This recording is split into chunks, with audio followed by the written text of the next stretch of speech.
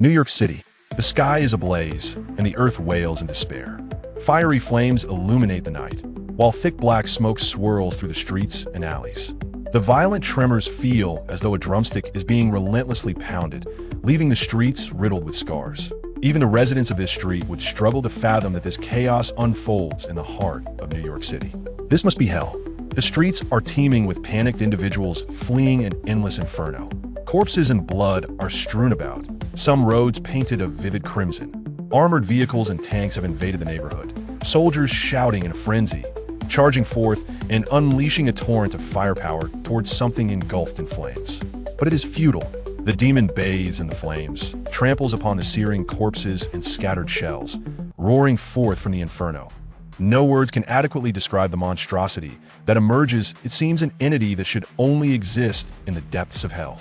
Towering yet agile, it weaves and leaps through the burning ruins with the grace of an agile gorilla. Its skin is impervious, bullets merely tickling its surface, and even direct hits from tank cannons prove ineffectual. This demon can effortlessly overturn a tank, its razor-sharp claws slicing through armored vehicles as if they were mere paper, rendering these formidable weapons laughable in its eyes. Yet another squad has been obliterated. A battered soldier curls up inside a severely twisted military jeep, his forehead slick with a viscous substance, his vision blurred. Grasping the radio, he hoarsely bellows, "Alpha Team has been completely wiped out. Repeat, completely wiped out. We need more personnel, heavier firepower." Boom! It feels as though thunder has struck the ground outside his vehicle as the demon descends beside him. Struggling, the soldier turns his head. For the first time in this conflict, he confirms with his own eyes what they are battling against. It stands over 3 meters tall, a hulking figure with rough, earthen-toned skin, pockmarked and uneven. Its serpent-like eyes glisten with malice, and its spine bristles with grotesque spikes. Its breath is heavy and searing, reminiscent of the flames raging in this infernal realm. This is also the last thing the soldier will ever witness. Locking eyes with the creature feels akin to staring directly at death itself. In the next moment, he senses his weight vanish as he is hurled, along with the vehicle, more than 10 meters into the air by the monstrous being. SHIELD, the floating aircraft carrier. From a moment that earthen-hued monstrosity appeared on the streets of New York, SHIELD's hotline has nearly been overwhelmed. Director Nick Fury's expression is as dark as the bottom of a pot, despite his face typically resembling that shade. His single eye fixates intently on the enormous figure on the massive hanging screen, barely concealing his exasperation. Commander Fury, General Ross, is on the line. Do not answer. Secretary of State is calling. Tell him I'm busy. Fury retorts, turning irritably to the person beside him. Where is Stark? Where is Stark? Mr. Stark is currently not in New York City. A perspiring communications officer, adorned with headphones, stated breathlessly he rushed to Washington last week to discuss the ownership of Iron Man technology with the military and has yet to return. Fury muttered a curse under his breath. The World Security Council declined them outright. Fury replied, visibly agitated. The president is calling. He insists on speaking with you immediately. Nick Fury furrowed his brow, contemplating for a few seconds before nodding and saying, "Put him through." Commander Fury, you must have seen the situation in New York, correct? Indeed, Mr. President, that I would like to know what SHIELD's current strategy is, the president inquired, seemingly dissatisfied with his tone, and emphasized, I mean right now. We are still in the process of assessment and observation, Fury replied solemnly. SHIELD is not equipped to combat such a scenario. That I must remind you, Commander Fury, that while you are assessing, innocent lives are being lost. The president raised his voice. There was no doubt that this was direct pressure. However, Fury remained composed. General Ross troops are already on site. Ultimately, the abomination is a mess of their own making, and no one is more experienced than General Ross forces when it comes to dealing with gamma-mutated creatures. Therefore, I assess. Commander, an agent shouted, "You need to see this." Fury's singular darted to the screen, and he was instantaneously paralyzed as if struck by lightning. He had always believed he had seen it all in his lifetime. As the director of SHIELD, he had witnessed the most bizarre occurrences on this planet. Yet, even so, he could not help but doubt the reality presented to his remaining eye. The situation has changed. Fury spoke, feeling as though his lips had dried. "I'll call you back shortly." Not only SHIELD, but everyone was watching that a news helicopter capturing the scene from above faithfully documented this moment, which would undoubtedly be etched into the annals of world history. Like a meteor tearing through the night sky, a golden light illuminated the darkness as a massive, indistinct object, enveloped in golden radiance, descended, akin to an intelligent missile locked onto its target. The monster on the street ate the tea that moment. The creature was in the midst of ripping apart an armored vehicle squad. Feeling invincible, it roared defiantly with closed eyes, as though it believed itself to be indomitable. Yet, when it sensed something amiss, it opened its eyes and looked up, only to see the colossal shadow looming ominously overhead. Boom! Like a meteor crashing to the earth. The once surrogate beast was instantly driven deep into the ground. The transparent shockwave erupted like a typhoon, flames scattered violently under the domineering pressure, and the billowing black smoke was dispersed in an instant. It was a fist. Indeed, an enormous fist, a towering silver giant, reminiscent of a skyscraper, crouched in the heart of a dilapidated neighborhood, its right fist deeply embedded in the earth. Where the monstrous creature had just stood, it methodically withdrew its fist and rose to its full height. The beast was rendered as helpless as a minuscule shrimp, pinned to the ground, unable to move even a finger. The neighborhood remained in shambles. Flames continued to rage. Yet for a fleeting moment, it seemed as if the entire world had fallen silent. This marked the inception of it all. This was the genesis of the legend known as Ultraman, born in an instant in this world. Divinity manifested, the silver giant appears in Brooklyn. A defining feature of the information explosion era is the rapid dissemination of news, particularly monumental global headlines. Fiber optics serve as their swift conduit, while wireless signals act as their wings that in less than 12 hours. The events that transpired in Brooklyn, New York reverberated across the globe, informing people everywhere. This may well be regarded as the most sensational news of the century, perhaps even in history. Earlier that night, when the creature officially designated as Abomination ruthlessly decimated a U.S. military unit with overwhelming force, all those in the know believed it could not be more shocking. While many often jest about the U.S. military, claiming it is unable to keep pace, that certain nations have surpassed it in satellite technology, or that their missile capabilities have outstripped those of the U.S. Such teasing is, in essence, an acknowledgement of the military's prowess. Yet, even this heavily armed U.S. military unit stood utterly powerless before the beast dubbed Abomination. The creature possessed seemingly limitless strength, astonishing leaping ability, and skin so tough that depleted uranium rounds appeared as mere toys. At that moment, the monster seemed invincible. Before anyone could fully digest the existence of such a terrifying entity, a giant materialized out of nowhere, delivering a single blow that rendered the invincible beast incapacitated. Now, should someone emerge to proclaim that this giant is the true deity of the cosmos, they would be believed. If deities indeed exist, they could hardly be more formidable, could they? The following day, it came as no surprise that the front pages of major media outlets were all dominated by reports of this event. However, among the myriad of New York publications, only one emerging outlet, the Planet Daily, was exceptionally well prepared for this coverage. The quality of its accompanying images was unparalleled, showcasing the giant standing amidst the cityscape after vanquishing the Abomination, set against a backdrop of flames, illuminating the sky and the ravaged streets, creating a visual effect reminiscent of a cinematic poster. Consequently, the Planet Daily experienced an unprecedented surge in sales the next day, with numerous newsstands selling out. What?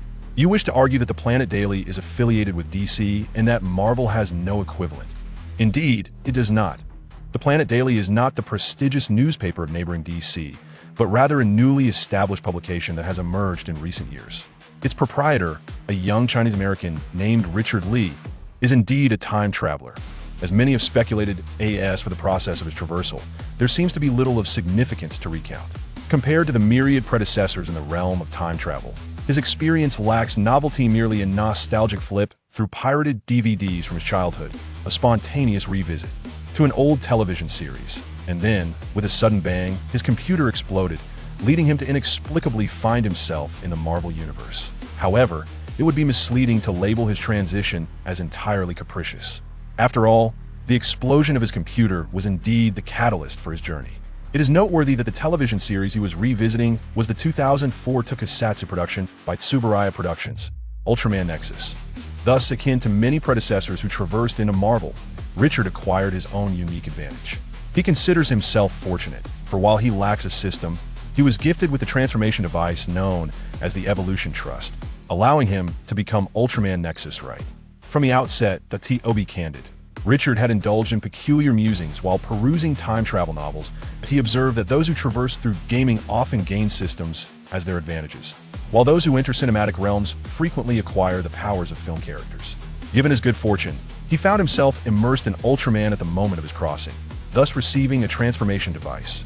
This led him to ponder the unfortunate fate of any soul who might find themselves mid-viewing of less savory films. I digress. In summary, although he has arrived in a world teeming with formidable figures, possessing the powers of Ultraman should provide a relatively stable existence, assuming he does not encounter the overpowering entities depicted in the comics. From his current observations, this realm predominantly aligns with the Marvel Cinematic Universe. According to cinematic lore, the threats within this universe do not appear overly daunting, at least throughout the 4 phases of Marvel films. He has yet to witness any truly godlike beings making an appearance. Characters like the Grandmaster and the Collector, who are deemed godly in the comics, come across as mere comedic figures in the films. Star-Lord's father claims to belong to a celestial race, yet as a villain easily subdued by a single explosive device, his stature seems rather diminished. Thus, there exists the possibility that the Marvel Cinematic Universe does not harbor the multitude of immensely powerful beings capable of obliterating galaxies as depicted in the comics, which would undoubtedly be the most fortunate scenario. Nevertheless, one cannot dismiss the potential existence of more formidable entities within the universe, perhaps merely unaddressed in the films.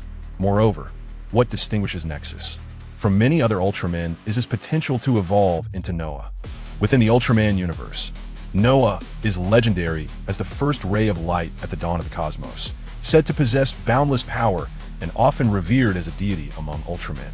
Regrettably, due to his limited appearances, fans have been left to speculate on his power level through various lore and comparative analyses, while the true extent of his combat prowess remains an enigma. Richard is acutely aware that possessing the powers of an Ultraman does not guarantee his invulnerability in the Marvel Universe. His foremost vulnerability lies in his inability to maintain the Ultraman form indefinitely. The characterization of Nexus is particularly unique. Unlike most Ultramen, who face a 3-minute time constraint, Nexus experiences significant energy depletion while sustaining his Ultraman state. Of course, if he refrains from utilizing his powers for a period, the energy consumed by the user will gradually replenish. However, if he persists in maintaining the Ultraman form and engages in frequent battles, he risks exhausting his stamina entirely, forcing him to sacrifice his life force to continue fighting, a practice tantamount to a slow form of self-destruction. The 2 primary users of Nexus in the television series ultimately succumb to fatigue and accumulated injuries from excessive combat, nearly facing death. Thus, if the experiences of his predecessors imparted any wisdom, is the necessity of moderation. Otherwise, the consequences could be fatal. Nevertheless, it should not be presumed that Richard is entirely powerless outside of his gigantic form. Apart from his ability to grow in size, Nexus, like many other Ultramen, can adjust his stature while transformed. Currently, Richard has discovered that his maximum height can reach up to 49 meters, while he can shrink down to a size comparable to that of an ant. Both the upper and lower limits may still be subject to enhancement in the future. Moreover, the smaller the Ultraman form he maintains, the less energy is required. If he merely retains a size akin to that of an average human, the energy expenditure is significantly reduced, suggesting that this form is still manageable for him. Even at a human scale, he wields the formidable power of an Ultraman, and it could be argued that reducing size is an efficient strategy for conserving energy without compromising combat effectiveness. Though diminutive, an Ultraman remains potent. Even the smallest size should not be underestimated. Even in his untransformed state, the physical capabilities of the Ultraman human form far exceed human limitations. Richard has taken the opportunity to test his abilities, discovering that in his untransformed state, he currently possesses physical prowess comparable to Captain America, and this is merely the present state. The integration of his body with Ultraman's powers is not yet fully realized. Thus, he currently only possesses this level of strength, and even when transformed, he can barely maintain the ordinary silver juvenile form.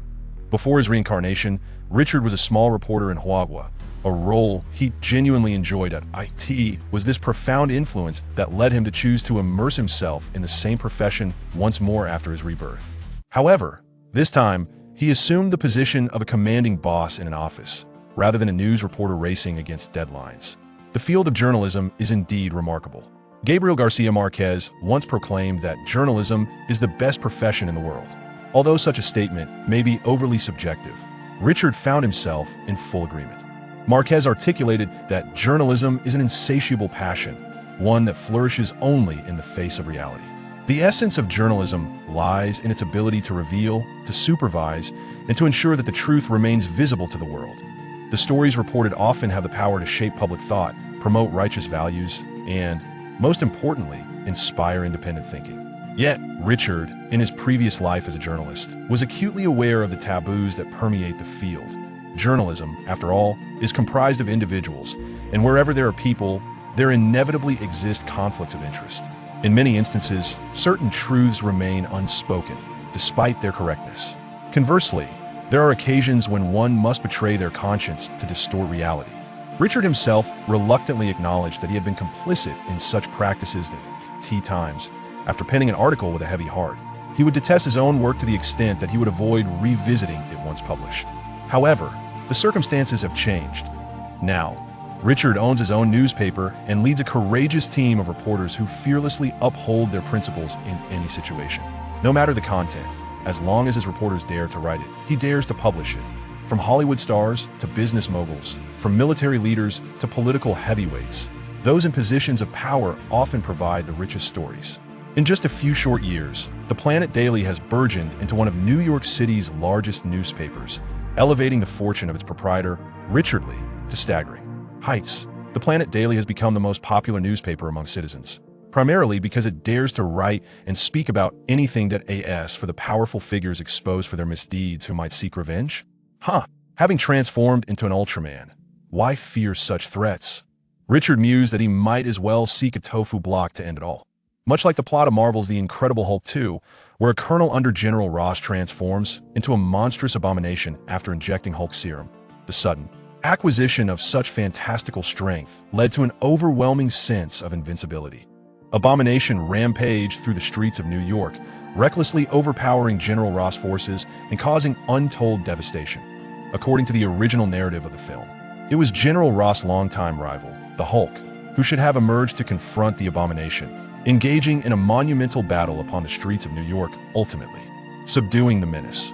However, to everyone's astonishment, the abomination wreaked havoc last night, nearly demolishing the entire street, while the Hulk, the supposed protagonist, failed to appear and save the world. Richard had not intended to intervene so casually after all. His involvement would undoubtedly cause a tremendous uproar, stirring global reactions, and this world might not yet be prepared for an entity like him. Yet, the situation escalated as the abomination continued its rampage, approaching the doorstep of his newspaper office. If Richard did not step in to deliver a decisive blow, the next victim would be his beloved Planet Daily, a culmination of years of hard work. Nevertheless, Richard pondered that this power would inevitably need to be unveiled to the world, whether sooner or later. In truth, he harbored no grandiose notions of heroism. Rather than darting around the world like a firefighter, he preferred to manage his newspaper and lead a tranquil life. Frankly, he found it peculiar that someone as ordinary as himself would attract the light's favor, as he did not perceive himself as a great hero destined to sacrifice for the world's protection. However, he realized that since he possessed this power, it should be allowed to serve its purpose. He did not aspire to become a full-time superhero like the Avengers, perpetually entangled in a cat-and-mouse game with supervillains, a pursuit that would seemingly have no conclusion. Yet, if a day were to come when even the superheroes could not withstand a catastrophic disaster, if the world truly required a savior like Ultraman, he would fight without hesitation. The emergence of Ultraman sent shockwaves throughout New York, and throughout the night, the staff of Planet Daily worked tirelessly without returning home for rest. Following the battle, Richard Lee convened an urgent meeting, insisting that the front page of the next day's newspaper must be completed before dawn. The discussion commenced regarding the mysterious giant's name. Much like how the neighboring Planet Daily had seized the prestigious opportunity to name Superman, everyone was eager to christen this colossal figure. Journalists and editors engaged in a fervent brainstorming session. The editor-in-chief, Stuart Watt, sporting a Mediterranean hairstyle and a burgeoning belly, boldly declared, "I believe this giant should be called Superman, for who else embodies the term super more fittingly." However, objections arose swiftly, as many argued that the name failed to encapsulate the giant's true essence. A bespectacled photographer proposed, "Perhaps we should call him Titan, as it not only reflects the giant's imposing stature, but also conveys a semblance of divine strength. For it is well known that Titans were the ancient deities that preceded the Olympian gods in Greek mythology. The name has garnered considerable recognition, although some still find it unappealing that a lovely blonde in turn timidly raised her hand and suggested that perhaps we could refer to him as One-Hit Superman. Richard, the boss, who was casually sipping tea with his legs crossed behind the desk, promptly spat out his drink, casting an incredulous gaze at the intern. Could she possibly be another time traveler? If not, then she truly is a remarkable talent. The intern elaborated, "You see, that previous monster was so formidable that it withstood countless firearms and tanks. Yet, this giant came forth and knocked it down with a single blow. Therefore, it should indeed be called One-Hit Superman." Upon reflection, there was a certain logic to her suggestion. The gathered journalists engaged in discussion, nodding in agreement. The Mediterranean editor, resting his chin on his hand, repeatedly nodded, seemingly in approval. One-Hit Superman, what a clever name. At first glance, it appeared simplistic, yet it embodied a profound elegance, retaining the title of Superman while emphasizing its extraordinary might with the prefix one-hit. "I believe this name works," the editor said, turning to Richard. "Mr. Lee, what do you think?" Richard internally scoffed. "What do I think? I foresee that you want me coming to work tomorrow." Initially, he had hoped his reporters would devise a more compelling name, but as the situation unfolded, the discourse seemed to veer increasingly off course. With a decisive wave of his hand, he proclaimed, "I've made up my mind the giant shall be named Ultraman." Everyone paused in surprise. "The Ultimate Man?" The editor echoed, furrowing his brow. Though he refrained from voicing it aloud, he clearly felt that the boss naming skills left much to be desired. It was little wonder they thought this way. Ultraman is actually a transliteration, written in English as Ultraman and in Japanese as that a literal translation would convey the meaning of Ultimate Man. "There's no need for further discussion. This name is final," Richard declared. "I've made my decision on this matter, and there's nothing left to deliberate. Let's move on to the next agenda item." Thus, everyone exchanged glances, resigned to accept the name Ultimate Man. After all, who were they to oppose the boss? Richard let out a huff. "A name that sounds unpleasant? That's merely a misinterpretation. The correct pronunciation should be Ultraman in Japanese style. English, how dashing it sounds." With the naming portion concluded, the meeting resumed. The editor tapped on a whiteboard, wielding a ballpoint pen. "Everyone, let's focus. We are potentially facing the biggest news of the century in comparison to this giant. Were the extravagant steel toys worth millions, or the monsters that can tear tanks apart? All of these pale in significance. Who is this giant? Is he an extraterrestrial? Did he happen to pass by? What is his attitude towards Earth? Is he the only one? Does he have hobbies? Is he single?" Richard darkened his expression. "You've gone off track, Stuart. Oh, my apologies, that slipped out." The editor-in-chief wiped his nose. "It's an occupational hazard after all. Digging up sensational stories about public figures often follows this routine," and he had spoken without thinking. The reporters exchanged glances of exasperation at their chief. "Is he still single? What difference does it make? Should we summon his sister-in-law for an introduction?" That's about the gist of it. The editor-in-chief continued. "Everyone, please remember your assignments. Those who need to investigate should do so, and those preparing articles should hasten. We must release this report before dawn, and it must be the headline. The urgency of the situation is clear to all, so I won't belabor the point." After a moment's contemplation, he turned to Richard to seek the boss' opinion. "Boss, do you have anything to add?" "That should suffice," Richard replied as he stood, "that I have a strong premonition that this will be a pivotal step for our planet daily, a moment that calls for the collective effort of us all. Let's give it our best." The reporters responded with enthusiasm. Most of the journalists at Planet Daily are ambitious young individuals. Given the magnitude of the event, even without the boss urging, they would not simply return home sleep.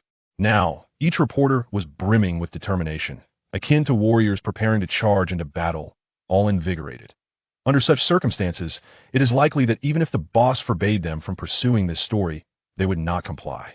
The reporters swiftly dispersed, some rushed to write, others to edit photos, and many hastily left the newsroom to investigate the unfolding news. Suddenly, someone noticed, "Hey, where's the boss?" He pointed to the empty office of the boss, curiously inquiring of a nearby colleague. "Weren't they just here during the meeting? Did you not see?" "The boss left right after the meeting," another replied. "Left? Where to?" The questioning reporter was taken aback. Their boss was taking the lead? Actually going out to gather news? The other rolled their eyes in response. "Are you foolish? Have you ever seen the boss work through the night, personally? They must have gone home to sleep. In truth, Richard was not averse to working overtime. To be candid, he yearned to spend the night in the office, overseeing his colleagues as they completed the report. After all, this report was extraordinary, featuring him as its focal point, and he naturally wished to supervise it personally. However, he was not in the best of spirits today. Perhaps it was due to the incomplete fusion with the power of Nexus. The sensation of gigantism left him breathless, akin to having just run a marathon. Feeling utterly drained as if his very essence had been extracted.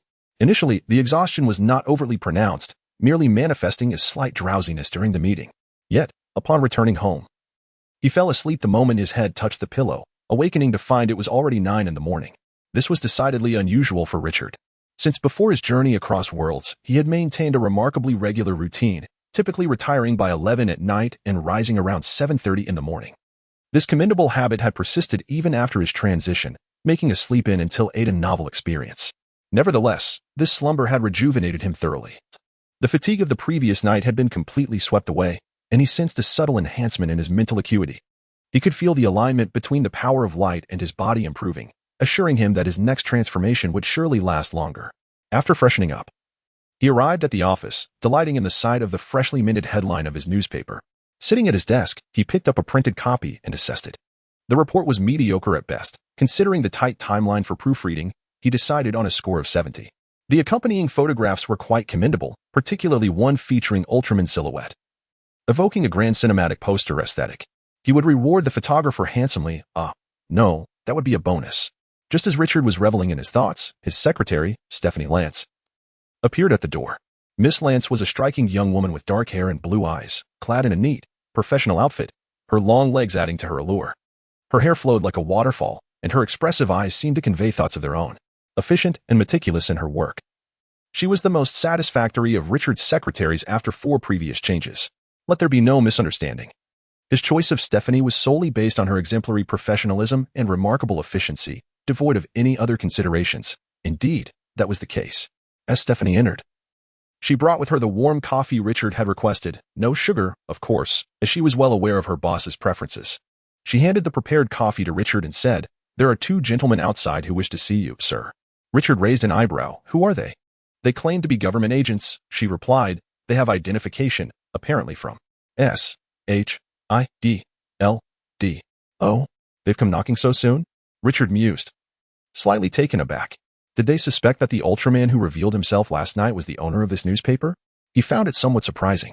Since acquiring his powers, he had transformed only once, and while this organization was reputed to have extensive reach, he doubted they could uncover such details. However, even if they had discovered it, he felt it was of little consequence. In any case, he was not like the Ultraman from the Tokusatsu series, who had to leave Earth as soon as he was discovered. If SHIELD found out, so be it. He would continue to do what he needed to do, and he did not feel that revealing his identity would hinder him in any way. Firstly, possessing Ultraman's powers meant that even the combined forces of the world's armies would pale in comparison before him. Anyone who dared to threaten him with force would surely be deemed foolish. Moreover, he had traversed into this world alone, without any family or dependents, and thus far, he had not even a romantic partner, completely unencumbered. This lack of ties also meant he had no weaknesses. Even if some nefarious supervillain sought to exploit someone close to him as leverage, they would soon find it utterly futile. However, Richard harbored no fondness for SHIELD, particularly due to their penchant for secrecy, which he viewed as the nemesis of journalism. It was preferable to avoid dealings with such individuals altogether. "Tell them I'm not here," Richard calmly instructed. "Just say I went out to cover a story." At that inopportune moment, the office door swung open, revealing 2 impeccably dressed agents standing at attention, their expressions as rigid as if they were machines, fixed upon Richard.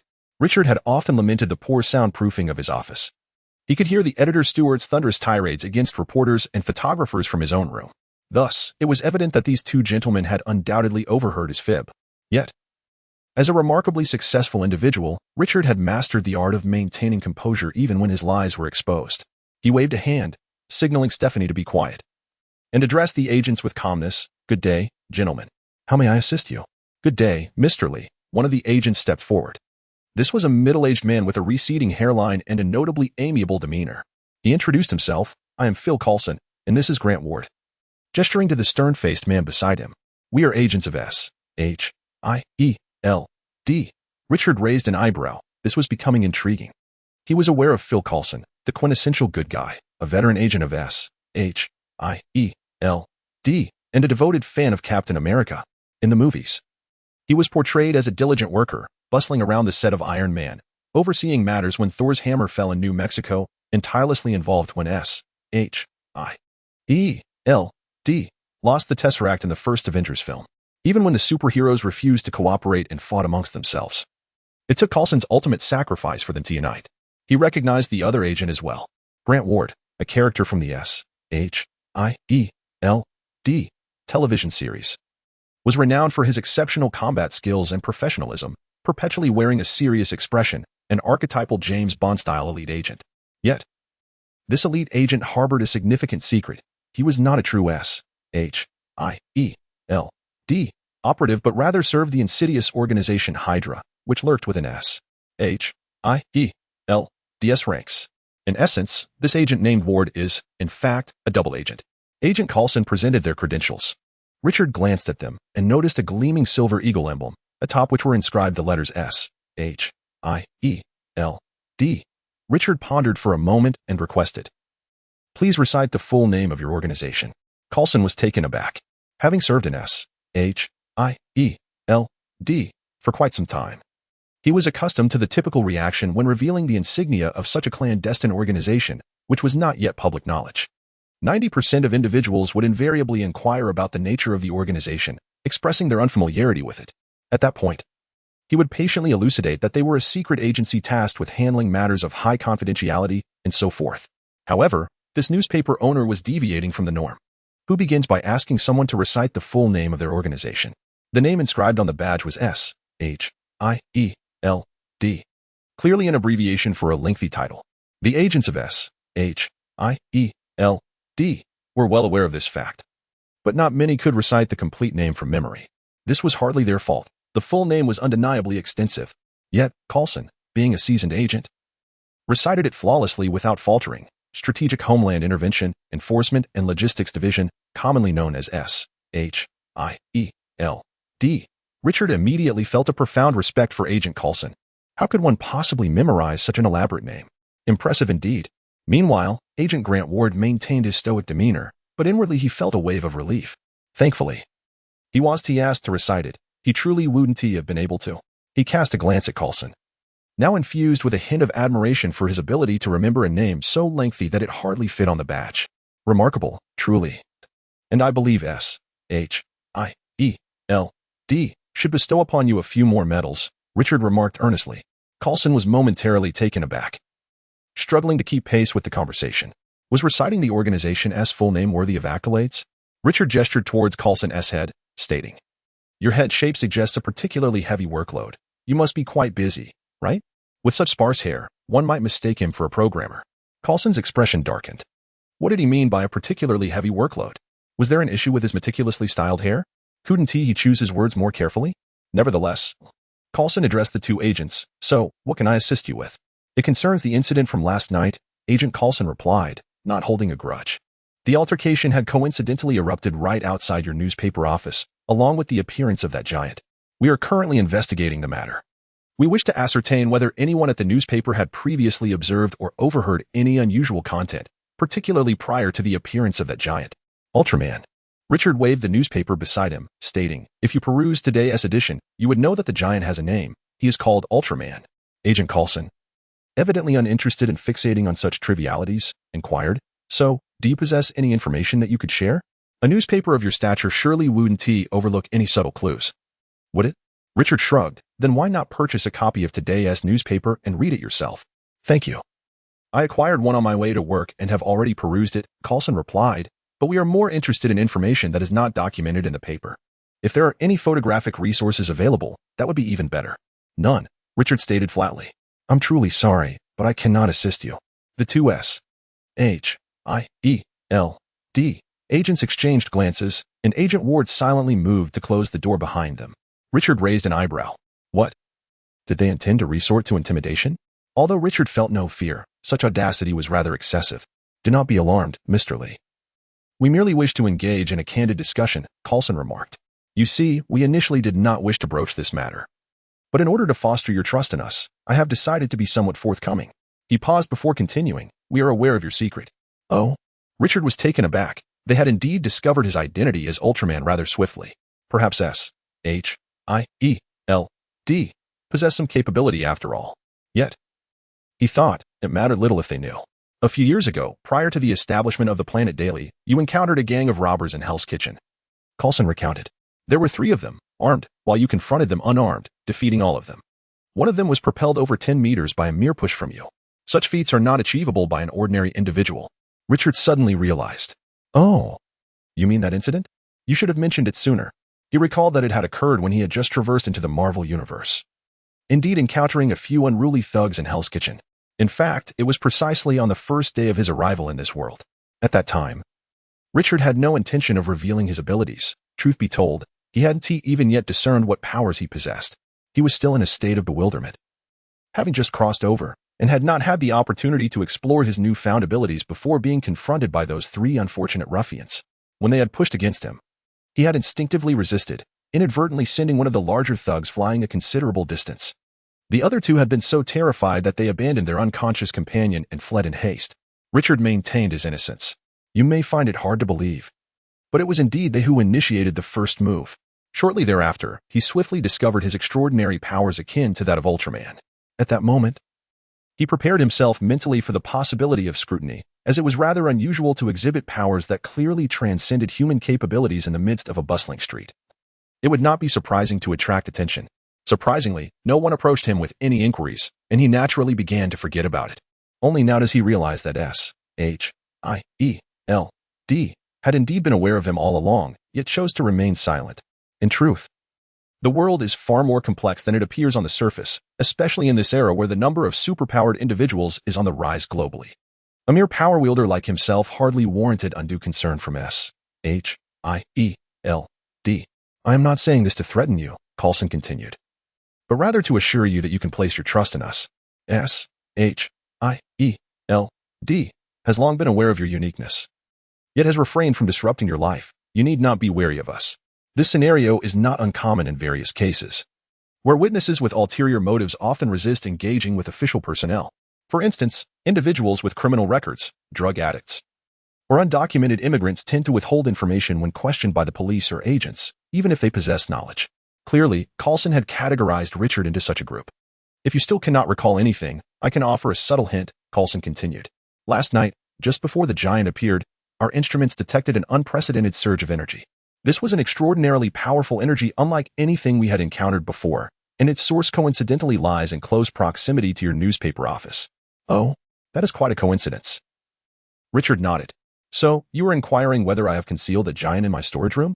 I can assure you, Agent, that I have not hidden a giant comparable to the height of a building within my newspaper storage area. Coulson could hardly suppress an eye roll.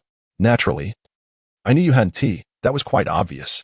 In fact, Richard was somewhat taken aback that S-H-I-E-L-D's equipment could detect even the high-energy reactions when Ultraman manifested. He pondered the extent of their detection capabilities if they were utilizing satellite coverage. It would mean that every time he transformed, it would be akin to broadcasting to the world, I am Ultraman, and I am here. He recalled that in the TV series featuring his predecessor, Dinah, the human form, Asuka Shin, was ultimately detected by the TPC organization at the moment he de-transformed on Mars, revealing his identity. If such detection were possible, then maintaining a secret identity would be exceedingly challenging. Consequently, if it is to be this way, very well. If you were so insistent on knowing, Richard straightened his posture and looked earnestly at Agent Coulson, I will divulge some unpublished information regarding that giant. The 2 agents immediately perked up. They had not held high hopes upon arriving at this newspaper office. As for why the epicenter of energy surges coincides with this newspaper office when Ultraman appears, they merely perceive this as a coincidence. After all, as the newspaper owner just lamented, how could such a colossal giant possibly be confined to a storage room? To his surprise, the other party genuinely seemed to possess some knowledge, a sensation akin to striking a stroke of luck. Coulson hastily inquired, What do you know, sir? Richard leaned forward slightly, and both individuals instinctively lowered their heads, drawing their ears closer, as if to eavesdrop on a whispered secret. To be candid, Richard chuckled softly, I am indeed that Ultraman. This revelation was not a whimsical boast, but rather a conclusion he arrived at after careful consideration. If S-H-I-E-L-D could consistently pinpoint the energy surge of Ultraman, it would not take long for them to notice that the Chinese newspaper owner fortuitously appeared at the site of Ultraman's manifestations. Even a fool could draw the connection between him and Ultraman. Although Richard had his own means of protection, the crux of the matter was, it was troublesome. Unless he never again resorts to the powers of Ultraman, he might as well lead a tranquil life as an ordinary person. As for Richard himself, he finds this notion quite acceptable. After all, living as a newspaper owner has been rather fulfilling for him. However, the crux of the matter lies in the fact that this is the Marvel Universe. In this cursed land where cities perish every 3 days and the world meets its doom every 5, how could one possibly survive without a miraculous boon? In truth, when I previously watched the Ultraman series, I found certain aspects rather implausible. The Ultraman human forms concealed their identities within their respective Earth defense teams for dozens of episodes. And until the grand finale, none of their comrades, with whom they shared daily interactions, ever uncovered their true identities. Logically speaking, Richard believes that it is quite unrealistic to maintain such a secret while being in close proximity to one another. Moreover, during every collective battle, these human forms mysteriously vanished, and their teammates somehow remained oblivious to the fact that one individual was essentially slacking off throughout. From another perspective, while it is conceivable that one could remain undetected with sufficient caution, the question remains, why would one choose to do so? Even though Richard currently possesses only the powers of the juvenile form of Nexus, it is undeniably the genuine strength of an Ultraman. While certain celestial beings within the Marvel Universe may prompt him to reassess his own capabilities, one must question, what is there to fear when confronting a mere assembly of humans? If one's identity is exposed, so be it. Can S-H-I-D-L-D truly possess the capability to capture him and dissect him? It is worth mentioning that after acquiring the power of light, Richard experienced a significant enhancement of all his senses, enabling him to maintain a heightened state of vigilance even in slumber. This implies that it would be nearly impossible for anyone to ambush him from behind. After a moment of contemplation, he resolved that rather than waiting for the shield to uncover his identity, he would proactively disclose it himself, thereby demonstrating a sincere attitude. He had no desire to live in constant apprehension, concealing his strength and hesitating to wield it. However, Agent Coulson appeared somewhat disappointed by his response. Well, I acknowledge that we have taken up too much of your time. My apologies, we shall not intrude upon your work any further. Here is my business card. Please feel free to contact me should anything come to mind. Thank you. After this, the two agents, indeed, ceased their inquiries and promptly exited the president's office. Richard remarked, "Very well. It seems there is truth in the saying that in these times, people prefer to hear comforting lies, while the truth is often dismissed. Truly, the moral fabric of society is deteriorating. But it matters not. Richard had already candidly expressed his stance. And whether they believed him was a concern solely for S-H-I-E-L-D. When the time comes and S-H-I-E-L-D realizes he is indeed the true Ultraman, he can assert with righteous indignation, I told you so, with S-H-I-E-L-D dispatched. The daily operations of the newspaper must continue. Parker, did you not mention last week that you had uncovered sensational information regarding the mayor's rumored girlfriend? Where is your material? Richard inquired loudly of a junior reporter. The young reporter looked innocently perplexed. Well, boss, due to the incident with the giant. Do not attempt to fool me. That has nothing to do with your gossip column. Yes. Why are you still standing there? Go gather your information.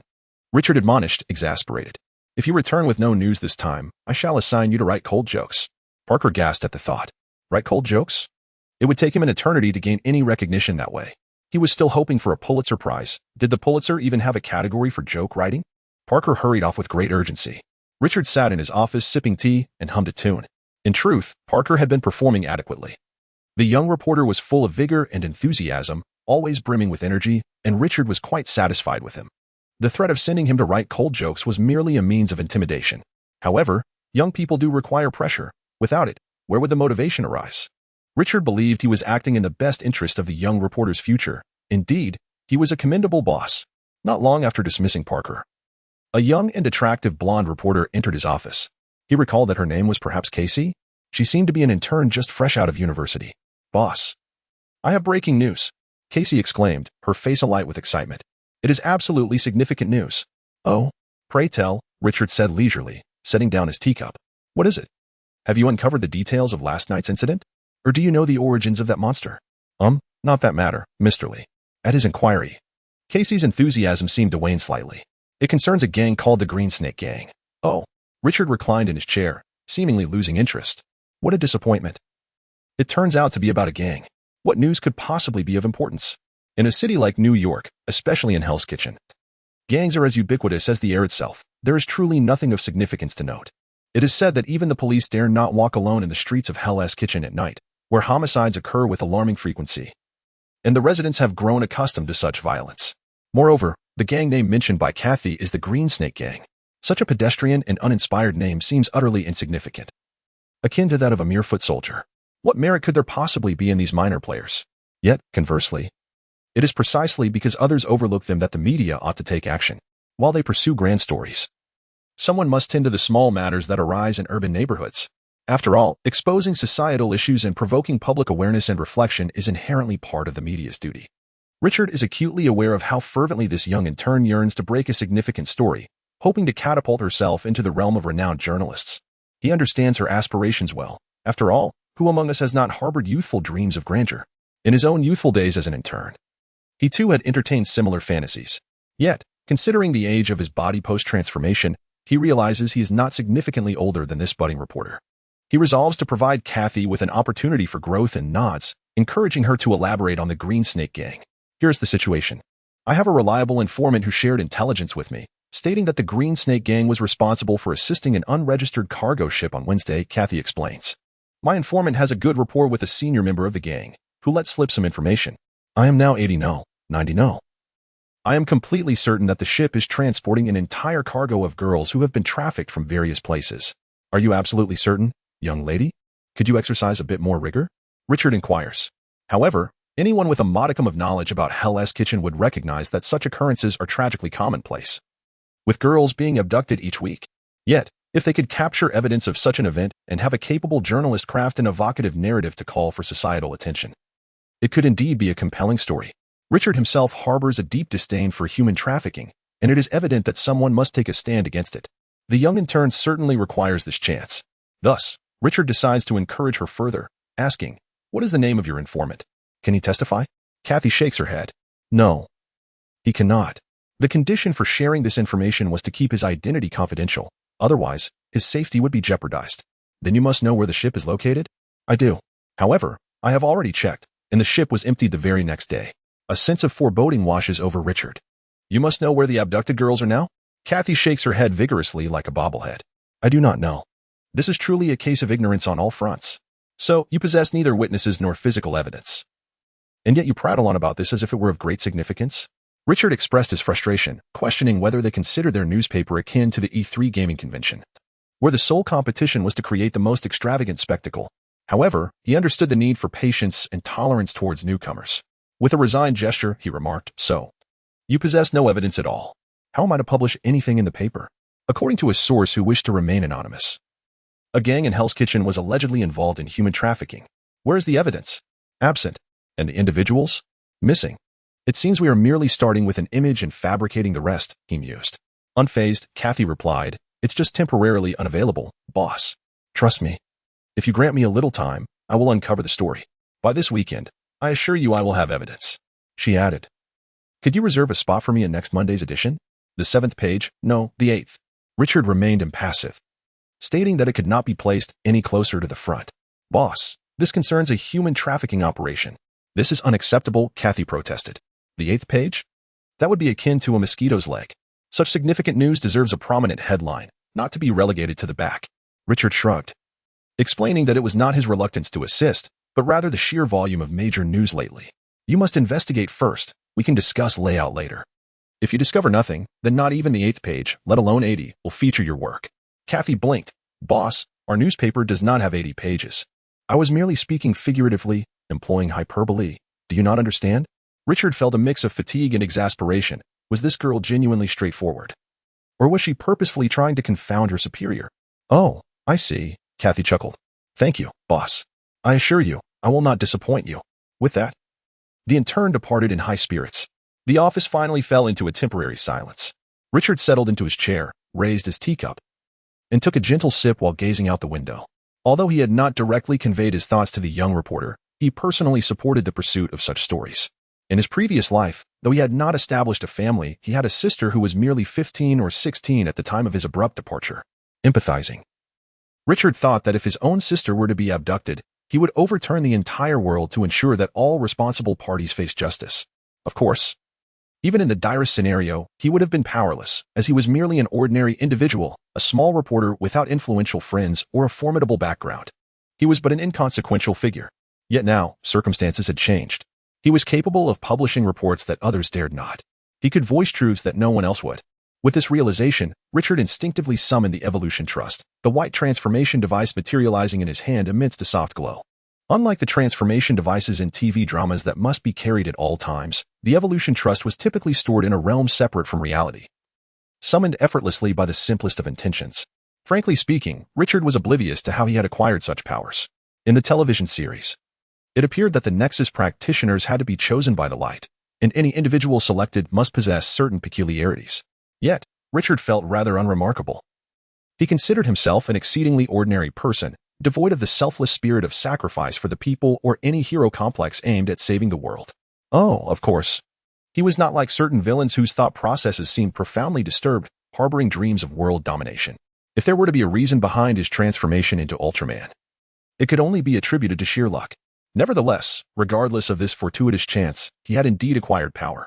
Therefore, he believed it essential to take some action, even if it was merely to speak the truth or voice dissent. As the lunch break approached, yet another reporter hurriedly dashed into the president's office. The young man was drenched in sweat, his plaid shirt completely soaked, resembling someone who had just emerged from the water. "Slow down, David," Richard scrutinized him. "Did you swim back from the Hudson River? What on earth is this getup?" David Marks was panting, yet his complexion was flushed, seemingly exhilarated. Before he could formally introduce his topic, he couldn't help but exclaim, "You are simply a genius, boss." Richard nodded, accepting the compliment with calm composure. "Yes, I know. Now, what is it? Speak." David hesitated momentarily. "Boss, I shower you with praise, and you accept it so nonchalantly. Isn't that a bit, well, you know? However." Of course, he dared not voice this thought, dismissing it from his mind. He cut straight to the point. "Do you remember, boss, that you asked us to investigate the cause of the monster disturbance last night? You suggested we interview a professor named Samuel Stern at the State University of New York. My partner and I have already been there. And guess what?" Richard pondered for a moment. "Professor Stern has gone missing?" David clapped his hands emphatically. "How did you know?" "Boss?" "Yes, since yesterday, no one has seen Professor Stern. He is neither at home nor at the university, his phone has been switched off, and he has not responded to emails. However, there are reports that something unusual occurred in his laboratory. Other professors and students claim to have heard a tremendous commotion emanating from that direction.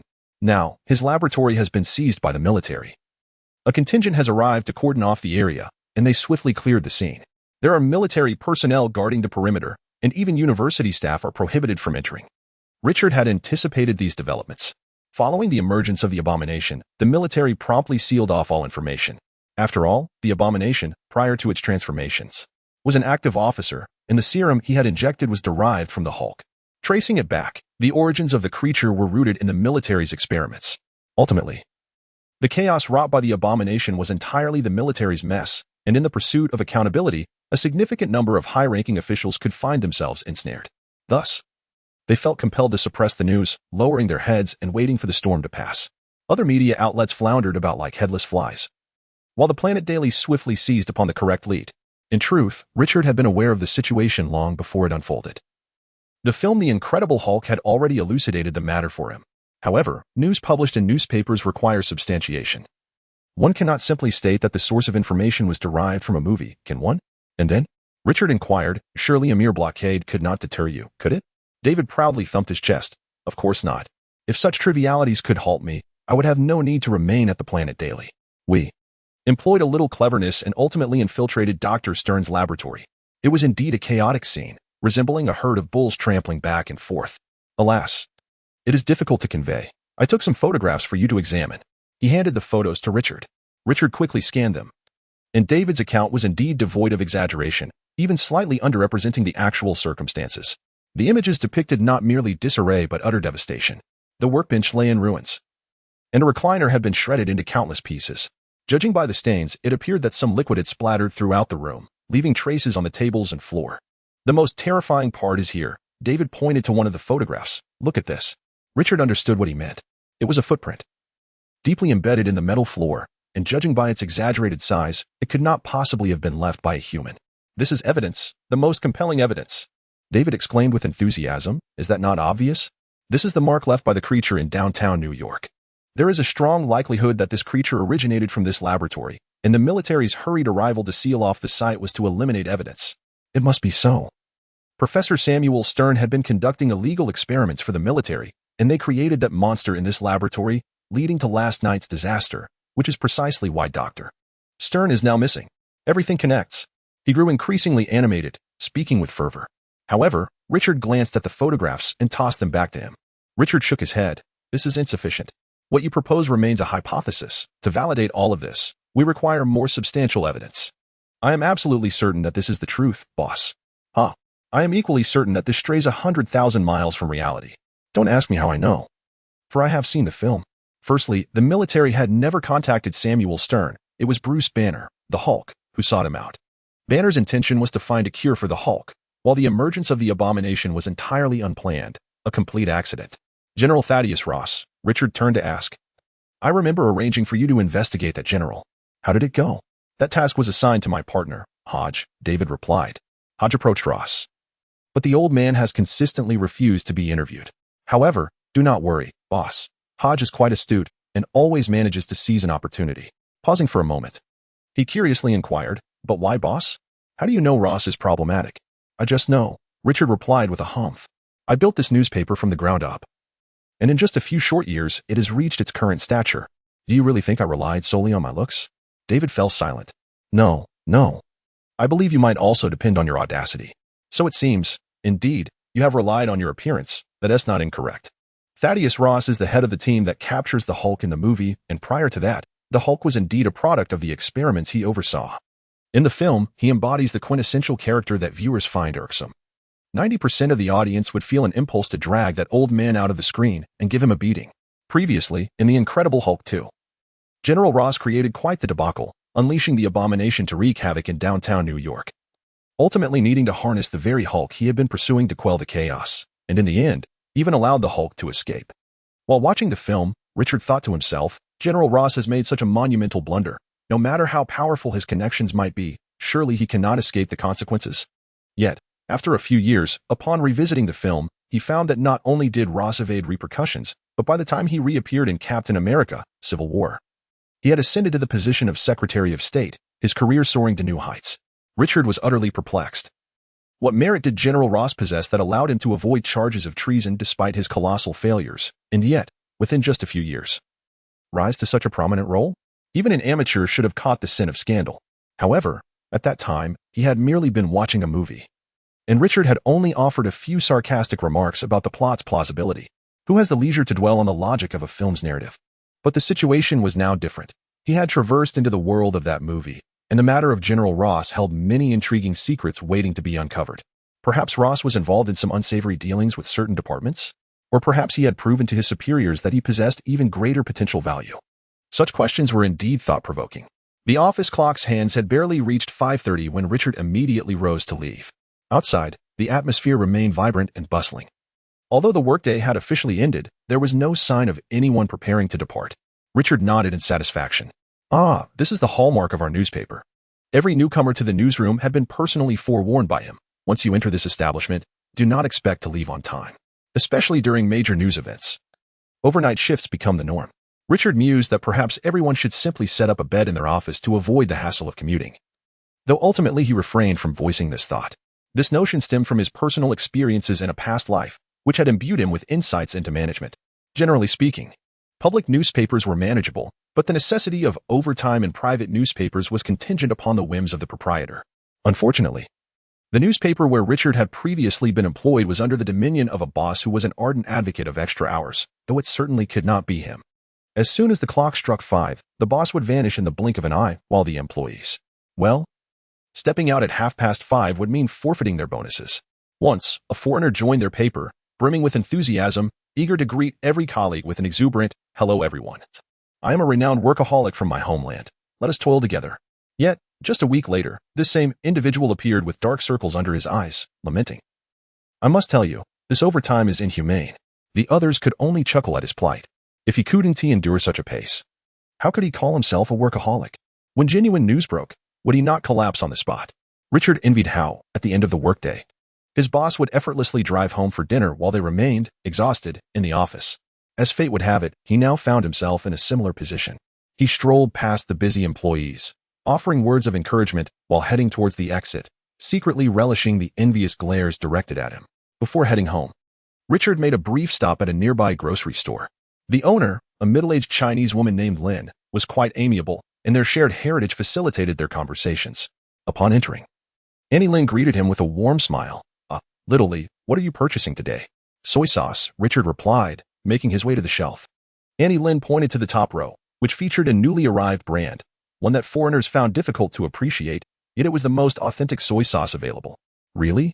Richard asked, taking a bottle as directed. If you recommend it, I shall give it a try. He then selected a sandwich and proceeded to the counter for checkout. I saw today's newspaper, Annie Lin remarked, waving a copy of the Planet Daily.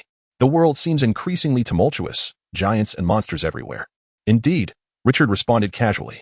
Though, believe me, this is merely the calm before the storm.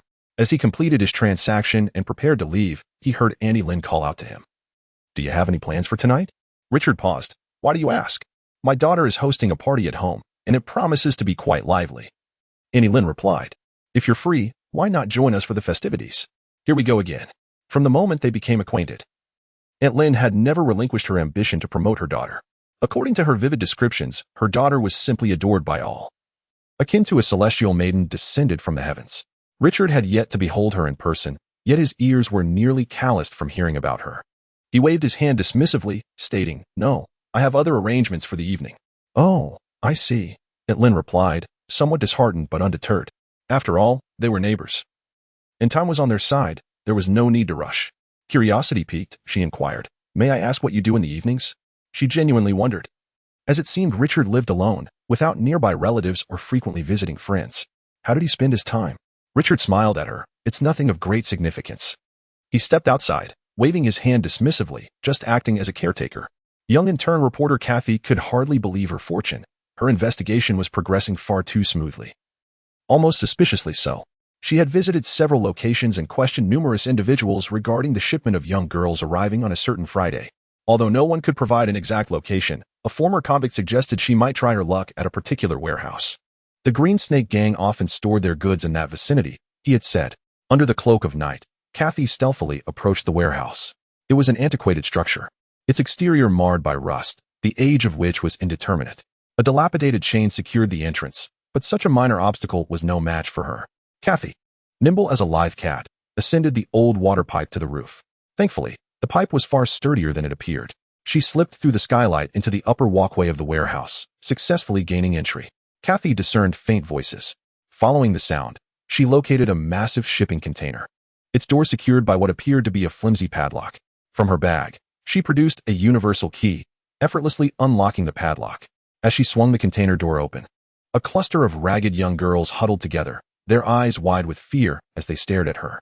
Kathy could hardly contain her disbelief. She had actually found them, a sensation akin to winning a lottery. She was already halfway to success. Now, she merely needed to whisk these victims away to the nearest police station before the perpetrators returned, and her mission would be flawless. Shoo, don't make a sound. I'm here to rescue you, Kathy whispered to the girls. Now, stay quiet and follow me. Follow you where? A deep male voice suddenly boomed, startling Kathy. She spun around to find a burly man, adorned with a thick gold chain around his neck, had appeared behind her, his gaze predatory as that of a wolf. Kathy inhaled deeply. This was a grave situation. It seemed that various cinematic portrayals had left many reporters with a rather unfavorable reputation in the eyes of the public. When one thinks of journalists, certain labels often spring to mind: relentless, probing, troublemakers, and particularly reckless. While these impressions may hold some truth, many tend to overlook significant aspects. At times, our world necessitates such individuals. Their existence serves as a mirror to society, reflecting both its virtues and vices. Certain matters require a thorough investigation, such as a group of young girls trapped in a container, forgotten by the world. As a newcomer yet to acquire a formal license, Kathy clearly has much to learn. She has begun to reflect on her areas for improvement, should she be granted the opportunity. At this very moment, 3 burly men have blocked her path, each more intimidating than the last, their muscular frames and fierce expressions indicating their formidable nature.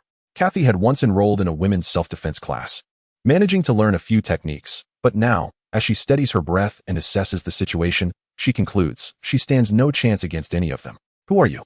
The man in front, adorned with a gold chain, asks menacingly. How did you find this place? Kathy internally muses. If I told you I was just passing by, would you believe me? I am merely a bystander, she awkwardly chuckles. I haven't seen anything. Why don't you all just go about your business? Haha. One of the men points to the press badge pinned to her jacket. She is a reporter from the Planet Daily. Kathy nonchalantly rips off her badge and begins to look around. Reporter? Who? Where? Are you trying to fool me?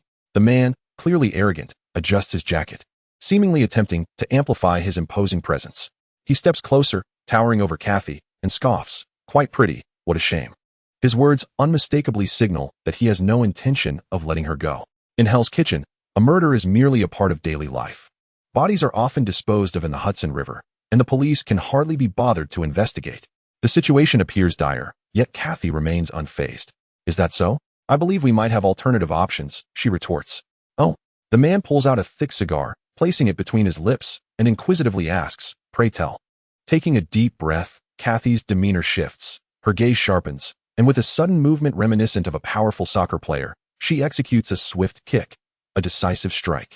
The impact lands squarely, causing the man's face to flush a deep shade of maroon, nearly biting through the cigar. The two henchmen are momentarily stunned. Is she truly that fierce? Though the blow wasn't directed at them, they wince in sympathy. Seizing the moment, Kathy does not hesitate. She turns and flees. Why linger? Should she wait for someone to come and collect the remains? Two bewildered underlings failed to pursue immediately, staring foolishly at their leader. Boss, does it hurt? Nonsense. I'll give you a kick and see if you feel pain. The leader, filled with rage, clutched his groin and slapped each of them across the face. What are you dawdling for? Chase after her. Go after that wretched woman. I'm in agony. Only then did the two dimwits hastily scramble after her, but by now, it was too late to catch up. Fortunately, they had left the door ajar upon entering, allowing Casey to dash out of the warehouse unimpeded. She fumbled for her phone and urgently dialed for help. Hello? Is this the police? Someone's trying to kill me. My current location is. Before she could finish, she collided headlong into something, tumbling backward and sending her phone flying. Dazed, Casey shook her head and looked up to find a bare-chested, muscular figure looming before her, glaring as if intent on devouring her whole. Oh, splendid. It appears there's a guard at the entrance. This misfortune was a lesson learned. Casey mused that the night's tribulations might transform her into a sage. If only she could survive. The two underlings soon arrived, and escape was utterly impossible now. Moments later, the leader limped after them. Despite his fierce demeanor, his comical gait undermined any semblance of menace. Wretched girl, he seethed, pulling a gun from his pocket and aiming it at Casey's head. That was the dumbest decision of your life. Any last words? Casey stared directly at the dark muzzle. She attempted to project an air of fearlessness, but that would have been a lie. The truth was, she was terrified, her heart pounding like a war drum, her limbs cold and nearly numb. She was on the brink of death. Thus, Casey was destined to become the headline in tomorrow's edition of the Planet Daily. Intern journalist meets gruesome fate in Hell's Kitchen. Regrettably, she wouldn't have the chance to author her own story. Otherwise, she would certainly add a postscript. Died due to sheer stupidity. One of the underlings whispered, Boss. You forgot to disengage the safety. The leader promptly slapped him again. Nonsense. Of course I know. Do I need you to remind me? As he spoke, he casually disengaged the gun's safety and aimed it once more at Casey's head. This time, he was serious, growling, I'll give you one more chance. Speak. Any final words? Do you think what I said earlier wasn't good enough, so you want to repeat? Casey dryly retorted. She understood that provoking him further was perilous, yet she just couldn't restrain her tongue. The leader, feeling increasingly humiliated, became even more enraged. Fine, you brought this upon yourself. Casey heard the trigger click. In a fraction of a second, the firing pin struck the primer, igniting the gunpowder within the chamber. A brilliant flame propelled the bullet from the gun's muzzle, tracing a silver trajectory that spiraled towards Cassie's exquisite visage. Suddenly, a sound akin to striking steel reverberated through the air, as a figure seemingly born on a tempest materialized before Cass. Sparks erupted from the bullet's impact against his chest, while the severely deformed shell clattered to the ground like a withered pea. Time appeared to stand still, leaving everyone frozen in place. Chapter 12. Suddenly appearing before Kathy to shield her from the gunfire was none other than Richard, transformed into Nexus. As Kathy animatedly recounted the details of the smuggling case within the confines of the office, Richard sensed that she might inadvertently embroil herself in a predicament far beyond her capacity to manage. Indeed, had he not been following closely behind, This fledgling journalist would likely have met her untimely demise on the spot. In truth, dealing with such minor characters did not necessitate Richard's transformation. His physical prowess alone would suffice to overpower them. The dilemma lay in the fact that resorting to such means would compel him to obscure his identity with a mask or some other guise, an approach he found rather pedestrian. Thus, he concluded that transforming outright would prove more convenient, as maintaining a physique of ordinary dimensions would not incur significant energy expenditure. Richard had always found Kathy, the aspiring journalist, rather endearing. Her fervor for her work was palpable.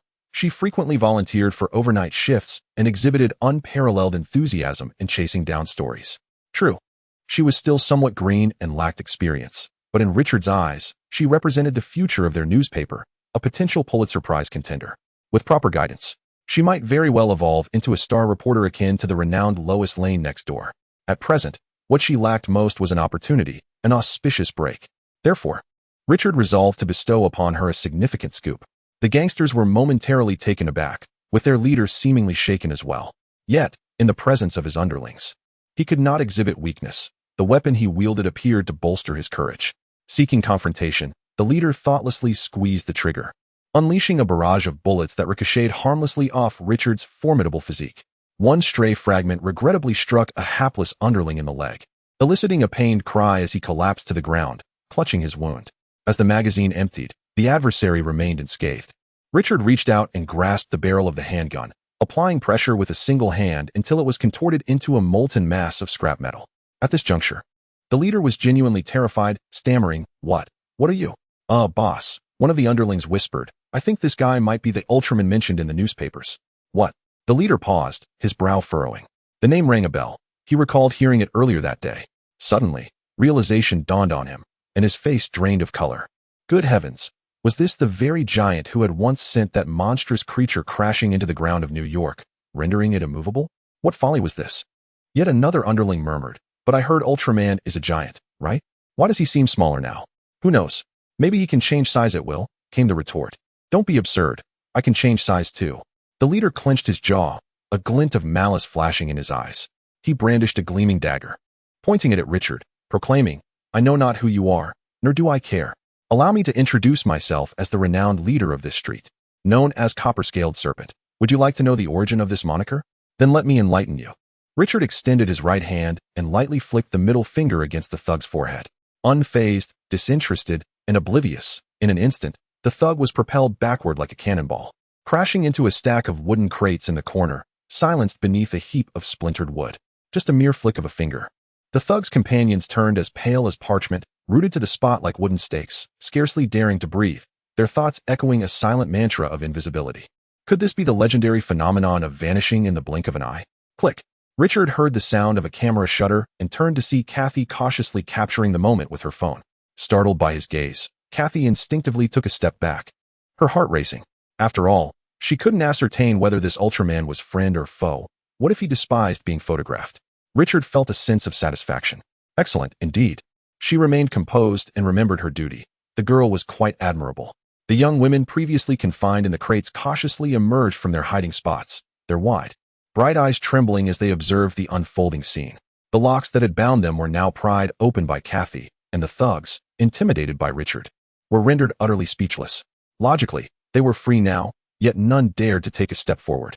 At that moment, Richard caught faint sounds, possessing the power of light. Even in his untransformed state, his senses surpassed those of ordinary men, and in his transformed state, his perception was significantly heightened. No rustle of wind or movement could escape his awareness. It was evident that the Green Serpent gang had more members present, with one lurking outside the warehouse. Initially, the thug remained in his vehicle, waiting for his comrades, but after a prolonged wait without their return and the echo of gunfire from within, he sensed that something was amiss. However, even then, he was unprepared for the sight that awaited him at the warehouse entrance. The thug was momentarily paralyzed with fear. He turned and fled back to his vehicle, relieved that he had not turned off the engine when he exited. He slammed on the accelerator, careening wildly, crashing through the stacked wooden crates in the open space, speeding towards the road in a frantic escape. One hand gripped the steering wheel while the other fumbled for his phone, dialing a number in haste. "Hello? Boss. It's Danny. I'm at Warehouse 42 Watt. No, it's not the girls who escaped. You'll never believe what's happening here." Before he could finish, a silvery blur descended from above. Ultraman landed directly in front of the vehicle, pressing his palm against the hood of the car. The metallic surface crumpled under the immense force. The front of the car came to an abrupt halt, while the rear was flung upward by the momentum. The entire vehicle somersaulted several times before crashing heavily to the ground, its body severely contorted, with one tire soaring away, transforming into a mere heap of scrap metal. Kathy rushed over, clutching her phone which was recording, and upon witnessing the scene, her mouth fell open in astonishment. She realized with a start that she might indeed have been sheltered, as this was her first encounter with the legendary feat of stopping a car with bare hands outside the realm of cinema. With the matter settled, Richard cast one last glance at Kathy before launching himself into the air, akin to a silver meteor, vanishing into the night sky. Kathy held her phone aloft, gazing upwards, unwilling to lower the camera until that figure became a tiny black dot lost in the horizon. After a considerable time, a smile of uncontainable joy spread across her face. She knew that she had just secured her very first headline in life. Chapter 13. You are fired. The enigmatic hero Ultraman has resurfaced, striking against human trafficking syndicates. Kathy has achieved her dream of securing the headline of the century. This is an opportunity that an aspiring intern journalist could scarcely imagine. Awakening at her desk that morning, she pinched herself vigorously to ascertain that she was not ensnared in an unrealistic reverie. It was indeed real. She was destined for fame. The entire society erupted in a fervor, and the term Ultraman soared through the streets and alleys of New York as if it had sprouted wings. Children raced through the streets, mothers strolled in the parks, office workers busily attended to their jobs, and influential figures from both political and business realms. Even clandestine organizations lurking in the shadows. Indeed, the eyes of the world were riveted upon this report. Thus, it seemed that the giant who appeared that night was not merely passing through. He appeared intent on making a prolonged stay. This was undoubtedly a monumental shock to the world, with both positive and negative ramifications. Soon, it became known that some began to propagate the notion that humanity's sins had become so egregious that even the divine could no longer bear witness. They claimed that the deity had finally decided to descend to earth personally to rectify all injustices, proclaiming that all sinners should prepare for divine retribution, which could descend at any moment. It was rumored that this eventually gave rise to a new belief system, but that is a tale for another time. As the true focal point of this phenomenon, Richard found himself somewhat helpless in the face of the public's fervent reaction. In truth, as the deity who was becoming the center of attention, he felt a strong urge to step forth and declare that everyone should disperse, dismissing the notion of divine punishment as sheer nonsense. If he spent his days traversing the world to punish wrongdoing, how could he possibly continue with his own life? Moreover, although undeniably powerful, overexertion could lead to exhaustion. It was hardly feasible for him to flit about like a certain neighboring figure in a red cape, meddling in every trivial affair. Yet, astonishingly, this theory found traction, particularly among those criminals who fancied themselves as sinners. Some were genuinely frightened by this narrative, with individuals flocking to churches to confess, vowing to abandon their former lives of crime.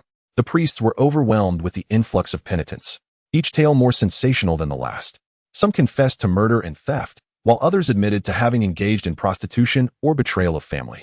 There were even long-sought criminals who boldly turned themselves in at police stations, claiming they had no choice in the past, but now desired to become righteous individuals.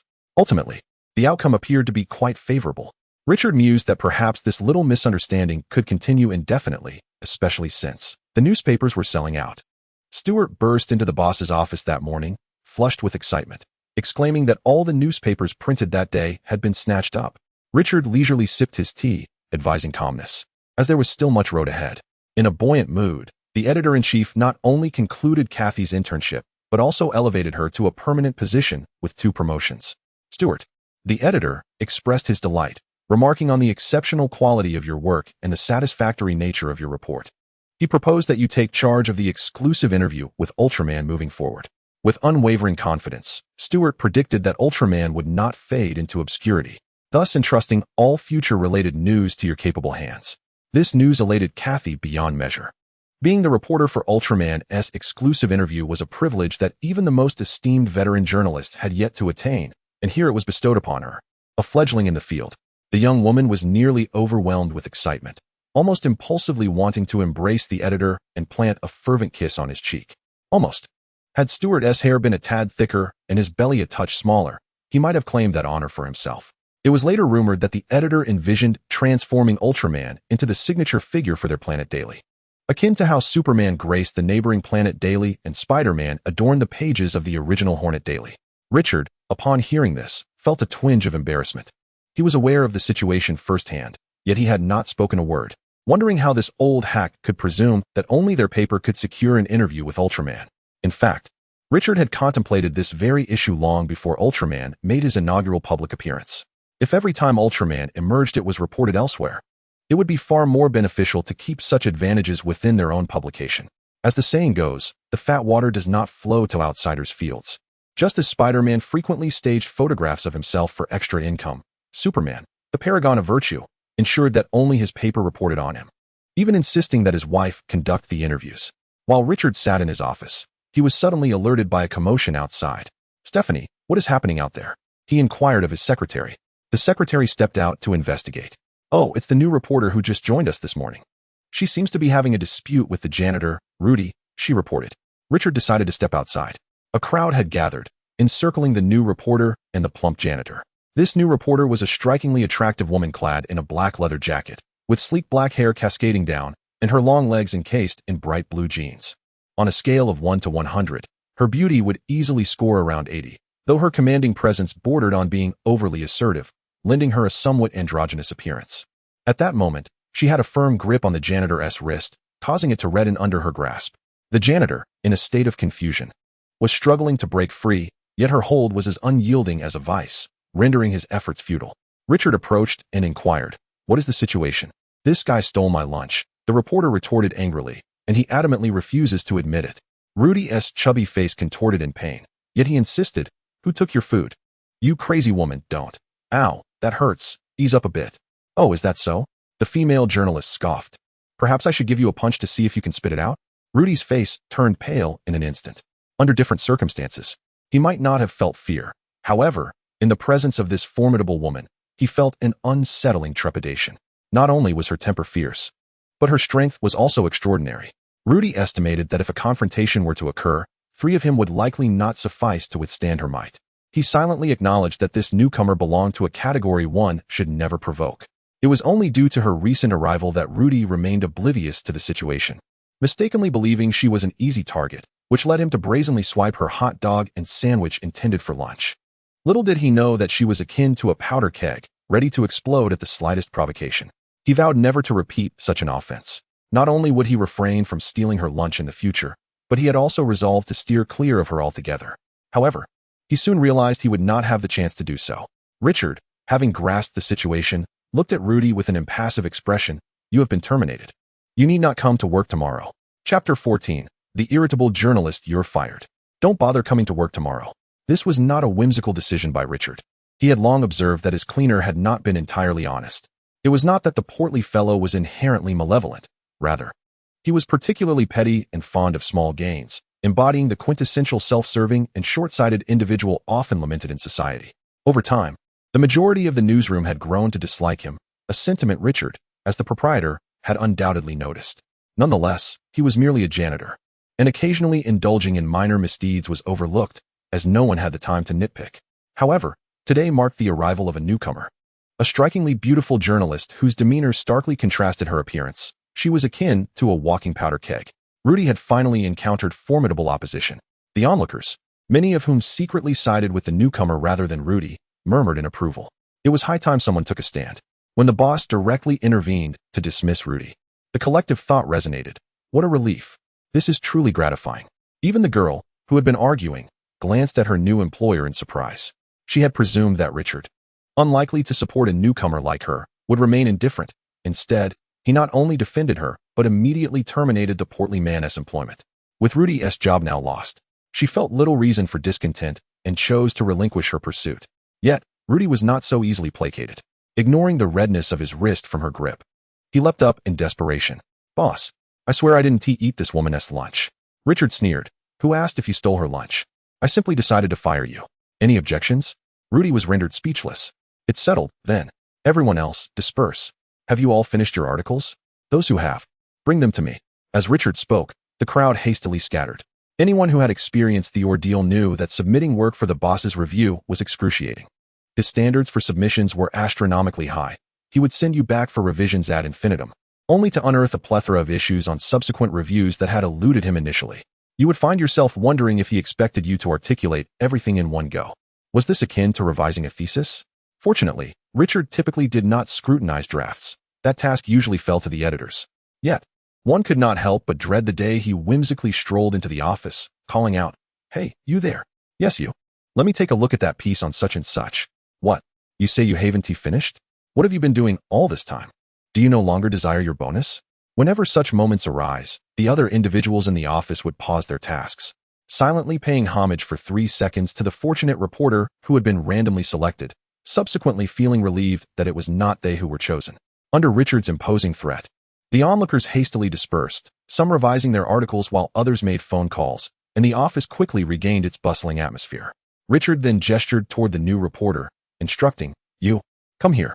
The dismissal of the janitor stemmed from the grievances expressed by numerous employees at the newspaper, yet the issue could not simply be deemed resolved. Although not severe, the reporter had resorted to a degree of violence, and as the employer, Richard felt it necessary to address the matter. The young reporter entered his office, exuding an air of calm and composure, seemingly oblivious to any wrongdoing, and appeared somewhat impatient. Richard perused the young woman's resume, which had been submitted to his office prior to her arrival, though he had been too disinterested to review it until now. As he opened the document, he noted the name at the top, Jessica Jones. Richard looked up in astonishment. "You are Jessica Jones?" The girl blinked her strikingly large black eyes. "Yes, what about it? Do you know me?" Of course he did. She was the namesake of a television adaptation. Richard had indeed seen the series Jessica Jones, albeit not in its entirety. The details eluded him, but he recalled that the protagonist, Jessica, possessed superhuman strength and endurance, had a volatile temperament, and, while strikingly beautiful, led an untidy life. Upon closer inspection, the reporter bore a resemblance to Jessica, albeit appearing a few years younger than Richard remembered. This was reasonable, considering the timeline of the show had advanced several years. However, if Richard's memory served him correctly, wasn't Jessica Jones supposed to be a private investigator? He recalled that she had established a rather dubious detective agency. What had led her to this position as a reporter? Richard glanced at her resume. Previously employed at a magazine? Ah, Weekly Fashion. That must be a reputable publication, he mused, pondering why she had not continued her tenure there. "Because there was an idiot who harassed me incessantly," Jessica replied flatly. "I pushed him." Richard could easily envision the implications of a push under Jessica Jones standards. The unfortunate soul might well find himself recuperating in a hospital for a week. Well, Richard continued to examine her background. "I see you later worked at a radio station," Tracy says. "That's a popular show. That position must have been quite commendable." "I was rather familiar with the host," Jessica replied nonchalantly. "She was the one who referred me." Richard seemed to recall something. Tracy Walker, the host of Tracy Says, appeared to have grown up alongside Jessica as close friends. It was likely that her previous position at the magazine was also introduced by Tracy. "Your treatment at the radio station must have been quite decent," Richard remarked. "Why didn't you continue there?" Jessica Jones maintained a countenance as still as a placid lake. "Because a rotund fool of a sponsor attempted to take advantage of Tracy, and I taught him a lesson." Richard. Chapter 15. I really don't want to cause trouble. Richard seemed to finally grasp why individuals like Jessica felt compelled to change jobs so frequently. In fact, when he initially watched the American television series, he found it somewhat peculiar. Setting aside Jessica Jones's extraordinary ability to lift trucks with her bare hands, she was also the most skilled private investigator in Hell's Kitchen. With her detective acumen and investigative prowess, one would expect her to be leading a more prosperous life. However, that was far from the reality. The Jessica Jones depicted in the series was portrayed as a struggling individual reliant on government assistance, forced to operate her detective agency out of her living room due to financial constraints. Even so, she often found herself unable to pay her rent on time. Richard had once thought that with her talents, she could easily find work at any prominent agency, so her dire circumstances seemed unjust. Now, he felt he was beginning to understand the underlying reasons. Upon turning to the final pages, Richard was surprised to discover, "Oh, you once worked for the Daily Bugle?" He had a vivid recollection of the Daily Bugle, the newspaper famously associated with Spider-Man, the beloved neighborhood superhero. Spider-Man often engaged in taking selfies and selling his photos to the Daily Bugle for extra income. Among the many memorable figures at the Daily Bugle, the one that stood out most was the notoriously tight-fisted and irascible publisher, J. Jonah Jameson. He was infamous for his temper and his penchant for berating his staff over the most trivial matters. Whenever he unleashed his signature bellow, it was said that the buildings surrounding the Daily Bugle could hear him. The collision of such a boss with an employee like Jessica Jones would surely create a volatile situation, like fireworks igniting a powder keg. Just thinking about it was exhilarating. Indeed, Jessica maintained her calm demeanor as she recounted, "I had a quarrel with my boss and even crushed his teacup with my bare hands, which led to my dismissal." Her account was succinct, yet Richard could vividly imagine the dramatic scene that surely unfolded, far more intense than her understated description suggested. The thought of J. Jonah Jameson, rendered speechless and too intimidated to retaliate against Jessica, filled Richard with a sense of satisfaction. He had always found that character irksome while watching Spider-Man films. And after a chance encounter with Jameson during his own adventures, that negative impression only deepened. At this point, he found himself viewing Jessica in a more favorable light. "So, am I going to be fired again?" she inquired, though her tone betrayed no anxiety, as if being dismissed on her first day was a commonplace occurrence. Richard glanced at her. "Oh, do you believe you have committed an offense warranting dismissal?" "I don't think so," Jessica replied bluntly. "That fat man had it coming. Someone should have taught him a lesson long ago." "Then why do you feel you might be let go?" Jessica hesitated for a moment. "Because it has always been like this before." She remarked that Tracy had introduced her to a new job, yet there always seemed to be some imbeciles seeking to provoke her. When the situation improved, she would engage in heated arguments with someone. On worse days, she would deliver a sound thrashing to another. She shrugged, acknowledging that the ultimate outcome remained the same. Alternatively, Richard closed her resume, fingers intertwined, and advised her to learn to manage her temper. Jessica shrugged in response, confessing that she had tried, but to no avail. Sometimes, those nefarious individuals seemed magnetically drawn to her fists, and she felt powerless to resist. Richard shook his head, expressing that he did not require any promises, merely an attitude. He needed to hear her declare her willingness to strive for improvement, and that would suffice. He asked if she could ensure that, stating that if she could guarantee it, he would allow her to stay. After all, she wouldn't want to lose this job, would she? Jessica hesitated momentarily, deep in thought. Although her frequency of job changes appeared more frequent than her wardrobe changes, considering her consistent attire throughout the series, she had grown somewhat desensitized to the prospect of termination. Nevertheless, she certainly did not wish to be dismissed if it could be avoided. Not to mention, each time she was let go, her dear friend Tracy had to scramble to find her another position, which left Jessica feeling like a burden. Moreover, today marked her first day assigned to a new unit. Being fired on her very first day would indeed be a new record, even for Jessica Jones, and she would feel quite embarrassed facing Tracy again. Thus, she nodded, affirming, "I will do my utmost to control it." Richard replied, "Good, then you may return to work. However, your bonus for this month is forfeited." Jessica responded with a resigned silence. Thus, the future superhero Jessica Jones remained, uncertain if she would ever truly embody that role. To be candid, Richard held a certain fondness for Jessica. Her investigative skills were exceptional, and crucially, she possessed formidable combat and self-defense abilities, which provided a greater sense of reassurance. Following that day, the new reporter Jessica Jones acquired a private nickname within the Planet Daily, Untouchable. Days later, a fleet of flamboyantly painted sports cars pulled up beneath the Planet Daily building. A motley crew of individuals sporting colorful, outlandish hairstyles and dressed in unconventional attire began to emerge. Their leader, dressed in a tight-fitting gray-black casual suit that concealed a physique that seemed ready to burst, wore a gold chain and held a cigar between his lips, striding into the Planet Daily building with an air of arrogance, as if he were ascending to the heavens, almost leaving an imprint of his presence behind. The group stormed into the newsroom like invaders, their intimidating presence causing everyone in their path to instinctively step aside. As they approached the elevator, pedestrians waiting to use it wisely made way for the raucous entourage. "We ought to tread carefully. Perhaps it is best to take the next ride." However, not everyone possesses such discernment. A group of ruffians brazenly invaded the elevator, only to be taken aback by the presence of a striking woman clad in a leather jacket and wrapped in a scarf. The thugs found themselves silently astonished as this woman stood unperturbed amidst their number, her composure truly commendable. Under ordinary circumstances, encountering such a rare beauty would provoke their lewd jests. Yet today was different. They had pressing matters to attend to. One of the ruffians seized her wrist with a fierce grip, snarling, "Get out of here. We've taken this elevator."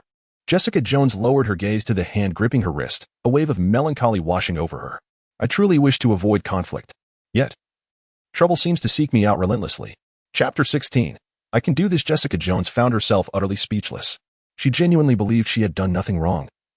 She had resolved to temper her temper and avoid trouble, yet why did her life continually attract such oblivious fools? Tracy once inquired why others could remain undisturbed in their positions while she seemed perpetually beset by bizarre incidents. To this, Jessica thought, "I too wish to know." At present, She had arrived punctually at the newspaper office, merely intending to take the elevator to her office when an absurdly dressed imbecile appeared before her. Grasping her wrist and insisting she leave, Jessica was ready to retort, "Who do you think you are? Is this elevator your personal domain?" Though she had vowed to sidestep conflict, it was not in her nature to meekly comply in such a situation. The thug tightened his grip, pulling her with force, yet, to his surprise, there was no reaction. He was taken aback, not anticipating that this woman possessed such strength. However, with his companions and the boss observing, he could not afford to back down. Thus, he exerted more force in a desperate attempt to assert his dominance. But still, there was no effect. Jessica stood in the elevator like an immovable statue, glaring at him as though assessing a simpleton. The onlookers regarded the thug with disdain. Though they remained silent, their expressions clearly conveyed their thoughts. Pathetic. He cannot even budge a woman. Naturally, the thug was incensed, his face reddening with humiliation. He gripped Jessica's pristine wrist with both hands, muttering curses under his breath. "What the hell? I refuse to believe this." Just then, the boss frowned and coldly interjected, "Enough. We must stay focused." With the leader's command, the thug reluctantly released her, casting one last venomous glare at Jessica. His eyes seemingly saying, "Consider yourself fortunate, woman. If it weren't for the boss's directive, you would have been in for it today." Jessica sneered inwardly. "Fortunate, am I? I am merely practicing restraint today. In the past, I would have pried open the elevator doors with one hand and tossed you into the shaft with the other." Thus, the elevator ascended steadily to the top floor of the newspaper office, carrying the group of thugs alongside Jessica. Upon their arrival, the thugs surged out, surrounding their leader. He stood in the bustling office and bellowed, "Where is Casey Grum?" Every action ceased in an instant, and all eyes turned towards him. Jessica, too, was taken aback. Realizing this gang had come seeking trouble, perhaps she ought to swiftly dispatch them to spare everyone further inconvenience. At that moment, Richard appeared, unfazed. "Casey is out on assignment," he stated. "I am the owner here. You may address your concerns to me." The leader snorted dismissively and extended his hand sideways. A young subordinate, understanding the situation, hastily handed him a rolled-up newspaper. "You may read it yourself." Richard took the newspaper and, upon opening it, recognized it as the widely circulated article penned by Kathy just days prior. The story detailed Ultraman's valiant battle against the Green Snake Gang, rescuing a distressed maiden, and the accompanying photographs were quite commendable. Richard nodded appreciatively, stating, "It is quite well written, and the photographs are indeed fitting. If I were to assign a score out of 10, I would give this young lady a 7. After all, she is a newcomer. We wouldn't want her to become overly proud." This remark incited the gang leader's ire. "What do you mean it's well written? What does it matter to me whether she writes well or not?" With a bold demeanor, the leader pulled up a chair and proclaimed, "You may have surmised. But we are the Green Snake Gang. I am Viper. You journalists are known for your keen insights. You must have heard of us." Richard interjected confidently, "No, I have not heard of you at all." He then turned to his colleagues, asking, "Has anyone here heard of that name?" The journalists collectively shook their heads. Viper's frustration grew palpable. "Can we speak sensibly? What is this dismal newspaper all about?" Kathy's report had become a sensation across the city, much to the dismay of the Green Snake Gang. In an instant, this obscure gang found itself thrust into the spotlight of New York's 5 boroughs, with human trafficking being scrutinized more than ever. The criminal overlord overseeing the Green Snake Gang was furious, reprimanding Viper for their incompetence, which had led to such a debacle. Viper, silenced by the tirade, seethed with anger. Returning to his gang, he unleashed a torrent of wrath upon his subordinates, berating them for allowing an interned journalist to gather incriminating evidence. Viper found the situation infuriating, seeking an outlet for his pent-up frustration. Unable to confront Ultraman directly, and recognizing the futility in seeking vengeance against him, he resolved to direct his ire towards the young journalist responsible for the report. The more Viper dwelled on it, the angrier he became, convinced that had it not been for this meddlesome journalist prying into affairs, the revered Ultraman would never have been provoked into his territory. Thus, Viper commanded his subordinates to accompany him to the Star Daily to settle the score. Feeling slighted, Viper's bravado began to wane before he even broached the main issue. He drew a pistol from his waistband and placed it flat on the table before him. Unbeknownst to him, this gesture held little significance. He merely emulated the cinematic portrayal of gangsters who often brandish their firearms to project an air of confidence. "Let us speak plainly, Mr. Lee," Viper began, his tone measured. "You see, we bear no deep-seated grievances. However, your article has indeed caused us some distress. Our demands are quite simple. First, you must cease reporting on this matter. If you do so, perhaps our leader will overlook this incident. Furthermore, the journalist responsible for that report would do well to surrender herself to me. Otherwise, well, you wouldn't wish to know the consequences." The Viper was rather pleased with his own performance, believing that he now exuded a sufficient level of menace. Yet, The journalists merely appeared as passive observers, seemingly unfazed. Typically, one would expect them to panic upon witnessing him draw his weapon, wouldn't one? Oh. Richard calmly nodded and exchanged a knowing glance with Jessica. Jessica understood the cue, approaching with measured steps to retrieve the handgun that lay flat on the table before the Viper, observing her action with a nonchalant demeanor. The Viper merely chuckled. I doubt you possess the capability to wield that. Do you even know how to disengage the safety? Not at all, Jessica candidly admitted. She then exerted force with both hands, bending the barrel of the gun with ease. But I am capable of this. Chapter 17. Belonging. The Viper was left utterly astounded, petrified in place, rendered speechless for an extended period. In truth, the Green Snake Gang was a rather inconsequential faction, and the Viper was even more of a minor player. It was precisely because of their insignificance that they so foolishly dared to run amok at the Planet Daily. Over the past 2 years, any gang organization of note in New York understood that, unless absolutely necessary, one should strive to avoid conflict with this particular newspaper whenever conditions permitted. On the surface, the Planet Daily appeared merely as a newspaper, yet anyone acquainted with the underworld knew that it was far more formidable than it seemed. Rumor has it that last year, a top-tier boss in New York, known as Silvermane, fell out with the Planet Daily due to a certain article. This piece exposed money laundering activities linked to one of Silvermane's enterprises, resulting in the catastrophic loss of millions for his commercial empire. The incident garnered significant attention from Silvermane himself. Allegedly, the old man personally selected a group of his most ferocious and valiant subordinates and graciously invited the newspaper's owner, Richard Lee, for tea to discuss life. Remarkably, this young proprietor attended the meeting alone, engaging in a candid conversation with the powerful old man of New York before departing with dignity. Following this encounter, Silvermane ceased to mention the matter and showed no intent of pursuing accountability from the Planet Daily, as if the issue had simply dissipated into thin air. Not long after, at a Grand City banquet, observant attendees noted that when Silvermane encountered the young Richard Lee, he appeared surprisingly respectful. It is important to recognize that at that time, the influence of the Planet Daily was far less significant than it is now. Merely a contender among New York's second-tier newspapers. And who was Silvermane? He was a long-established titan of New York, a legendary figure who nearly dominated the entire underground world at his peak. However, in recent years, a multitude of new competitors emerged in New York, diminishing Silvermane's standing. Yet he remained one of the most formidable players in the underground scene. The deference shown by such a prominent figure towards a mere newspaper owner spoke volumes of Richard's capabilities, which should not be underestimated. Others likely perceived themselves as no better than Silvermane, thus when provoking the Planet Daily, one ought to weigh their own strength carefully. Yet, it was evident that the ruffians causing a commotion at the newspaper today had never heard of such decorum. Therefore, they were destined to regret their actions. The Viper was beginning to have second thoughts. The woman before him may not wield a firearm, but she could certainly bend a gun barrel with her bare hands. What needed such an anomaly have for a safety mechanism? The Viper was momentarily dazed, but now he found himself in a precarious situation and could hardly retreat. A gang of underlings watched intently. If he were to flee in fear so easily, would he ever be able to maintain his standing within the Green Snake Gang? Before the Viper could formulate a response, Richard had casually dragged over a chair and seated himself leisurely before him. He picked up the handgun that Jessica had warped and said, "Sir, it seems there may be a misunderstanding between us. You see, we are merely a small newspaper office.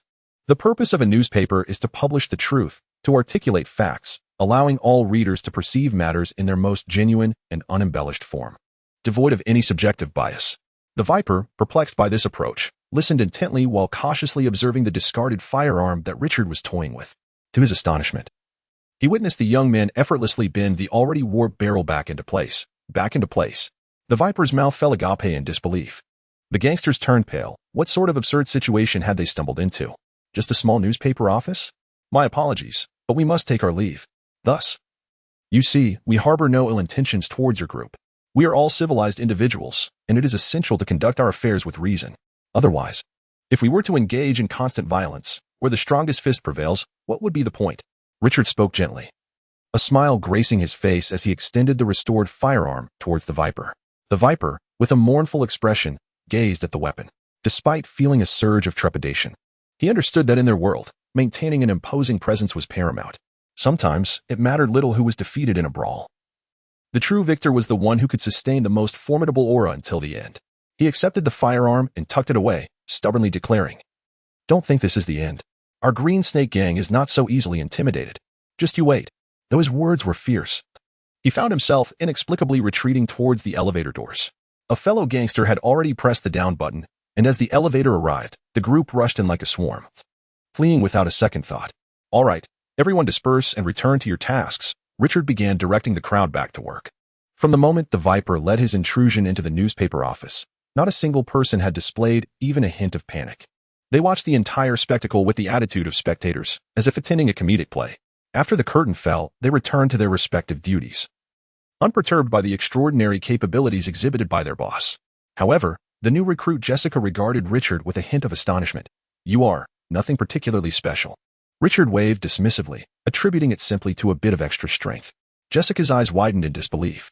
Brother, you just spin a gun barrel with your bare hands. That is more than mere strength. Yet, had Richard known her thoughts, he would have merely scoffed. What of bending a gun barrel? A trivial feat. I can transform soar. And shoot lasers too. Jessica began to genuinely appreciate this place. She had never concealed her extraordinary abilities. Apart from Tracy, those who had discovered her powers either kept their distance or regarded her with trepidation, often embodying both sentiments. She had grown accustomed to the way people looked at her, akin to viewing a magnificent beast. While she had become accustomed to it, accepting it with equanimity remained an impossibility. Now, she has discovered that everyone in the newspaper office seems to be aware of their boss's extraordinary abilities, yet no one appears to find this particularly unusual.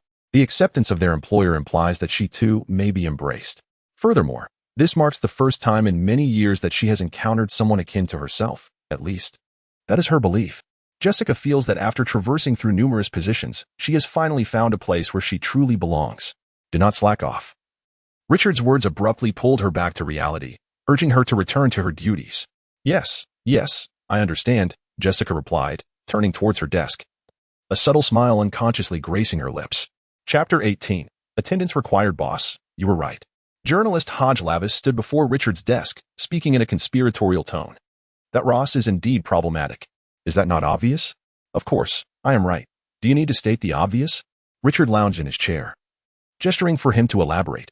I have been investigating General Thaddeus Ross for the past few days, and I believe I have uncovered something significant. Hodge suppressed his excitement and continued. Do you recall me mentioning the laboratories under Ross's jurisdiction? Each year, the military allocates substantial funds to his labs. Yet the research projects remain undisclosed. Following the monstrous rampage in New York, all his laboratories were abruptly shut down. Do you think there is a connection? Certainly. There must be, Hodge exclaimed with fervor. Moreover, I discovered that several years ago, the esteemed physicist Dr. Bruce Banner was recruited to Ross's laboratory, but thereafter, he seemingly vanished. Yet, guess what I just found out? A witness from the State University of New York claimed to have seen Banner himself just days before the monstrous incident. Oh. In stark contrast to Hodge's enthusiasm, Richard remained utterly unfazed. Not disheartened by his boss's lack of astonishment, Hodge pressed on, but that's not all, boss. I have unearthed even more explosive information. I found several eyewitnesses who revealed that a similar incident occurred at the State University a week prior to the New York event. They described a green Bigfoot and a group of lunatics who brought armored vehicles and cannons onto the campus. The military attempted to capture the creature, but failed. I believe there is a 90% chance that this squad was indeed Ross's team. That Bigfoot must be a creation of Ross, just like the monster in New York. He awaited his boss's reaction with eager anticipation, yet once again, he was met with disappointment. Richard was already aware of the very information Hodge had just divulged. It was nothing more than the plot of the film The Incredible Hulk 2. As a time traveler, how could he be unaware? But, evidence? He mused. He didn't dispatch these journalists to uncover rumors he had already heard. He required tangible evidence suitable for publication. Hodge took a deep breath. Consider this. Boss, who knows how many such incidents the military has concealed? What have they done with the funding? Shouldn't the public be entitled to the truth? Indeed. You make a valid point. Richard nodded. So, regarding the tale of University Bigfoot's battle with the military, do you possess any visual documentation? None. Photographs? None. Names of informants? Cannot disclose. Richard spread his hands in exasperation. Then what do you expect me to publish? Readers crave facts, not conjecture. You are no novice, Hodge. I thought you would understand this. Of course, I comprehend, boss. Hodge found himself in a predicament, for this Ross was indeed not an ordinary adversary. The old man was exceedingly cunning, leaving no apparent vulnerabilities to exploit. Let us skip the circumlocution and speak plainly, Richard interjected, waving his hand. If you truly have no solution, you ought to be outside devising one rather than lamenting in my office. So, what is your plan, and what do you seek? Well, sir, I made a few calls and managed to leverage some connections to reach out to certain military personnel. Someone has agreed to facilitate an introduction to individuals of significant standing who are at odds with General Ross's ideology. If fortune smiles upon us, perhaps someone may be willing to divulge some information. You mean military secrets, Richard stated bluntly. Isn't that precisely my line of work, sir? Hodge replied. Richard nodded slightly. Regardless of the nature of Ross's so-called military secrets, they were unlikely to bode well. From Richard's understanding of Ross, the man might not excel in safeguarding the nation, but he was undoubtedly adept at creating chaos. If left unchecked, one could speculate that Ross might concoct some new red giant, yellow giant, blue giant, or green giant in his laboratory, eventually assembling an entire team of giants. If a mere military secret could suffice, Hodge would not have been a reporter for the Planet Daily. I need to spend a few days in Washington, sir. Hodge finally stated directly. Thus, after all that had been said, this was indeed his true intention, to have his travel expenses reimbursed. Richard crossed his legs. Economy class. How about business class, boss? Richard remained silent, maintaining a cold smile as he regarded him. All right, boss, just economy class then. Having dismissed Hodge, Secretary Stephanie promptly entered Richard's office. She placed the red tea Richard had requested on the table and reminded him, You have a dinner invitation tonight, sir. Oh? With whom? Richard inquired, sipping his tea. This was hardly surprising. Once an individual's reputation and social capital amassed to a certain extent, one naturally found themselves navigating various social engagements. With Mr. Wilson Fisk, Stephanie replied. Richard was momentarily taken aback. Wilson Fisk? Which Fisk? The notorious crime lord of New York City? While others might remain oblivious to the intricacies, Richard, as a time traveler, was acutely aware. On the surface, Wilson Fisk appeared to be a successful entrepreneur and philanthropist, yet his true identity was that of one of New York's most formidable crime lords, known as Kingpin. According to the original storyline, Fisk would eventually eliminate all his competitors, thereby establishing himself as the singular dominator of the New York underworld. Of course, at this juncture, only a handful of individuals trusted by Fisk were privy to the truth behind the Kingpin moniker. For the majority of the city's populace, he remained merely a genial businessman, a successful figure seemingly detached from the world of crime. Why should I dine with Fisk? Richard furrowed his brow, seeking a reason to decline, and remarked that he was exceedingly busy with matters of great importance.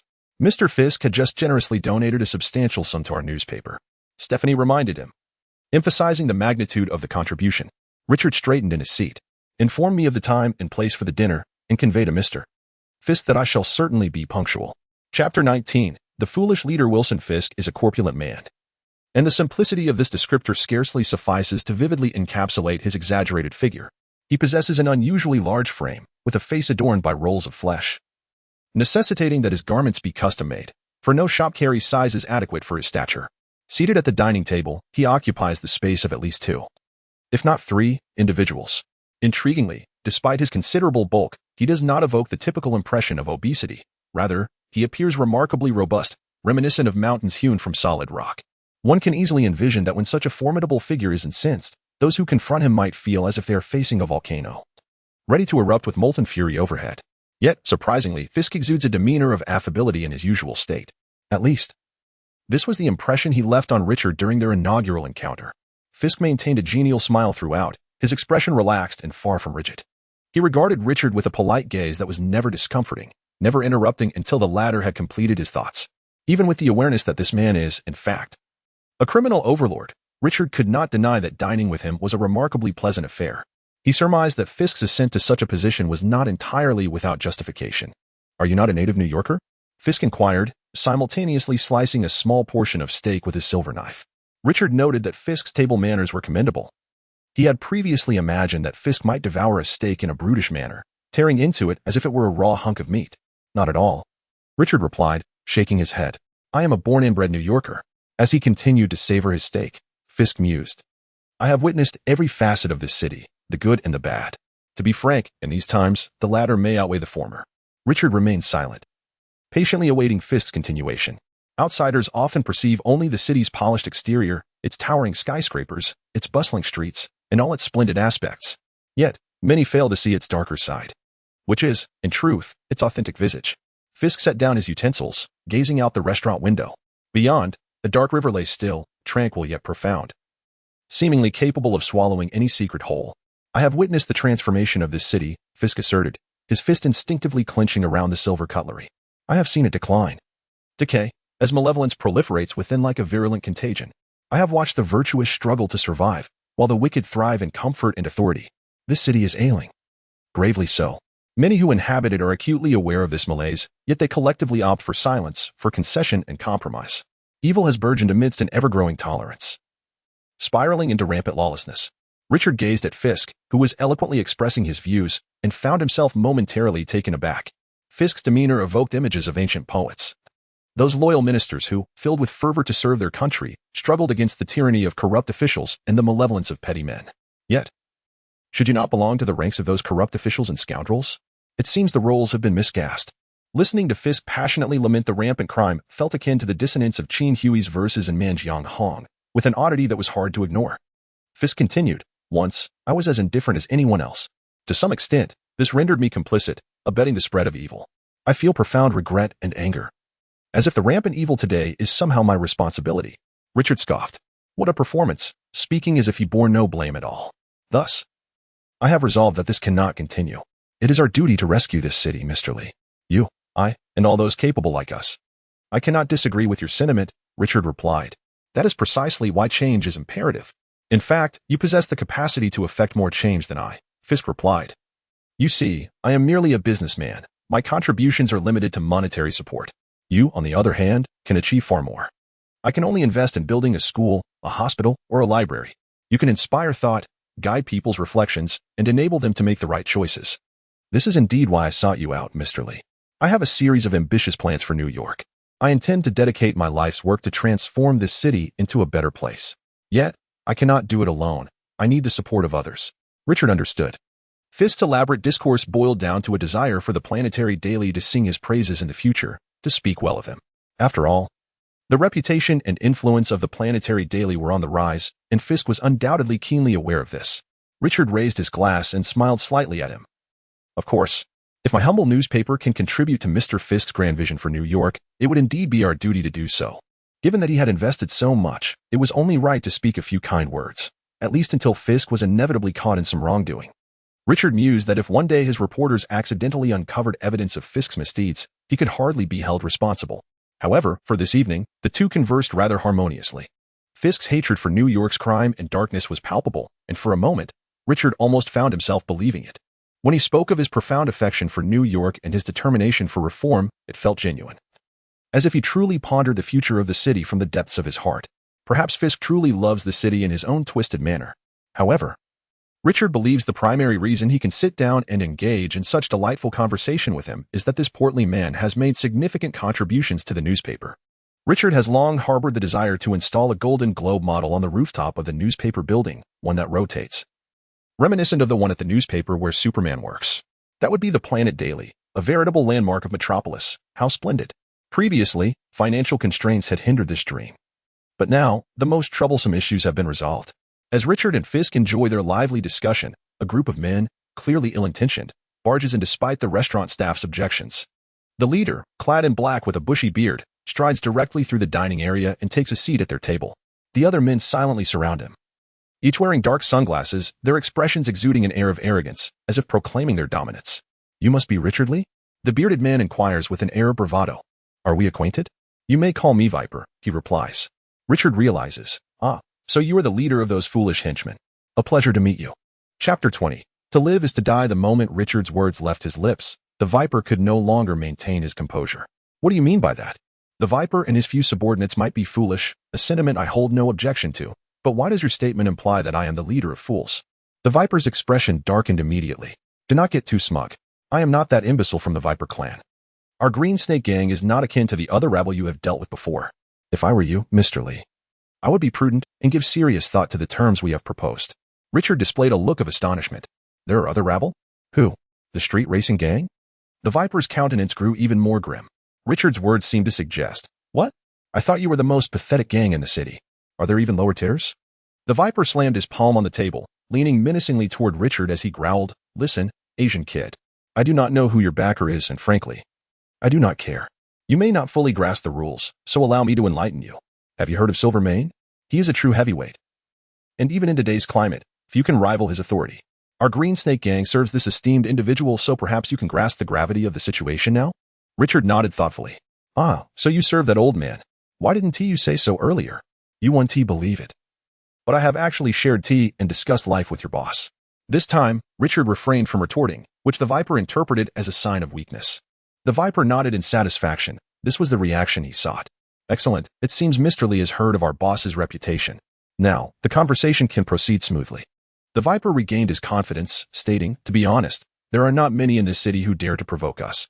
Recently, there have been some amusing rumors suggesting that some fellow named Gene could usurp our boss's former position and become the new overlord of New York. Absolute nonsense. I do not care who this Gene is, even if he stood before me. I would not hesitate to slap him and remind him who truly holds sway in this city.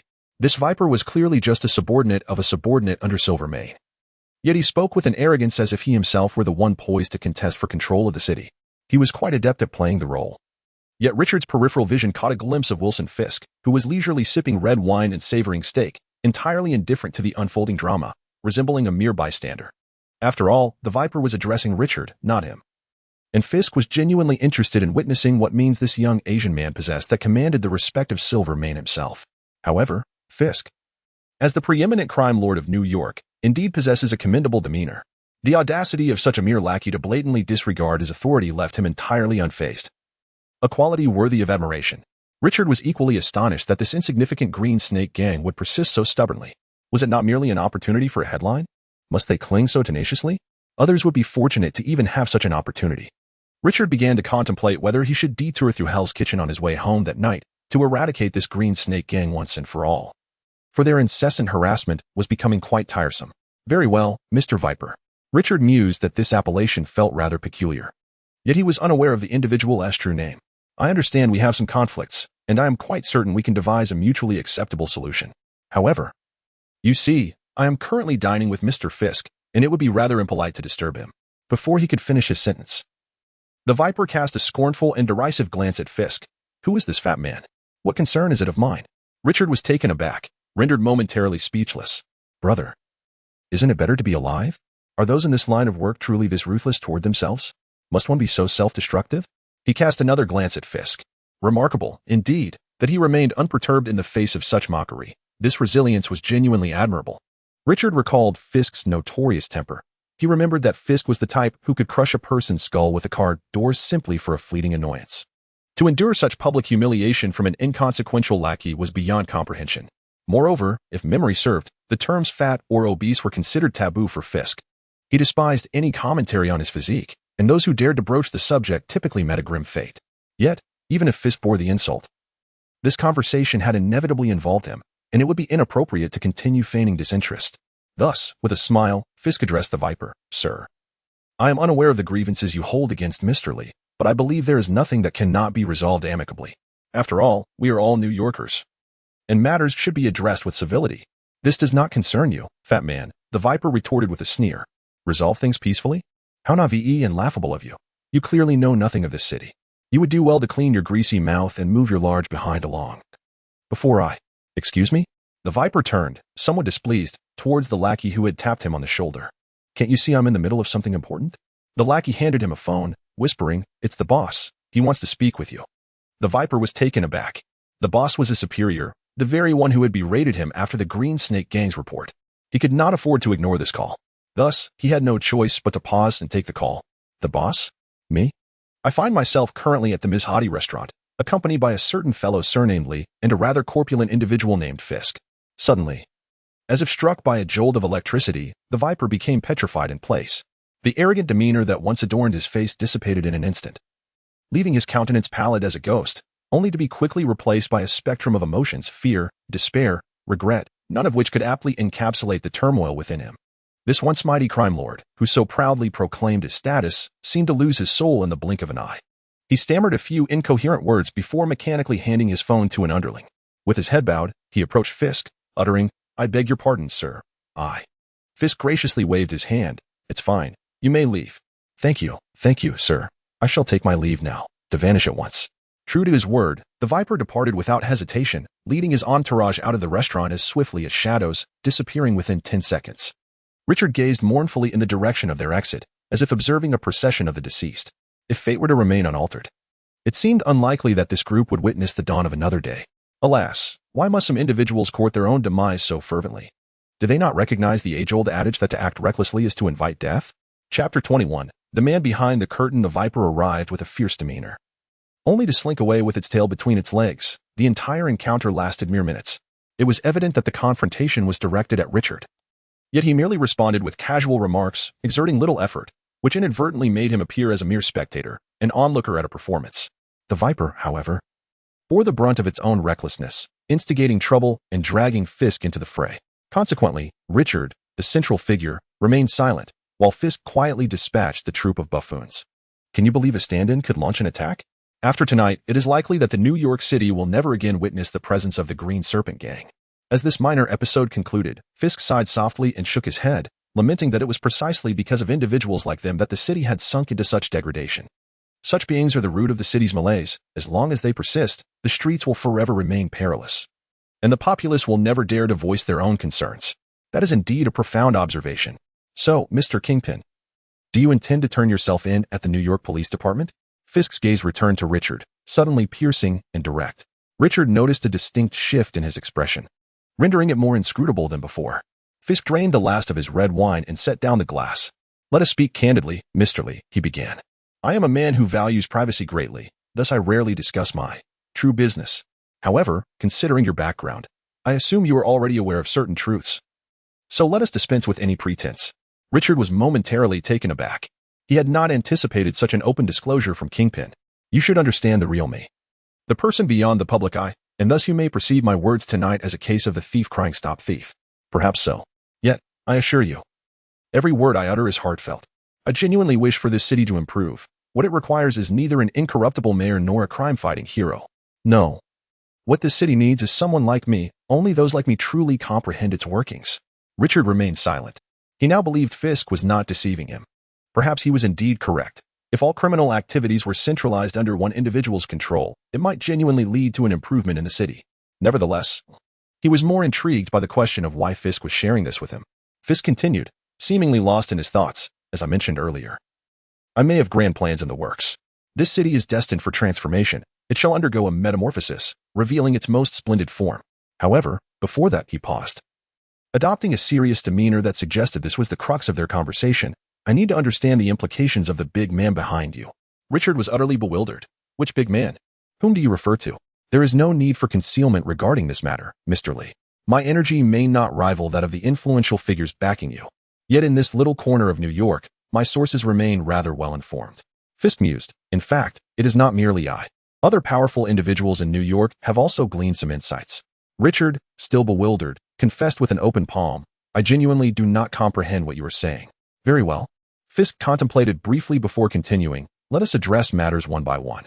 Starting with, the incident involving Blake at City Hall. You captured his infidelity, correct?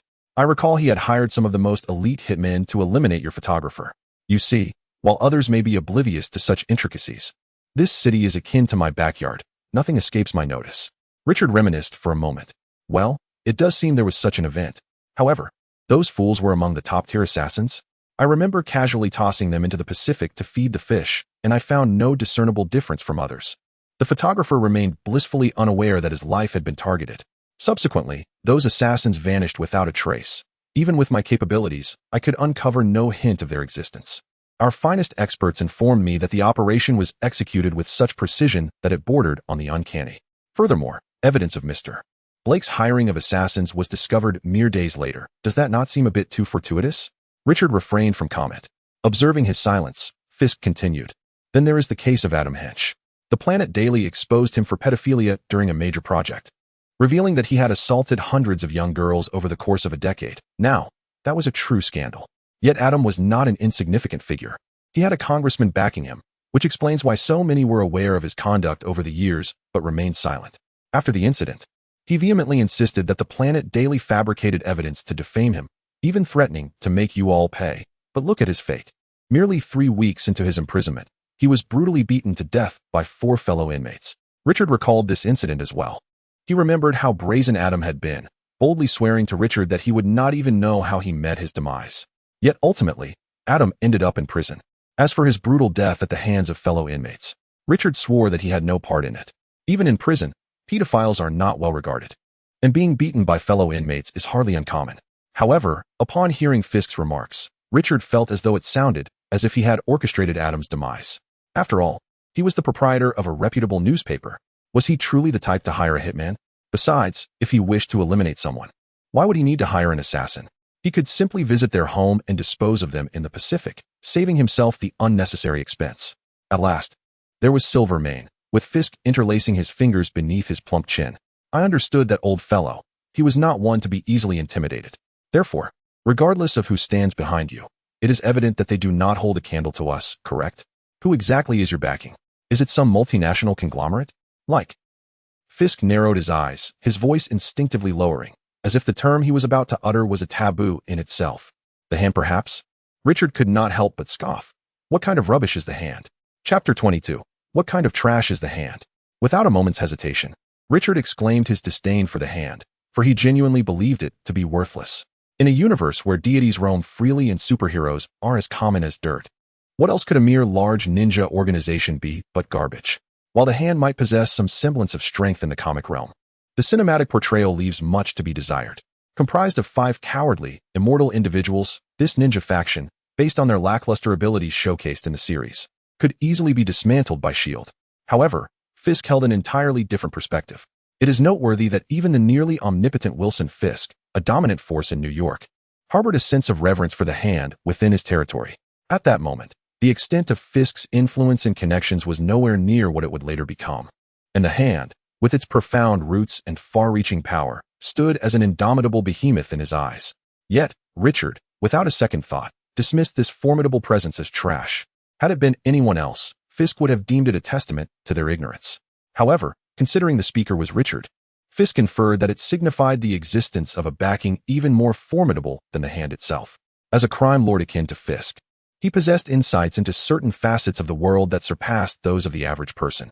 He was acutely aware of many deeply hidden yet immensely powerful organizations that wielded the potential to upheave the global order. Organizations that the average individual had never even heard of. He was now convinced that Richard was supported by such an entity. After all, how could an obscure tabloid flourish so audaciously in New York without a substantial backing? Fisk was the first to dismiss the notion that Richard operated without support. Mr. Lee, in New York, I pride myself on being well-informed, Fisk continued, but I must confess, I have been unable to uncover any special background concerning you or the Daily Planet. I suspect that others' investigations would yield similar results. My intention in inviting you here was not merely to gather more information. I seek to understand one thing, and one thing only, the stance of your mysterious benefactor. Richard found himself at a loss for words. Why do some individuals always insist on concocting fanciful notions? He had indeed built the Daily Planet from the ground up, tackling every challenge himself. Where could this so-called formidable backing possibly arise from?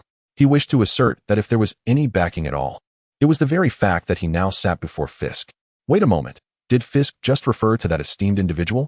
A thought crossed Richard's mind, and he nodded in feigned mystery. Since you have already perceived this, let us speak plainly as you wish. I cannot divulge much, but I can share that the name of that esteemed individual is, in fact, just a name. His name is. At this point, he deliberately paused, casting a seemingly casual glance around before leaning closer to Fisk, lowering his voice in a conspiratorial manner to utter the word. Shafulin. Fisk, perplexed, echoed, Shafulin? What sort of place is that? Or is it a code name? The crime lord, Wilson Fisk, racked his brain, certain he had never encountered this name before, yet silently noted it down, preparing to investigate further in due course. Richard nodded solemnly and emphasized, indeed. However, we generally refrain from mentioning this name. It would be best if you also avoid bringing it up publicly, for your own sake. Fisk nodded in understanding. He grasped this concept to some extent. The names of formidable figures should not be spoken lightly, much like his own name within the New York underworld was considered taboo. As for the disposition of this esteemed individual, Mr. Fisk, you need not worry. Richard spoke leisurely. You may carry out your plans in New York without concern. Compared to the modest expanse of New York City, that esteemed figure, let us just say, his vision is considerably broader. I believe he will hardly have time to concern himself with the affairs of this city. Upon hearing this, a heavy burden lifted from Fisk's mind. Wilson Fisk was a man of considerable ambition. Although he was already one of the most influential figures in the city's underworld, he yearned to eliminate the one-up from that title. He had long been preparing to eradicate all other competitors in the city and ascend as the singular emperor of the New York underworld. Now he felt ready. Yet the only hesitance preventing him from taking action lay in the attitudes of some mysterious forces in New York. The Hand was one such entity. Though he had already negotiated terms with them, Fisk had offered a suitable price, which they accepted, promising that as long as he, Wilson Fisk, did not renege on his word, the Hand would refrain from interfering in the impending gang conflicts.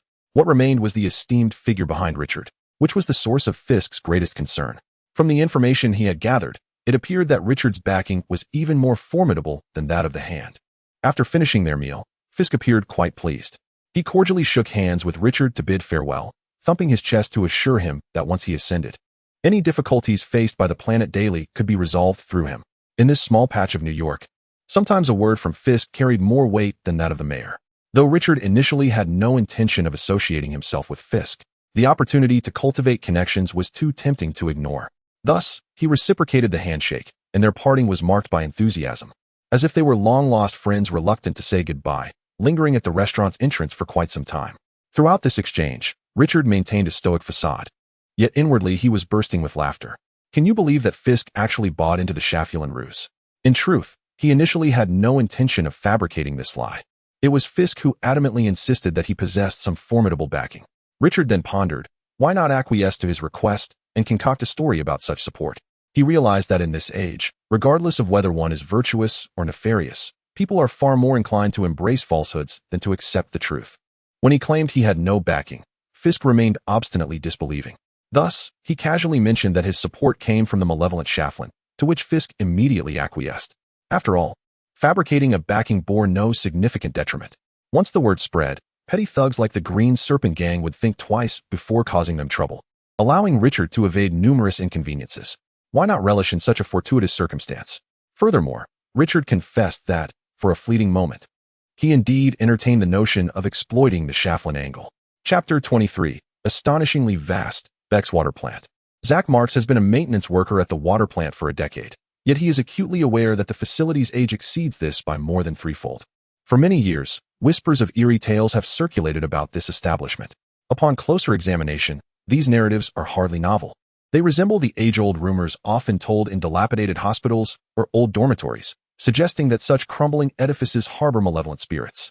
Zach surmises that all remote structures, once they reach a certain age, inevitably give rise to such stories, primarily to frighten newcomers and children. Old Zach has never subscribed to the notion of the supernatural. He regards those ghostly tales as mere fabrications designed to instill fear. Having worked at this water plant for 10 years, he is intimately familiar with every shadow and corner. Capable of traversing the entire facility with his eyes closed, what could possibly frighten him? At this moment, it is 2 in the morning, and he is leading a newly transferred recruit in a pipeline inspection. Earlier, strange, low-pitched noises had emanated from the water pipes, accompanied by creaking sounds reminiscent of a decrepit wooden door, as if something were on the verge of being crushed by a heavy weight. Zach had never encountered such a situation before. Could it be a problem with the water pressure? The newcomer trailing behind him trembles uncontrollably, unable to steady his grip on the flashlight. He mutters nervously, "It must be the tongue monster. It has to be the tongue monster." Zach inquires, "What is the tongue monster?" The recruit, taken aback, responds, "Haven't you heard? There have been numerous rumors lately about a tongue monster in this area, emerging at night to wreak havoc. It preys on solitary pedestrians, its long tongue ensnaring them and dragging them into the darkness where they are devoured, leaving no trace behind." Zach rolls his eyes. Do young people nowadays truly believe in such nonsense? It's quite disheartening. Calm down, kid. It's merely a pipeline issue. As he speaks, he shines the flashlight around, stating, "We just need to locate the problem, and then we can." Suddenly, Zach halts. He directs the beam of light toward a specific section of the pipe, cautiously approaching it. Bathed in the golden glow, he perceives a peculiar substance. Uncertain if it is indeed a liquid, it appears to be a dark, viscous matter slowly dripping from the pipe onto the floor. Zach has never encountered anything like it. Yet at that moment, an inexplicably ominous premonition washes over him, as if every cell in his body instinctively warns him of imminent danger. He feels akin to a sheep facing a lion. Richard abruptly sits up in bed, gasping for air as if afflicted with asthma. He finds himself on his own mattress, the digital clock on the bedside table frozen at 2:11. He has been jolted awake from a nightmare. It was a rather abstract nightmare, and Richard found himself uncertain of what he had dreamt. He could only recall fragmented sounds and vague images. He remembered a dimly lit space, surrounded by a labyrinth of intricate pipes, possibly within some factory. A visceral image of a gaping maw filled with blood lingered in his mind, alongside the sight of whip-like entities dancing in the pitch-black void, resembling menacing serpents. He also recalled the piercing screams, heart-wrenching cries that seemed to emanate only from a soul reaching the very brink of terror. Then, he became aware of another realization. Richard steadied his breath and extended his palm. A soft white luminescence swirled in his hand, gradually coalescing into the form of a white rod. The Evolution Trust. Just moments ago, his light power had ascended. Now, the Evolution Trust shimmered in his grasp with an unprecedented brilliance, its dim core pulsating with a flickering emerald glow. Though the sensation was somewhat elusive, he felt as if he could distinctly perceive each flicker of light through his own body, as if something was beckoning him. Instinctively, Richard rose, donned his attire, and grasped the Evolution Trust, departing his home. At 2:35 a.m., at the Beck's water treatment plant, a perimeter was established, and all unauthorized personnel were cleared from the vicinity, sealing off the entire facility at once. Several transport planes emblazoned with the S.H.I.E.L.D. insignia were stationed on the open grounds outside the plant, while a Quinjet hovered above in a state of vigilance. Senior S.H.I.E.L.D. Agent Phil Coulson, clad in his signature suit, observed armed agents descending from the transport aircraft. Among them was Agent Ward Grant, who had accompanied him during their previous inquiry at the Daily Planet. Ward, like the others, donned the standard black combat attire of S.H.I.E.L.D. Cradling a submachine gun, he approached Coulson and inquired, "What's the situation inside?" "The tongue monster has appeared," Coulson replied. "2 workers have been swept in." Ward furrowed his brow. "Are you jesting?" "Regrettably, I am not," Coulson responded gravely. "We have been monitoring rumors of this tongue monster for some time, though absurd. The fact remains that people continue to vanish. This place conceals something perilous, and we must proceed with caution." Ward glanced at the entrance of the water treatment plant beyond the barricades. "And that thing is inside. Our specialists are currently attempting to ascertain that. We should know shortly." "It is indeed within." Before Coulson could finish, a black doctor clad in a white lab coat approached, clutching a tablet, his expression one of incredulity. "You won't believe this. The entity concealed within here possesses an astonishing vitality. I have never encountered readings like this, and you should see this. It's thermal imaging." He presented the screen to the 2 individuals, and Coulson and Ward leaned in closely. The display revealed nothing but a vast expanse of crimson, obscuring any discernible details. Coulson, utterly perplexed, inquired, "Why is it all red?" "This is precisely the issue." The African-American scientist held his breath and, in a hushed tone, pointed towards the water supply facility, indicating that whatever was concealed within, its size surpassed the capabilities of thermal imaging. Moreover, it appeared to be alive. Ward and Coulson exchanged a glance. "You know," Ward remarked, "I'm beginning to feel somewhat reluctant about entering." Chapter 24. The set went awry. The Behar Water Treatment Plant. Grant Ward, accompanied by a tactical team from S.H.I.E.L.D., navigated cautiously through the enveloping darkness of the silent facility. The absence of voices was palpable, save for the gentle flow of water coursing through the metallic pipes and the occasional soft patter of droplets hitting the floor. The air was thick with humidity, infused with a briny essence. In the omnipresent gloom, it felt as though malicious eyes lurked, scrutinizing every intruder who dared to enter this realm. The cold metallic apparatus within the plant loomed like grotesque phantoms, revealing their menacing forms, poised to turn this place into the agent's tomb. A profound discomfort settled within Ward, an ominous premonition he had never encountered in countless life-and-death missions before. As previously mentioned, Grant Ward was not a genuine S.H.I.E.L.D. agent. Rather, he was a Hydra operative concealed within their ranks. If he were to falter and perish on this mission, it would be a darkly comedic twist of fate. He, a mere spy, would find himself posthumously honored as a S.H.I.E.L.D. martyr, perhaps even awarded a badge and his photograph displayed on their wall of honor, a profound mockery of a covert operative's existence. From the depths of darkness emerged a low, eerie wail, accompanied by the unsettling sound of something shifting. Ward halted, raising his fist to signal the team to cease movement. They held their breath, forming a defensive stance. Each agent steadied their weapons, bracing for the revelation of whatever lurked in the shadows. In an unexpected heartbeat, the entity struck. Tentacle-like appendages pierced through the sturdy wall, ensnaring one agent's waist as if a venomous serpent had coiled around him. The agent gasped instinctively, unable to pull the trigger before being yanked into the abyss, vanishing in an instant. "Open fire," Ward commanded, firing first into the darkness. From the moment the agent was drawn into the void, his fate was sealed. There was no time for hesitation. Should they falter out of concern for their fallen comrade, they would lose the critical opportunity to retaliate, leaving only annihilation in their wake. Muzzle flashes erupted in a furious cadence, steel projectiles raining like searing droplets into the endless night. A muffled thud echoed briefly in the darkness before silence reclaimed its dominion. No one spoke, yet the palpable specter of fear lingered like a persistent shadow in the pitch-black air. H.P. Lovecraft once remarked that the oldest and most potent of human emotions is fear. The most ancient and intense fear stems from the unknown. Indeed, this held true. These operatives, seasoned in the dance with death, were not afraid of dying. Rather, they feared the darkness, the prospect of being dragged into obscurity by an unseen enemy, confronting the unknown form of death that awaited them. 10 seconds later, the onslaught resumed, this time from below. The concrete floor was pierced as if it were mere parchment, with two elongated, whip-like appendages ensnaring two agents, dragging them into the abyss before they could react. However, Ward was already on high alert. As the agents were pulled into the darkness, he promptly hurled specially designed S.H.I.E.L.D. high-explosive grenades and incendiary devices into the gaping void below. A thunderous explosion erupted beneath their feet, causing the ground to tremble slightly. Flames burst forth from the depths, twisting like a colossal dragon, with pillars of fire reaching temperatures in the thousands, nearly melting the metal overhead. As the explosion subsided, the tremors beneath intensified, accompanied by a series of ominous, low growls that escalated, as if something was violently pushing against the floor from below. The entire water facility began to shake violently. Realizing the gravity of the situation, Ward shouted urgently, "Retreat! Retreat!" Yet, it might have been too late. The whip-like appendages surged from the walls, capturing agent after agent and pulling them into the shadows, leaving no trace behind.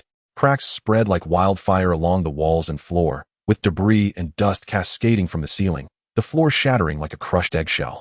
Tentacle after tentacle burst forth, and a massive, dark silhouette emerged, rising from the ground like a leviathan from the depths. Pipes ruptured, and everything within the facility was reduced to chaos, akin to a powerful earthquake. The foundation of the water plant collapsed as if a colossal maw had opened, swallowing the entire structure. Grant Ward ran desperately, narrowly escaping being buried alive. When he glanced back, only two of the agents who had entered with him managed to flee. The losses were staggering. Coulson rushed forward, the S.H.I.E.L.D. doctor shouting hoarsely while clutching a tablet, "It's coming. That thing is moving. It's about to rise." Before he could finish, a cloud of dust erupted from the chasm. The monstrous silhouette ascended from the depths, finally revealing its true form. In terms of appearance, it resembled a grotesque red insect, complete with a long tail, sharp mandibles, and elongated red tentacles.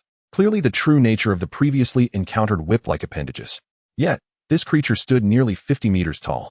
"My God," the doctor murmured, gazing up at the enormous insect as if witnessing a miracle. Coulson and Ward were equally stunned. Even as seasoned S.H.I.E.L.D.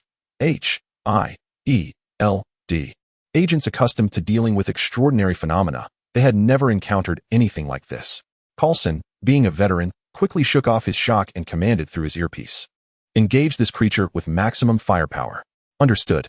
The Quinjet, which had been on standby in the air, began to descend, deploying its heavy Gatling gun. The gun barrel whirled with astonishing speed, flames licked out like a long tongue, and a barrage of bullets pattered against the exoskeleton of the colossal insect, seemingly yielding no effect. Beneath the Kunchi fighter, the mounting rack extended, and a pair of missiles roared to life, tracing a fiery arc against the night sky as they shot forth. With a thunderous explosion, they erupted into a brilliant fireball, not far from the perimeter of the blockade. Richard, who had just arrived, beheld the fierce exchange between the shielded fighter and the monstrous insect, his mind racing with chaotic thoughts, akin to a stampede of wild beasts. Had he inadvertently returned to the filming site of the Round Valley? Chapter 25. The extraterrestrial beast. Richard distinctly remembered the colossal insect known as Pedron, a liquid extraterrestrial creature that made its debut in the Nexus Ultraman television series, where it was the first of its kind to be vanquished by Ultraman. Pedron primarily subsisted on humans and gasoline, possessing the remarkable ability to convert the alcohol and gasoline within its body into flames, which it could then expel. When hunting, it typically ensnared its prey with its agile, elongated tentacles before devouring them whole with its massive maw. While its combat prowess among extraterrestrial beasts could be deemed relatively low, a pressing question arose. Why would there be extraterrestrial creatures in the Marvel Universe? If such beings exist, does this imply that the Dark Overlord Zaki, the archenemy of Noah Ultraman and the mastermind behind the extraterrestrial beasts in the TV series, might also make an appearance? Although no evidence currently supports this theory, one cannot entirely dismiss the possibility. At that moment, the Quinjet continued its relentless bombardment of the extraterrestrial beast Pedron. Bullets cascaded like a torrential downpour, enveloping Pedron, while flames licked hungrily at its form. The creature writhed amidst the inferno, its lengthy appendages flailing about. On the ground, the agents of S.H.I.E.L.D. swiftly distanced themselves, holding their breath as they gazed upward at the gargantuan entity. The Quinjet, a specialized aircraft for S.H.I.E.L.D., boasted weaponry far more formidable than conventional models. Under such overwhelming firepower, it seemed inconceivable that any living being could emerge unscathed, at least. That was the prevailing belief among the agents. Yet, it became abundantly clear that they were mistaken. The extraterrestrial beast emerged heavily from the flames, its tentacles whipping like whips, parting the surrounding fire with a fierce wind, accompanied by a piercing shriek that echoed defiantly. Not only had it sustained no injuries, but the bombardment had left it utterly unscathed, without even the faintest scar marring its body. Target unharmed. Repeat, target unharmed. The pilot's voice cracked under the strain. Agent Coulson, observing from below, was equally bewildered. His mouth agape, he pondered the nature of this creature. Was it truly a living being? How could it withstand a tank-busting missile capable of penetrating aircraft carrier armor without even a scratch? However, Pedron seemed incensed, fixating its gaze on the Quinjet hovering above. The antennae atop its head began to conjure flames, and a fireball expanded at an alarming rate, visible to the naked eye. Retreat. Coulson realized the impending danger and urgently commanded the pilot to withdraw immediately. Yet, it was too late. The fireball was launched from Pedron, and although the Quinjet attempted to evade, it was ultimately grazed by the flames at its rear. The jet's engine erupted in a cacophony of crackling sounds, and the aircraft began a mournful descent. The cockpit ejected with a resounding pop, propelling the pilot along with his seat into the night sky, where a massive parachute unfurled. From a distance, Richard observed the extraterrestrial beast and the helpless agents of S.H.I.E.L.D., his grip instinctively tightening around the evolutionary trust. The Earth Defense Force ascends to the fray, only for Ultraman to intervene and save the day, creating an uncanny resemblance to the traditional narrative arcs of Ultraman's television series. Nevertheless, it is imperative to engage in the battle. Richard harbors a disdain for S.H.I.E.L.D., not merely due to its underlying affiliation with Hydra, but because the organization embodies numerous principles that are at odds with his own beliefs. Yet, it is undeniable that the majority of individuals within S.H.I.E.L.D. are fundamentally good. There exist those who willingly forego personal gain, sacrificing themselves for noble causes, such as Agent Phil Coulson, a quintessential example. Richard questions his own capacity for such selflessness, yet he harbors profound admiration for these individuals, believing that their fervor can indeed render the world a better place. While he may not be able to emulate their actions, he is resolute in his commitment to not remain a passive observer when the opportunity to act presents itself. Taking a deep breath, he steps forward and brandishes the evolution trust, directing it towards the heavens. In an instant, a radiant light bursts forth, akin to a celestial river. Under the astonished and nearly stupefied gaze of all present, the incandescent glow gradually coalesces into a humanoid form. A silver-white torso, immense limbs, and golden eyes that shimmer like light bulbs manifest before them. A towering silver giant stands, imposing as a mountain before Pedron, transforming into Nexus. Richard places one hand firmly on Pedron's head, obstructing its advance. Inhaling deeply, he lets out a fierce shout as his right leg propels forward, delivering a powerful kick to the creature's soft body, sending it soaring through the air and crashing to the ground with a resounding thud, kicking up a cloud of dust. Agents, who were hastily retreating from the vicinity of the creature, involuntarily halt their movements, their eyes wide in disbelief as they witness the unfolding spectacle. "Is that Ultraman?" Ward exclaims in astonishment. Coulson quietly affirms the name bestowed upon the silver giant by the Planet Daily, recognizing it as merely a code name devoid of significance. Nexus glances at the S.H.I.E.L.D. agents he has just rescued, intending to embody Ultraman's cherished tradition of nodding in camaraderie. Yet his gaze inadvertently falls upon Agent Ward. What a twist of fate that he inadvertently saved this individual, like perhaps 90% of the audience. Richard had loathed the character of Grant Ward while binge-watching the series, for he epitomized the archetypal antagonist, irredeemable by any rationalization. Just moments prior, Richard had been solely focused on the creature Pedron, entirely oblivious to the identities of the S.H.I.E.L.D. agents below. Had he known Ward was among them, he would have certainly waited for Pedron to transform this spy into a martyr for S.H.I.E.L.D. before making his move. Or perhaps, negotiate with the creature. You consume this one first, and I shall return shortly? Of course. It was merely a jest. Ultimately, Ward is just an ordinary Hydra spy, one of many within S.H.I.E.L.D. compared to the creature. A few Hydra spies are hardly a matter of concern, and they can be dealt with in due time. Nexus's gaze swiftly returned to the cephalopodic alien creature that had risen not far away. The pressing concern at hand remains the matter of this extraterrestrial beast, Pedron. Chapter 26. The first battle. Nexus stood resolutely opposite the abominable creature, Pedron, assuming a combat stance. This marked Richard's inaugural true engagement in battle. Prior skirmishes, including the swift defeat of lesser foes, were inconsequential. He anticipated that facing such a fantastical beast for the first time would induce some degree of anxiety or trepidation. Yet surprisingly, he felt none. To his astonishment, his emotions remained remarkably steady, and his mind was exceptionally clear. It was as if an instinctive knowledge of combat surged within him, as though experience and technique had been seamlessly transmitted into his consciousness. With a shriek, Pedron lunged through the air, its colossal form defying expectations with astonishing speed. Nexus rolled deftly to evade the creature's charge, swiftly countering with a powerful kick to its side. The immense body of Pedron swayed violently, resembling a wobbling toy, yet it managed to maintain its balance. The beast pivoted, its fiery tendrils snapping like whips, accompanied by a fierce gust of wind. Nexus crouched to evade, delivering a forceful strike with his left elbow to its soft underbelly. Seizing the moment as the creature staggered backward, he grasped one of its tendrils and, with a sudden shift of his weight and a surge of strength, hurled the massive entity over his shoulder to the ground. The impact of the creature, weighing several tens of thousands of tons, reverberated through the earth as if the ground itself had suddenly collapsed. Numerous agents were knocked to the ground, the shockwave overwhelming them and rendering them breathless. Coulson's astonishment reached an unprecedented level. What manner of power was this? S.H.I.E.L.D. had gathered intelligence on various individuals possessing extraordinary abilities, including the recent chaos in New York caused by the abomination, and the earlier emergence of the Hulk, alongside Tony Stark's advanced armored suit capable of flight. Yet, all of these seemed trivial in the face of the titanic clash unfolding before him.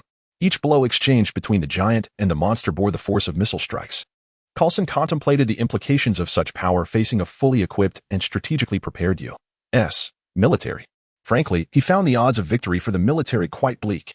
However, it appeared that the primary combat methods of the giant and the monster revolved around close-quarters melee, suggesting that their strengths lay predominantly in their size and brute force, lacking the range of modern weaponry. Thus, perhaps they were not insurmountable foes. Agent Grant Ward observed from the sidelines, his expression flickering with uncertainty, lost in thought. If Coulson's astonishment could be rated on a scale from 1 to 10, he felt he had surpassed the limits, reaching a 12. Yet, he would soon discover that his astonishment had come far too early. Nexus ducked beneath the sweeping tendrils of Pedron, delivering a powerful blow to its enormous maw with his right fist. As he prepared to follow up with his left, a crimson tendril snaked from behind, ensnaring his wrist. Richard recalled that Pedron seemed capable of unleashing electric currents through its appendages. Although the electric shock appeared to inflict no substantial harm on Ultraman from the television's perspective, it certainly was not as trivial as a mere tickle. Before Pedron could unleash a surge of electricity, the blade on Nexus's right forearm gleamed with a golden radiance. In a flash, the sharp blade sliced through, severing the red tendrils with a decisive strike. Pedron let out a pained grunt, its massive form swaying unsteadily as it retreated a step. The antennae on its head began to heat up, rapidly swelling into a fireball that hurtled toward Nexus at a dangerously close range. Nexus deftly turned his head to evade the projectile, causing the fireball to soar past and explode with a thunderous roar in a nearby clearing. The searing shockwave erupted, prompting the onlooking agents to retreat over 100 meters. Yet they still struggled to catch their breath against the force. Failing to hit its mark, Pedron began to conjure another fireball between its antennae. Seizing the opportunity, Nexus advanced swiftly, delivering a powerful knife hand strike to the top of the creature's head. The blow left Pedron dazed, dissipating the energy it had been gathering for the fireball. As Nexus followed up with a formidable kick, Pedron staggered back, emitting a long, mournful wail. The time was right. Richard wished to unleash a decisive attack and eliminate the creature swiftly. However, the rookie Ultraman had already demonstrated in the prequel what fate befell those who recklessly resorted to their most powerful moves. Thus, Richard relinquished that tempting notion. Although Ultraman's light-based abilities were indeed formidable, their immense energy consumption rendered them meaningless if lacking precise aim. Moreover, such devastating skills often inflicted collateral damage if they inadvertently struck anything else in the environment. Thus, it was customary for Ultramen to employ their ultimate techniques only when assured of a direct hit on their adversary, such as in this instance. Nexus interlaced his palms on the left side, releasing a dazzling blue current between them. He stepped forward, crossing his arms, as the energy accumulated to a critical point. Seemingly propelled by an internal force, transforming the golden radiance into a brilliant stream that tore through the air. The Cross Storm. For Nexus, unable to transform into his youthful form temporarily, the Cross Storm represented his most potent attack at present. While its power could not be compared to the various ultimate moves of his youthful forms, it was more than sufficient to vanquish a creature like Pedron. A direct hit. The golden stream struck Pedron's body, and in that instant, it was as if multiple strategic warheads had detonated simultaneously. The light penetrated the creature's interior, igniting an explosive conflagration from within, akin to a colossal fireball swelling inside and causing the creature to burst apart like an overinflated balloon, disintegrating into fragments in the blink of an eye. Nexus maintained the output stance of the Cross Storm for several seconds before gradually standing upright and taking a deep breath. It was a success. Although not unexpected, Richard felt a profound sense of relief. After all, it was his first time slaying a creature from beyond. His inaugural triumph over an opponent of equal weight. Yet the question lingered. Would there be another opportunity? He did not know, but he held no fear. Nexus cast a glance at his right hand and clenched his fist with determination. Regardless of the challenges that lay ahead, he possessed strength and the opportunity to strive for his own future, and that was sufficient. Even if one day he had to confront the legendary Dark Ultraman, Dark Zaki. Chapter 27. Is he Ultraman? The silver giant and the insect-like monster grappled fiercely, elongated tendrils thrashing about like woven vines. The atmosphere reverberated with thunderous roars, and the ground was engulfed in towering clouds of dust. The scene froze at the moment the giant seized the creature's appendage, the projected screen shrinking in size. Nick Fury sat behind the desk opposite the screen, resting his chin on his hand, his single eye nearly squinting into a slit. Indescribable, he murmured. His gaze shifted to Agent Coulson, who stood beside the desk. Is that truly the best word you could conjure in your mission report? Agent Coulson solemnly nodded. Trust me, sir, had you been present, you would comprehend. The spectacle was simply unparalleled. Those two made us appear like a band of absurd clowns. The firepower of the Quinjet proved utterly ineffective against that behemoth. Neither the God of War cannon nor the high-explosive warheads made a dent. Its hide remained unscathed. I am beginning to question whether all our conventional weaponry is futile against such a creature. It was no wonder Agent Coulson found himself grappling with existential doubts. Anyone who witnessed such a scene would surely feel the same. Just yesterday, in Coulson's understanding, the Quinjet was equipped with heavy artillery. Yet now he perceived those airborne weapons as aesthetically pleasing, but ultimately useless, merely a notch above decorative trinkets. All conventional weaponry. Nick Fury raised an eyebrow. He found Coulson's assertion to be rather absolute. To him, the beast, though fearsome, was merely an oversized animal. The ineffectiveness of their attacks suggested that their firepower simply lacked sufficient potency. A larger weapon might indeed bring it down. I cannot say, sir. Coulson pondered for a moment before continuing, but I personally believe that conventional weapons below the threshold of nuclear armaments may prove ineffective. Fury refrained from responding. He had always trusted Coulson's judgment. However, this time he felt Coulson might be overstating the case. Yet, considering that Coulson had just endured a nightmarish experience, his reaction was understandable. The projected screen resumed its display, the battle between the giant and the monstrous creature continuing unabated. In a mere moment, the giant overpowered the beast, ultimately striking a cruciform pose with both hands. From the edges of his outstretched palms, a brilliant golden beam erupted, obliterating the creature from within. The scene once again paused at this pivotal moment. Fury turned to Coulson, inquiring, "What is your perspective?" The destructive capacity is extraordinarily formidable compared to humanity's existing weaponry. The most conservative estimate would liken it to that of a tactical missile, Coulson replied. In truth, Coulson was uncertain of the true might of that luminous beam. He merely gauged it based on what his eyes had witnessed. However, he was acutely aware that the potency of that golden ray was likely far beyond his estimation. This thought reminded him of the moment when the giant unleashed this attack before them, causing Dr. Shield to leap with excitement, nearly gasping for breath. He grasped Coulson's hand, gesturing towards the astonishing energy readings displayed on the tablet, incoherently uttering words like incredible and miracle.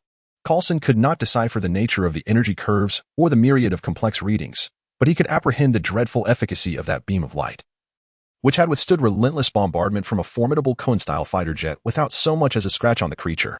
Yet, that giant had unleashed a single beam of light, obliterating the colossal beast into smithereens. One could easily fathom the disparity in their respective powers. I consulted several experts, and they leaned towards the notion that this giant is an extraterrestrial entity, Coulson stated. They suggested that the corporeal form of this giant differs fundamentally from all known life forms. They seemed to mention something about quantum mechanics. You know, those scientific matters have always eluded my comprehension, but it appears they unanimously regard this giant as the alien we have long speculated about. He is human. Fury interjected suddenly. Coulson paused, momentarily bewildered. Sir, what did you just say? I said he is human, Fury replied solemnly, pausing before adding, at least in appearance. Coulson was taken aback. He felt that the director was not one to jest, yet this being towered at a staggering 50 meters, with the barehanded strength to lift tens of thousands of tons. Surely, such a creature could not possibly be associated with the term human in any conceivable manner? Fury, expressionless, pressed a few buttons on his console, and the images of the giant and the beast shrank into a corner of the projection screen, which then revealed a new image at its center. This was evidently footage from a street corner surveillance camera, depicting a man clad in a black coat and dark trousers. This is the surveillance footage from the restricted area during last night's incident, Fury remarked coolly. He is the only individual who appeared within the cordoned-off zone throughout the entire duration, with no evidence indicating how he managed to breach our perimeter. Furthermore, he did not reappear in any footage until the beast was vanquished, nor was he seen by anyone, as if he had simply evaporated into thin air within the restricted area. Coulson was momentarily speechless, then exclaimed in astonishment, Sir, are you suggesting that this man is? Even though this hypothesis was proposed by Nick Fury, he found it utterly preposterous. Setting aside the logic and rationale of this conjecture, could it truly be possible that a being as formidable as the one dubbed Ultraman could be a transformed human? Indeed, and I suspect he was aware of the surveillance camera, yet he seemed not to care to conceal himself. Fury continued. A few hours ago, I had some experts enhance this footage and conduct facial recognition. Guess what? We identified this individual, and it just so happens that you encountered him not long ago. Coulson was once again taken aback. I met him? Who is he? When the youthful visage of Richard Lee, a young man of Chinese descent, appeared on the screen, Agent Coulson's mouth hung agape, as if it could consume the entire display. I understand this is astonishing, yet the world we inhabit is one where peculiar occurrences transpire incessantly. We have witnessed such phenomena before. Fury remarked that we are currently unable to ascertain whether Richard Lee is indeed Ultraman, but he should at least be connected in some manner. Therefore, I need you to visit the Daily Planet once more to inquire. No, Director. Coulson stiffly turned his head, speaking in a mechanical tone. You do not comprehend. He explicitly told me last time. He informed me that he is Ultraman. Fury gazed at him in astonishment.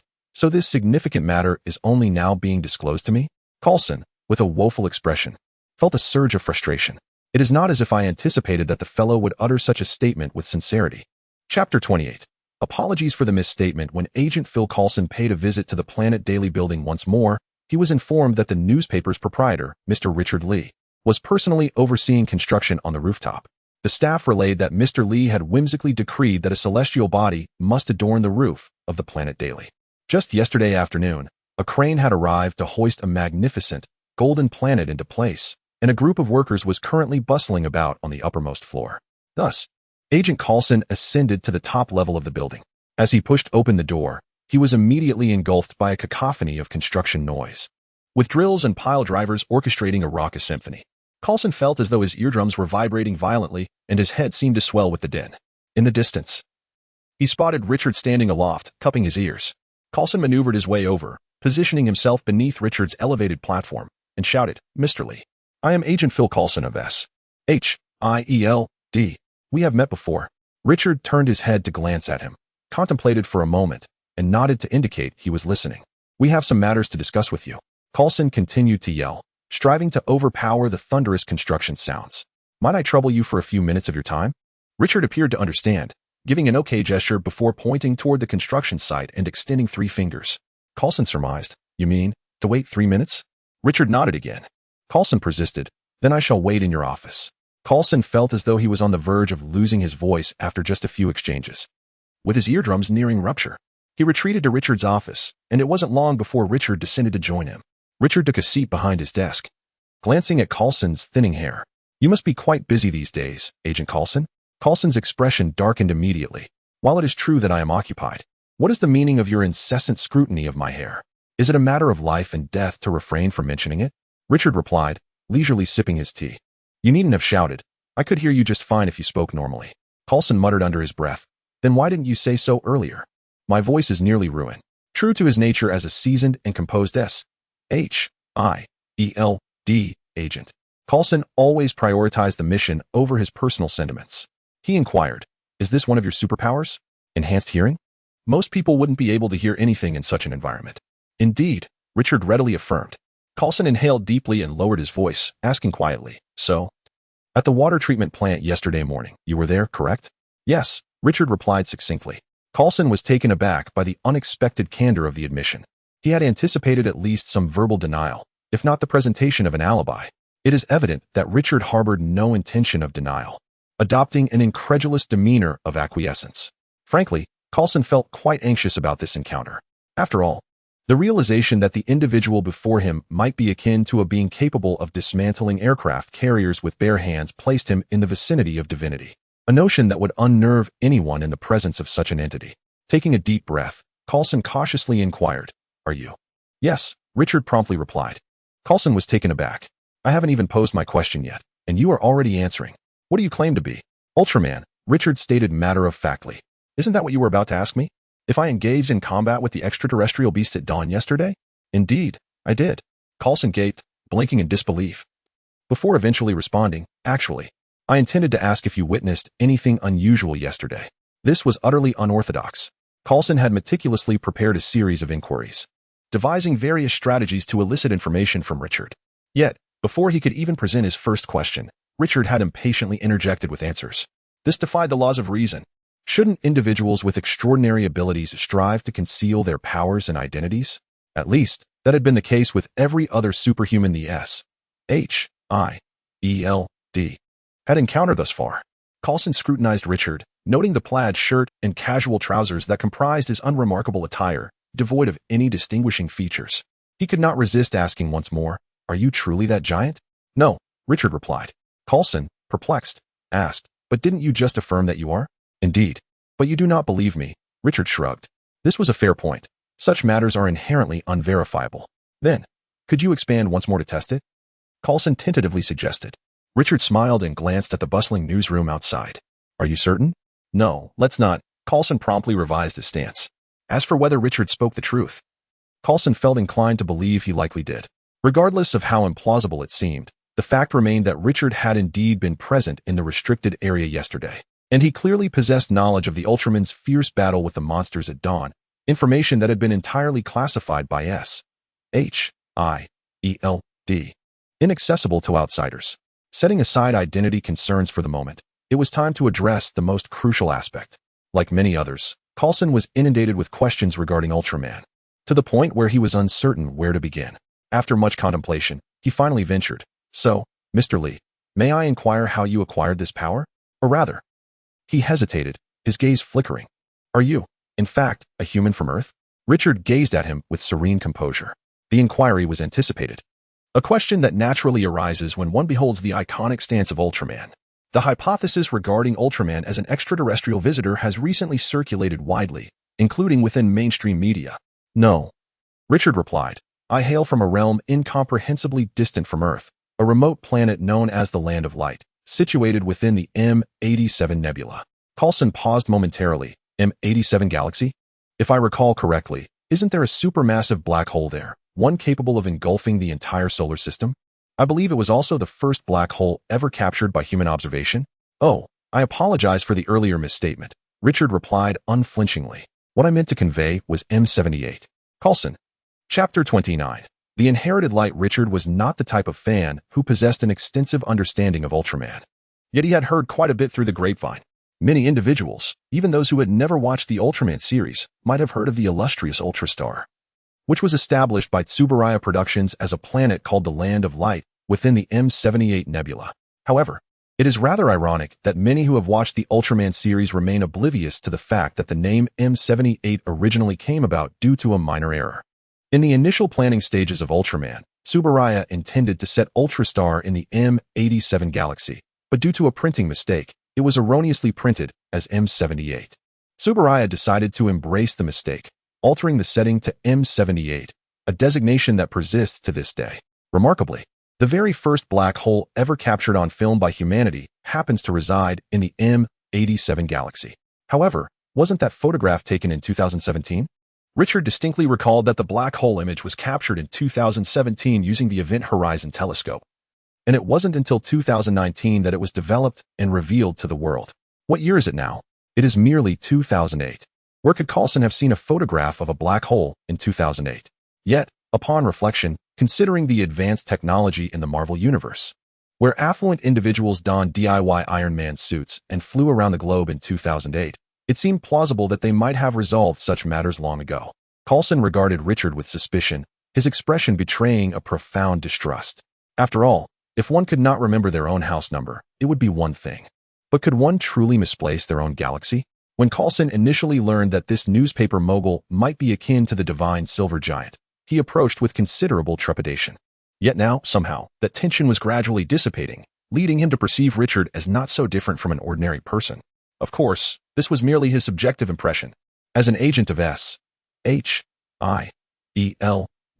he had learned from his boss, Nick Fury, that one should never allow feelings to cloud judgment.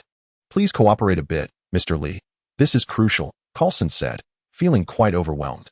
"Are you truly an extraterrestrial?" If Richard was indeed an alien, Coulson mused that his perception of the term alien might require a significant reevaluation. Shouldn't aliens in fantastical narratives be those highly advanced civilizations possessing intellects that surpass the limits of imagination?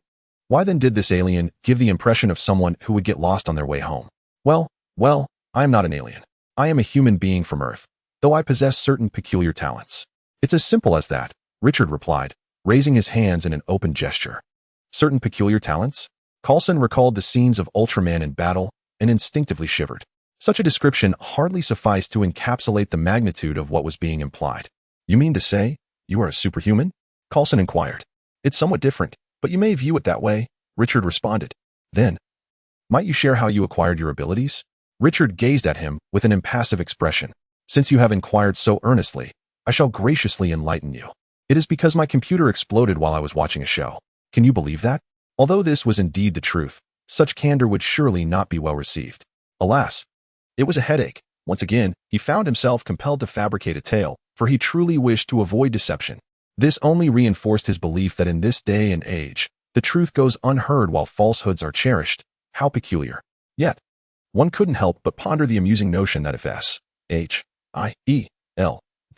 actually believed his narrative about gaining superpowers from a computer explosion, that could lead to intriguing consequences. S.H.I.E.L.D. itself might be manageable, but if Hydra, lurking within S.H.I.E.L.D.'s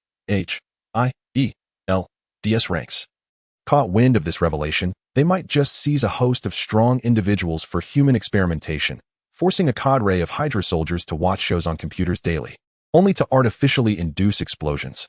Admittedly, while it sounded utterly absurd, it was precisely the sort of lunacy Hydra might entertain. After all, those individuals had been desperate for super soldiers for years, employing every conceivable method. What was so strange about trying out unorthodox remedies, even if they were somewhat extreme? Richard pondered for a moment before responding with a composed demeanor. "Your assertion contains some inaccuracies, Agent Coulson. To be precise, it is not that I have acquired the light. Rather, the light has chosen me." "Light?" Coulson noted his choice of words. "Indeed." Richard nodded, explaining, "I am not the first to possess this power. Countless predecessors have wielded it to combat evil before me. I am merely an inheritor, one among many who have been chosen." This statement was not merely a spontaneous utterance. It could be regarded as a semblance of truth. The power of Nexus operates in such a manner, being passed from one capable individual to the next, a force that is perpetually inherited. However, Richard was uncertain if he was indeed one such case. "Are you suggesting that there were other Ultramen before you?" Coulson was taken aback. "That seems impossible.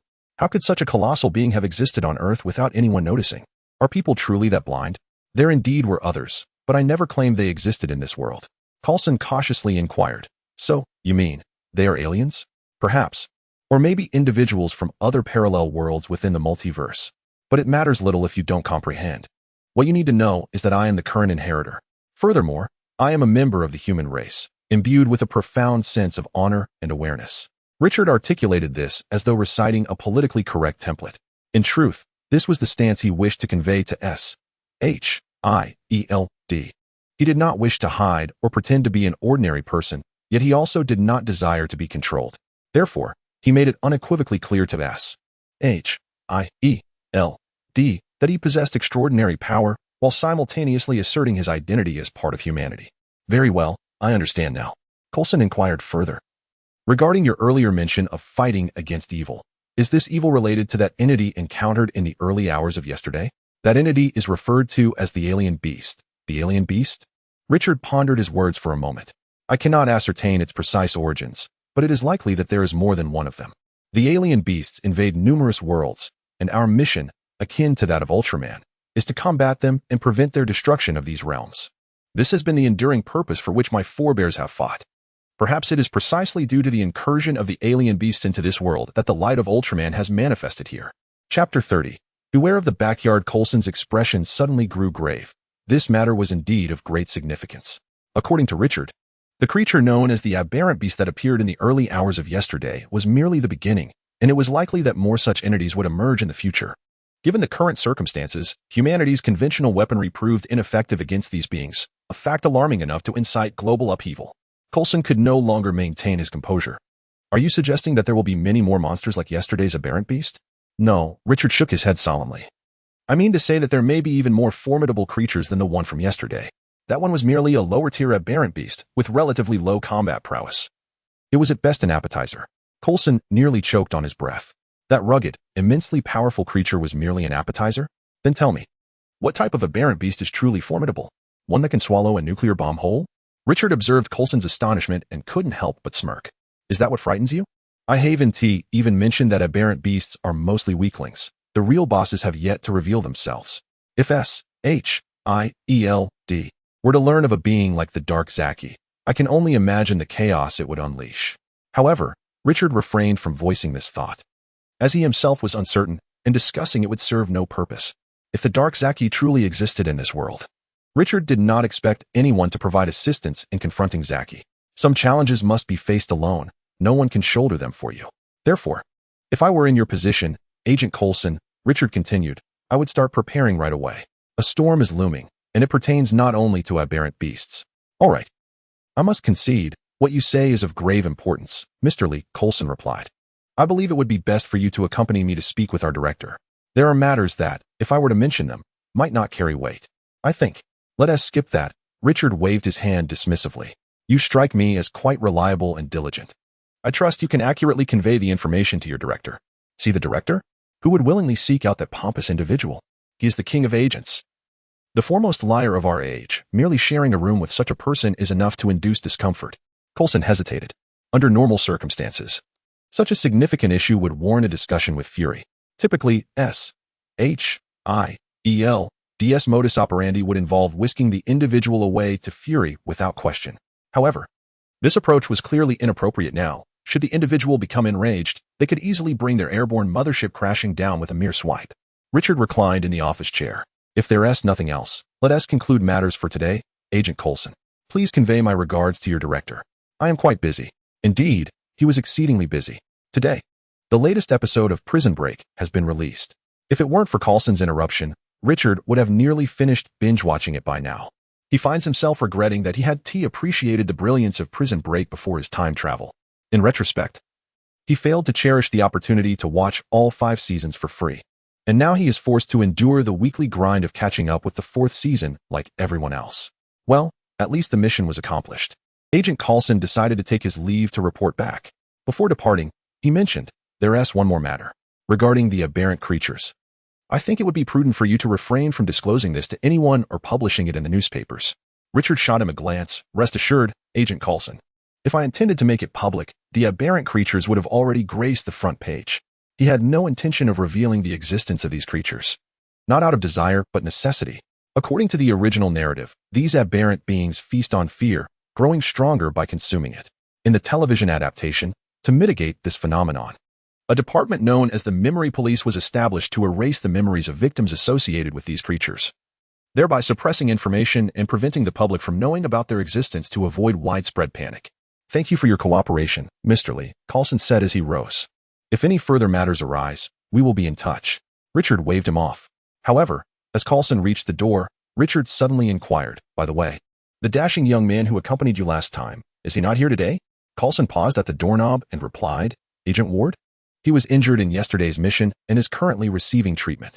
Nevertheless, he, like myself, is profoundly grateful for your life-saving assistance last night. Oh, Richard nodded. Here as a word of advice, Agent Coulson, keep an eye on your own backyard. Sometimes our greatest adversaries lie within. Coulson, perplexed, began to grasp that there was something significant in Richard's words. What do you mean? You will understand in due time. Richard waved him off, signaling the end of the conversation. Coulson remained confused, but chose not to press further as he exited. Richard's words were merely a gentle nudge for Nick Fury. After all, Fury is a shrewd individual, and from the films, it's evident that he had begun to suspect the presence of spies in his own ranks before fully grasping the situation. A slight reminder might prompt him to recognize the underlying issues sooner.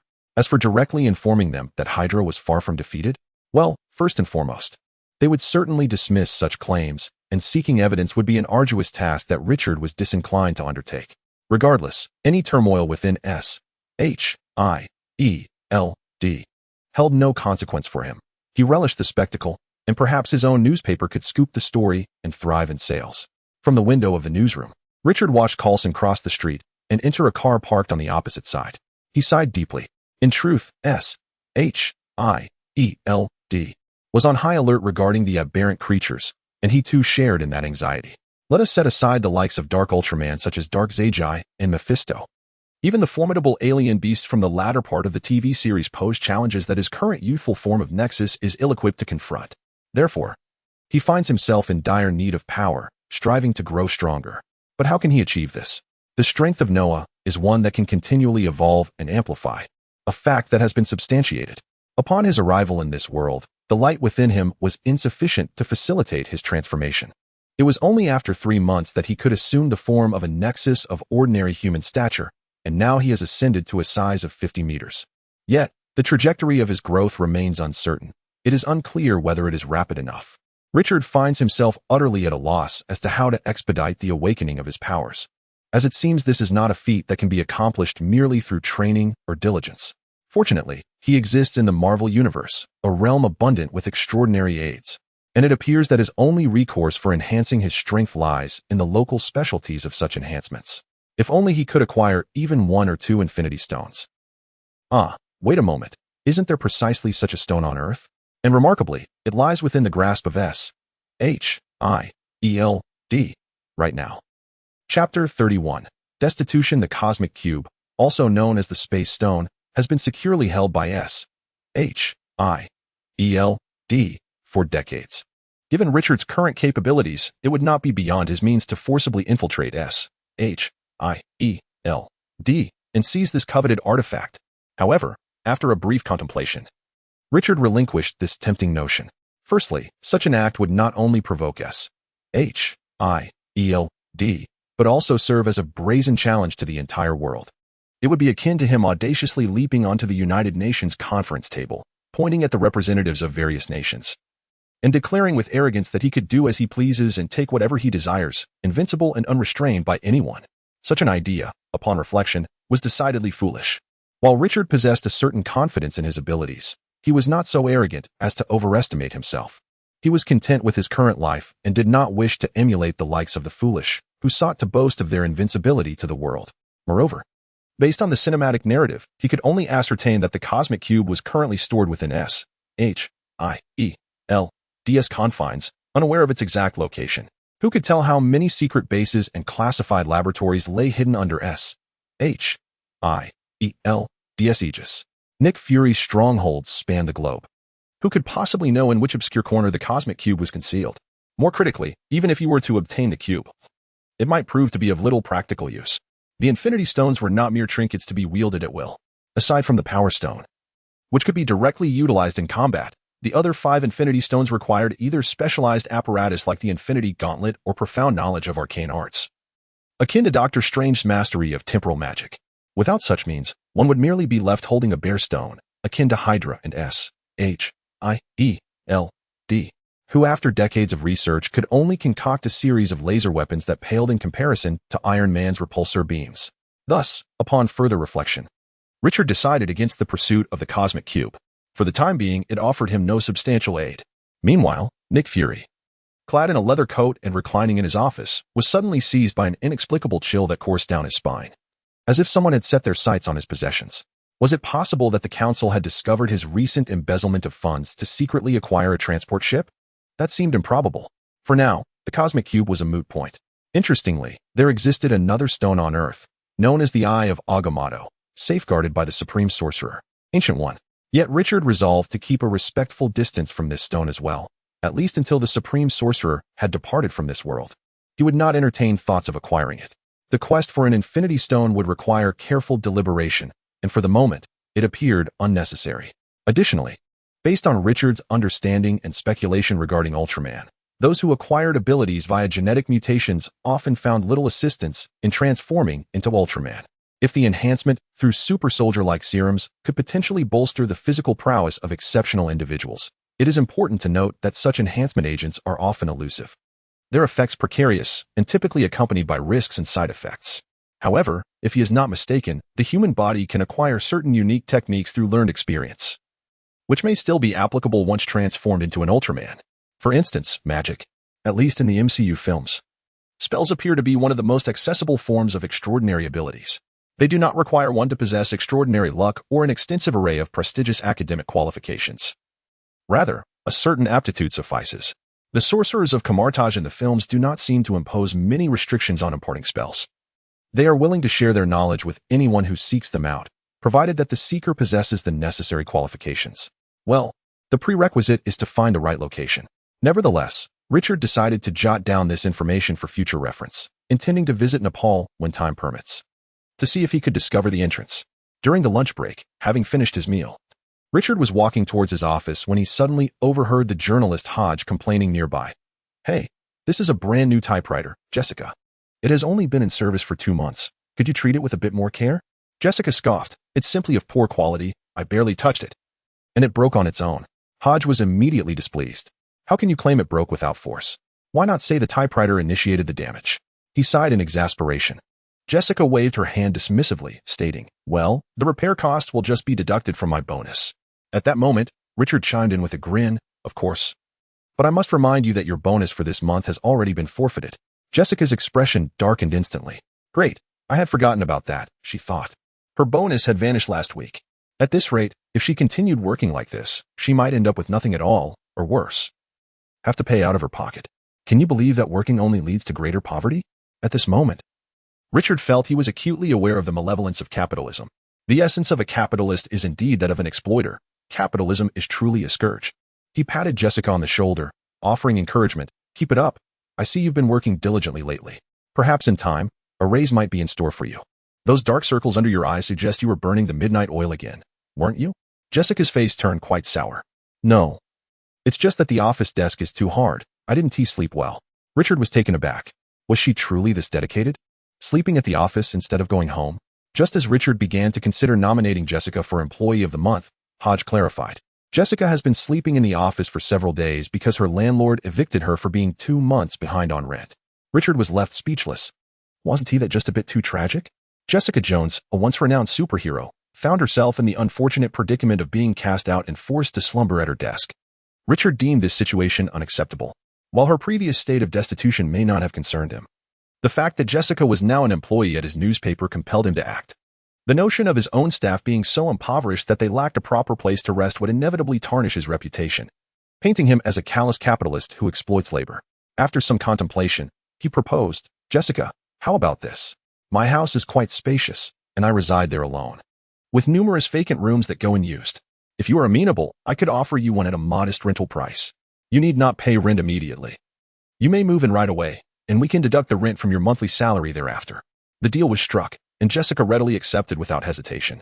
Chapter 32. Mind the bottom line. Jessica's agreement came so swiftly and decisively that it seemed almost instinctual. Perhaps she truly was in dire financial straits. Richard found himself momentarily taken aback, realizing he had yet to even propose a figure. Did this young woman fear that he might suggest an exorbitant sum? one so astronomical that she would have to sell herself to repay it? Nevertheless, fortune favored her. Richard prided himself on his benevolence and assured her that he would never stoop to such depths. Having committed to a more reasonable price, it was imperative to honor that promise, especially since the girl was so impoverished she was living in her office. Further exploitation would be unconscionable. Meanwhile, a reporter who had been quietly observing from his seat leaned over to whisper to his partner, "The boss truly is impressive. I've been trying to obtain Jessica's contact information for a week and have yet to succeed. Yet the moment the boss intervenes, they're practically cohabiting." Before he could finish his thought, an icy glare swept over him, sending a chill straight to his bones. He involuntarily shivered and looked up, only to find his boss wearing an unsettling smile reminiscent of a teacher who engages with a student after a poor exam result. "Vic," he inquired, "the piece here responsible for regarding the shipyard layoffs, have you managed to write it yet?" The young reporter quivered. I'm nearly finished, boss. I've begun writing." "Oh," Richard replied with a cold smirk. "I expect to see the first draft before the end of the day. Deliver it to my office. I will review it personally." The young reporter's face fell, yet he dared not utter a word of dissent. Truly, trouble often arises from one's own words. Richard chuckled darkly, aware that the young man had unwittingly invited his own misfortune by speaking ill of his superior. Around 1 o'clock in the afternoon, Richard sat in his office, poring over last month's financial statements with a furrowed brow when 3 uniformed police officers entered. 2 officers stood at the rear while the lead, a middle-aged man, approached Richard and extended his hand in greeting. Richard recognized him as George Stacy, the chief of the New York Police Department, a man he had encountered at a previous banquet. However, beyond his official title, many would be more intrigued by his connection as the father of Gwen Stacy, the future Spider-Man's love interest. "Chief Stacy," Richard said, shaking his hand, and then turned to summon his secretary to pour the chief a glass of water before continuing. "How may I assist you?"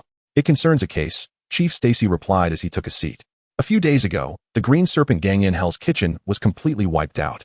It was nothing short of a massacre, Mr. Lee. Their entire stronghold was turned upside down, and the scene was so gruesome it was nearly unbearable to behold. Though I have served as chief in New York for quite some time, I must admit that such occurrences are not common." Richard understood then. This was the matter at hand. It was only logical that the police would seek him for questioning, especially given the previous conflicts between the Planet Daily and the Green Serpent gang, which had not gone unnoticed. Just the day before, these ruffians had arrived seeking trouble, and by noon the following day, their entire gang was eradicated. If Richard were to stand in the police's shoes, he would undoubtedly harbor suspicions. However, on this occasion, Richard insisted that he was not involved.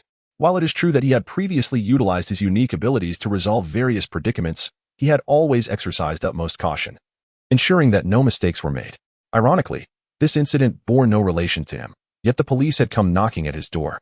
That incident was indeed terrifying. Richard nodded, but the details had already been published in the newspapers a few days prior. He saw no need for further elaboration. George Stacy, straightforward as ever, directly stated, "Reliable sources indicate that earlier that day, a member of the Green Serpent gang, known as Viper, had come to your newspaper to intimidate you. Moreover, that same evening, their leader Cobra personally visited your restaurant, resulting in some conflict. Therefore, so you wish to inquire whether I am connected to that massacre?" Chief Stacy remained silent, yet his acquiescence was unmistakable.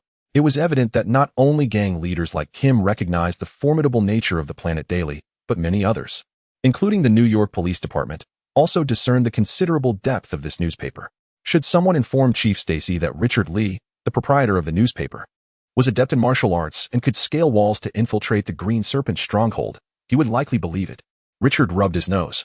"If you consider me a potential suspect, you may as well remove my name from your list, for during those days, I was far too occupied to commit murder. The entire building can attest that I never stepped away. If memory serves, the incident occurred on a Wednesday, correct?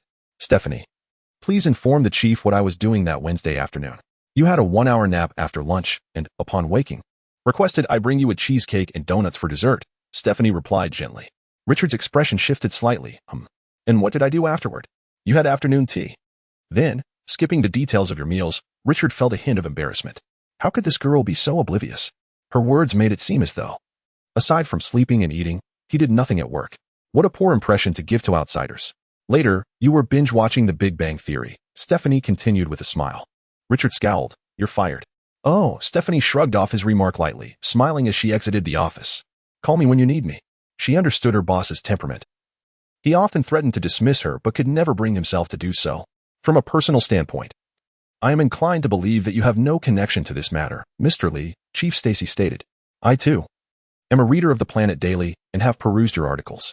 You see, as the chief of the New York Police Department, I am sometimes compelled to engage with aspects of the city that remain unseen by ordinary citizens. Upon perusing your newspaper, I can distinctly perceive the divergence between you and other media outlets. He sighed and remarked, I understand how rare it is, in this era and amid such circumstances, to steadfastly advocate for truth and justice. Thus, I have always believed we should stand on the same front. I wish to believe that the Planet Daily indeed bears no connection to the affairs of the Qingxi gang. Yet there is a word of caution I wish to impart, Mr. Lee. Please, do go on. Individuals such as ourselves must be particularly vigilant regarding our boundaries. Director Stacy earnestly stated, for that is a line we should never cross, even in pursuit of noble objectives. Chapter 33.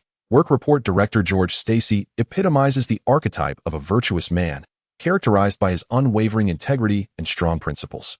He imposes strict self-discipline and expects the same from those around him.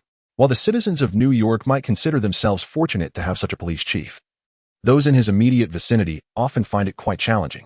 It is difficult to adjust to the company of someone so rigidly principled. However, Richard himself does not harbor any disdain for the chief. He may not embody such lofty ideals nor relish the company of those who do. Yet he cannot help but admire individuals like Stacy.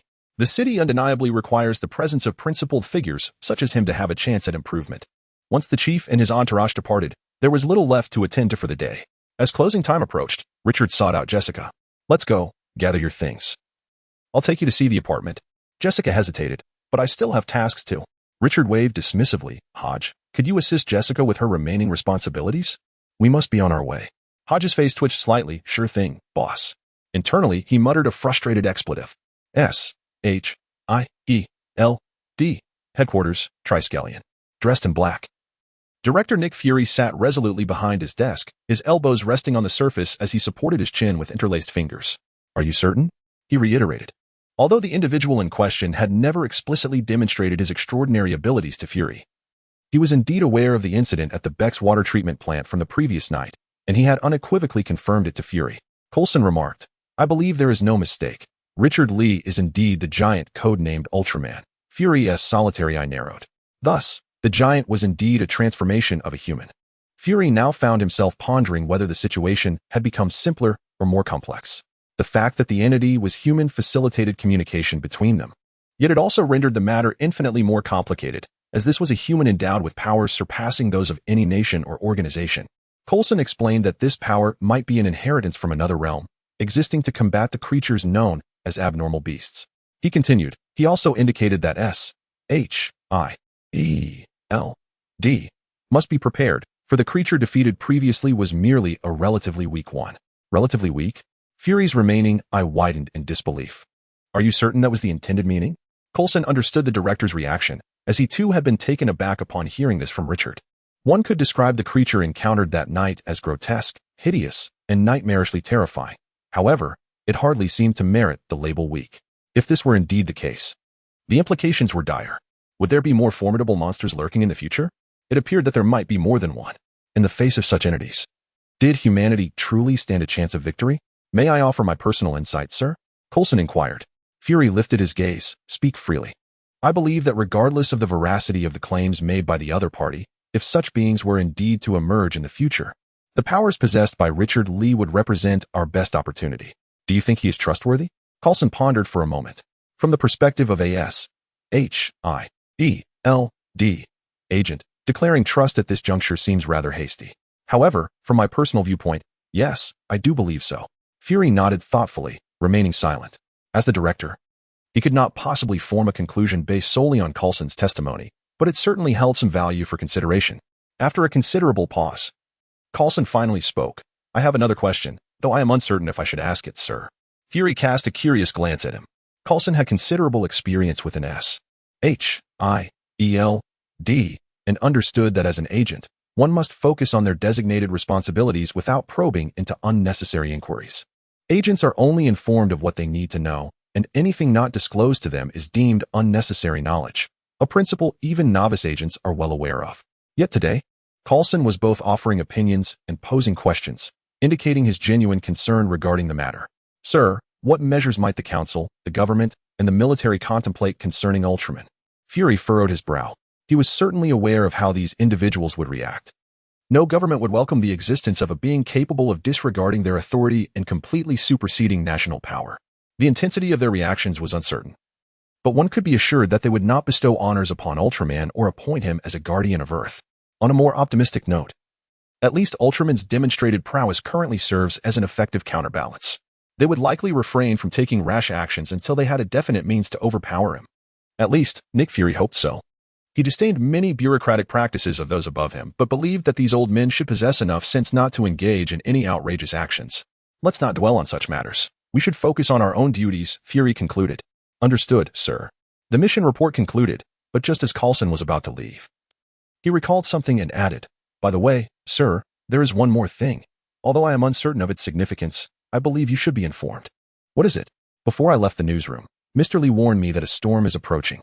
He mentioned that we should be wary of our own backyard, and that sometimes our greatest enemy is not others, but ourselves." Fury raised his thick brows. "He said that?" "Word for word." Coulson paused and inquired, "But do you understand what that means?" "I do not."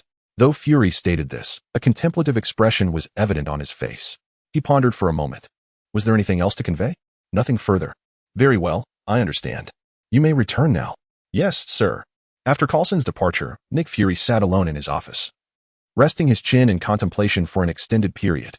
Sometimes, for a spy, especially one of Fury's caliber, the necessity lies not in irrefutable evidence or tangible clues. What he requires is merely a reminder, a seed of suspicion, nothing more. Chapter 34. The new roommate. When Jessica Jones arrived at her boss's residence, bringing along all her worldly possessions, she was taken aback. In her mind, she had envisioned a typical bachelor pad, a chaotic space cluttered with takeout containers, the air thick with an unpleasant, musty odor. However, to her surprise, upon stepping through the door, she was greeted by a clean, bright, and neatly arranged living room. The windows sparkled, the floor was spotless, and the furniture was meticulously organized, prompting her to momentarily question if she had entered the wrong apartment. Richard entered nonchalantly, observing her bewildered expression. "What's with that reaction?" he inquired. "I just expected your place to be messier," Jessica replied. "Because I thought a single man's home would typically look like that. I prefer to keep things tidy," Richard stated. "It allows me to locate what I need more swiftly when the time arises." He shrugged, adding, "Not all single men are like what you described, and conversely. Is your room always immaculate as a girl?" As Jessica reflected on her bedroom before being evicted by her landlord, fleeting images of clothes strewn about, disheveled sheets, and an overflowing trash can flash through her mind. Fair point. She was immediately convinced. Subsequently, Richard showed Jessica to her room. She had to concede that her boss had indeed been quite considerate in the matter of renting. The room was spacious and well lit. Most importantly, the rent was remarkably affordable. And Jessica was aware that securing such a room in the nearby area would typically cost her at least double, assuming the landlord was even willing to rent it out. Hence, they could reluctantly consider themselves roommates. Richard found this arrangement to be quite advantageous as well. Living alone in such a large apartment could be rather dull, and having someone to converse with daily was a welcome change. Furthermore, despite Jessica's lack of concern for her appearance and somewhat disheveled demeanor, her inherent attractiveness was undeniable. However, now that they were roommates, they had to address some practical matters. For instance, "Can you cook?" Richard asked. Jessica shook her head vigorously. "No. What have you been eating all this time living alone?" "Takeout. And, well, pizza, nachos, that sort of thing." "Is it true that superheroes are so preoccupied with saving the world that they neglect mundane matters like groceries?" Consequently, Richard took it upon himself to prepare dinner for the two of them. Fortunately, he had mastered the culinary arts prior to his journey through dimensions, and upon arriving in this new realm, he promptly acquired a complete set of Chinese cooking utensils. Although he had grown accustomed to the American palate over time, he still felt that nothing could quite compare to the flavors of his homeland. To truly savor those tastes, one must cook for oneself. Tonight's menu featured sweet and sour ribs accompanied by scrambled eggs with tomatoes, complemented by a pot of seaweed and egg soup. When Jessica saw the 2 plates of food and steaming rice placed before her, she was momentarily stunned. "Chinese cuisine?" she inquired. "Indeed." Richard sat down across the table, a hint of discomfort evident. Jessica shook her head. "It's fine." With rent still outstanding, she felt somewhat obliged to partake in her landlord's meal, not wanting to appear overly picky. It wasn't until the meal commenced that Richard realized a minor detail he had overlooked. Jessica was unfamiliar with the use of chopsticks. However, she remained silent on the matter. Observing Richard deftly grasping the chopsticks to pick up food, She studied him intently for a moment before mustering the courage to imitate him. She attempted to lift a piece of rib, only to have it fall. Undeterred, she tried to grab a slice of egg, and it too slipped from her grasp. She kept quiet, and Richard chose not to mention it, finding amusement in her earnest attempts. Watching Jessica, with her large, dark, beautiful eyes fixated on the tips of the chopsticks, she slowly endeavored once more to lift a piece of rib, which promptly returned to the plate. After witnessing her stubborn failures several times, Richard felt that persisting in this manner might be somewhat cruel, and he smiled, saying, "All right, let me get you a spoon." "No," Jessica protested. "I can lift a truck with my bare hands. Why should I fear these mere sticks?" She was resolute in her defiance. Richard shrugged, opting to remain silent. Nevertheless, he ventured into the kitchen to retrieve a spoon, placing it beside Jessica. Yet, she disregarded it entirely, focusing intently on her practice. Her frustration with the chopsticks escalated, anger surging within her, causing her to unconsciously exert more force. Crack! Jessica Jones, with her extraordinary strength, capable of halting a moving vehicle with one hand, found the chopsticks unable to withstand her power, snapping cleanly in two. Jessica blinked in bewilderment, her beautiful eyes wide with surprise, before sheepishly asking, "This shouldn't be too expensive, right?" Richard's expression remained impassive. "Your bonus for next month is gone." Jessica's eyes widened in disbelief. "Don't deceive me just because I'm not well versed in this. They're just 2 sticks. How could they be worth that much?" Panic surged within her. Would her debts only multiply as she worked? She suddenly envisioned a future where her debts would escalate to a point where she might have to sell herself to repay them.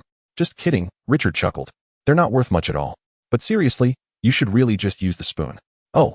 This time, Jessica complied without protest. "Humph. I won't hold a grudge against you for these trivial chopsticks." After much ado, Jessica finally relished her first bite of sweet and sour ribs. Nodding, she earnestly declared, "Delicious." Richard, flattered by the compliment from a beautiful woman, beamed and nodded in agreement.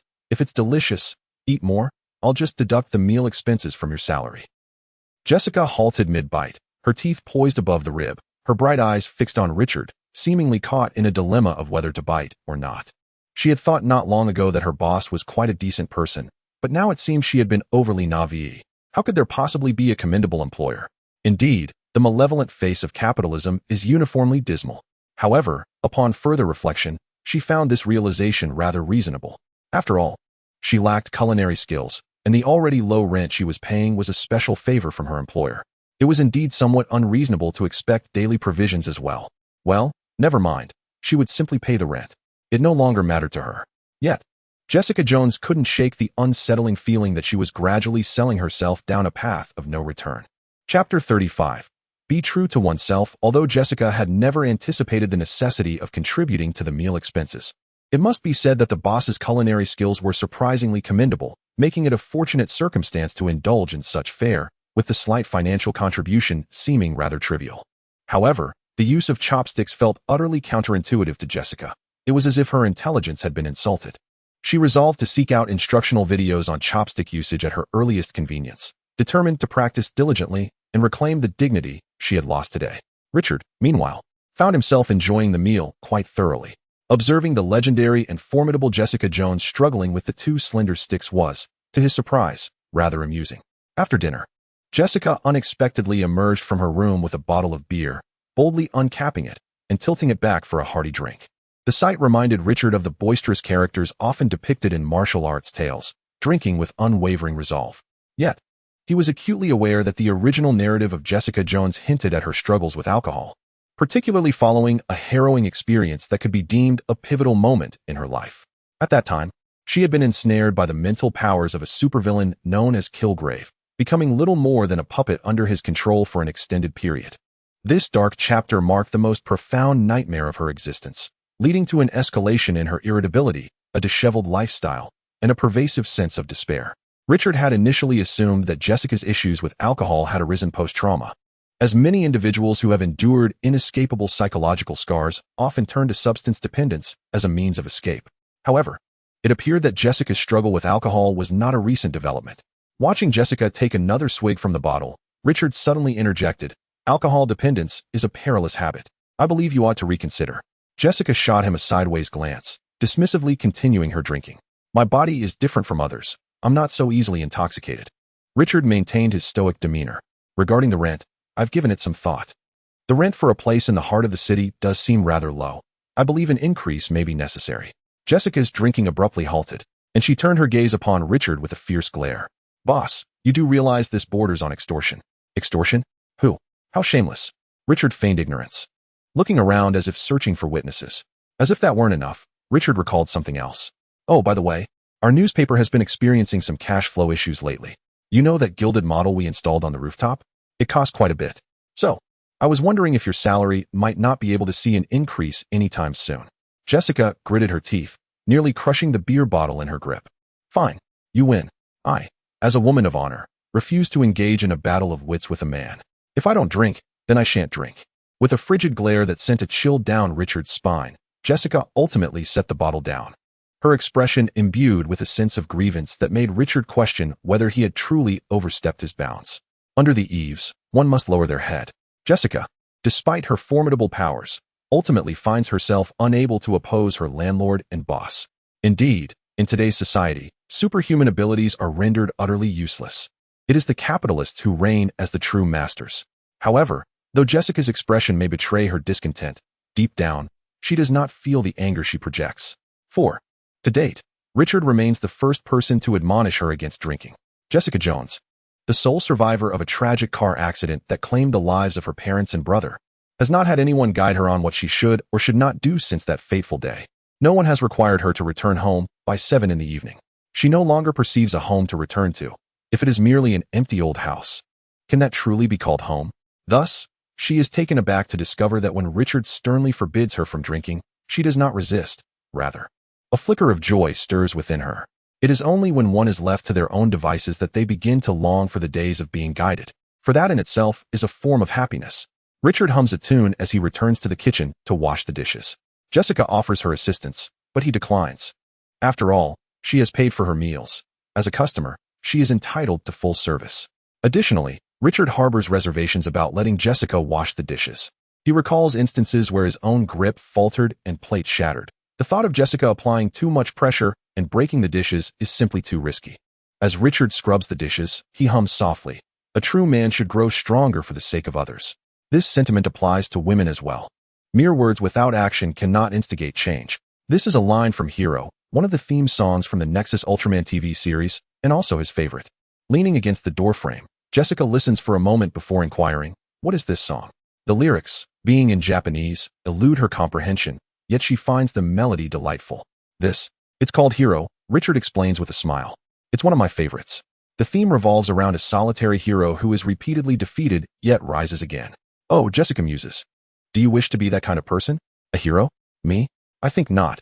It's not in my nature, Richard shrugs. But you possess abilities, don't you?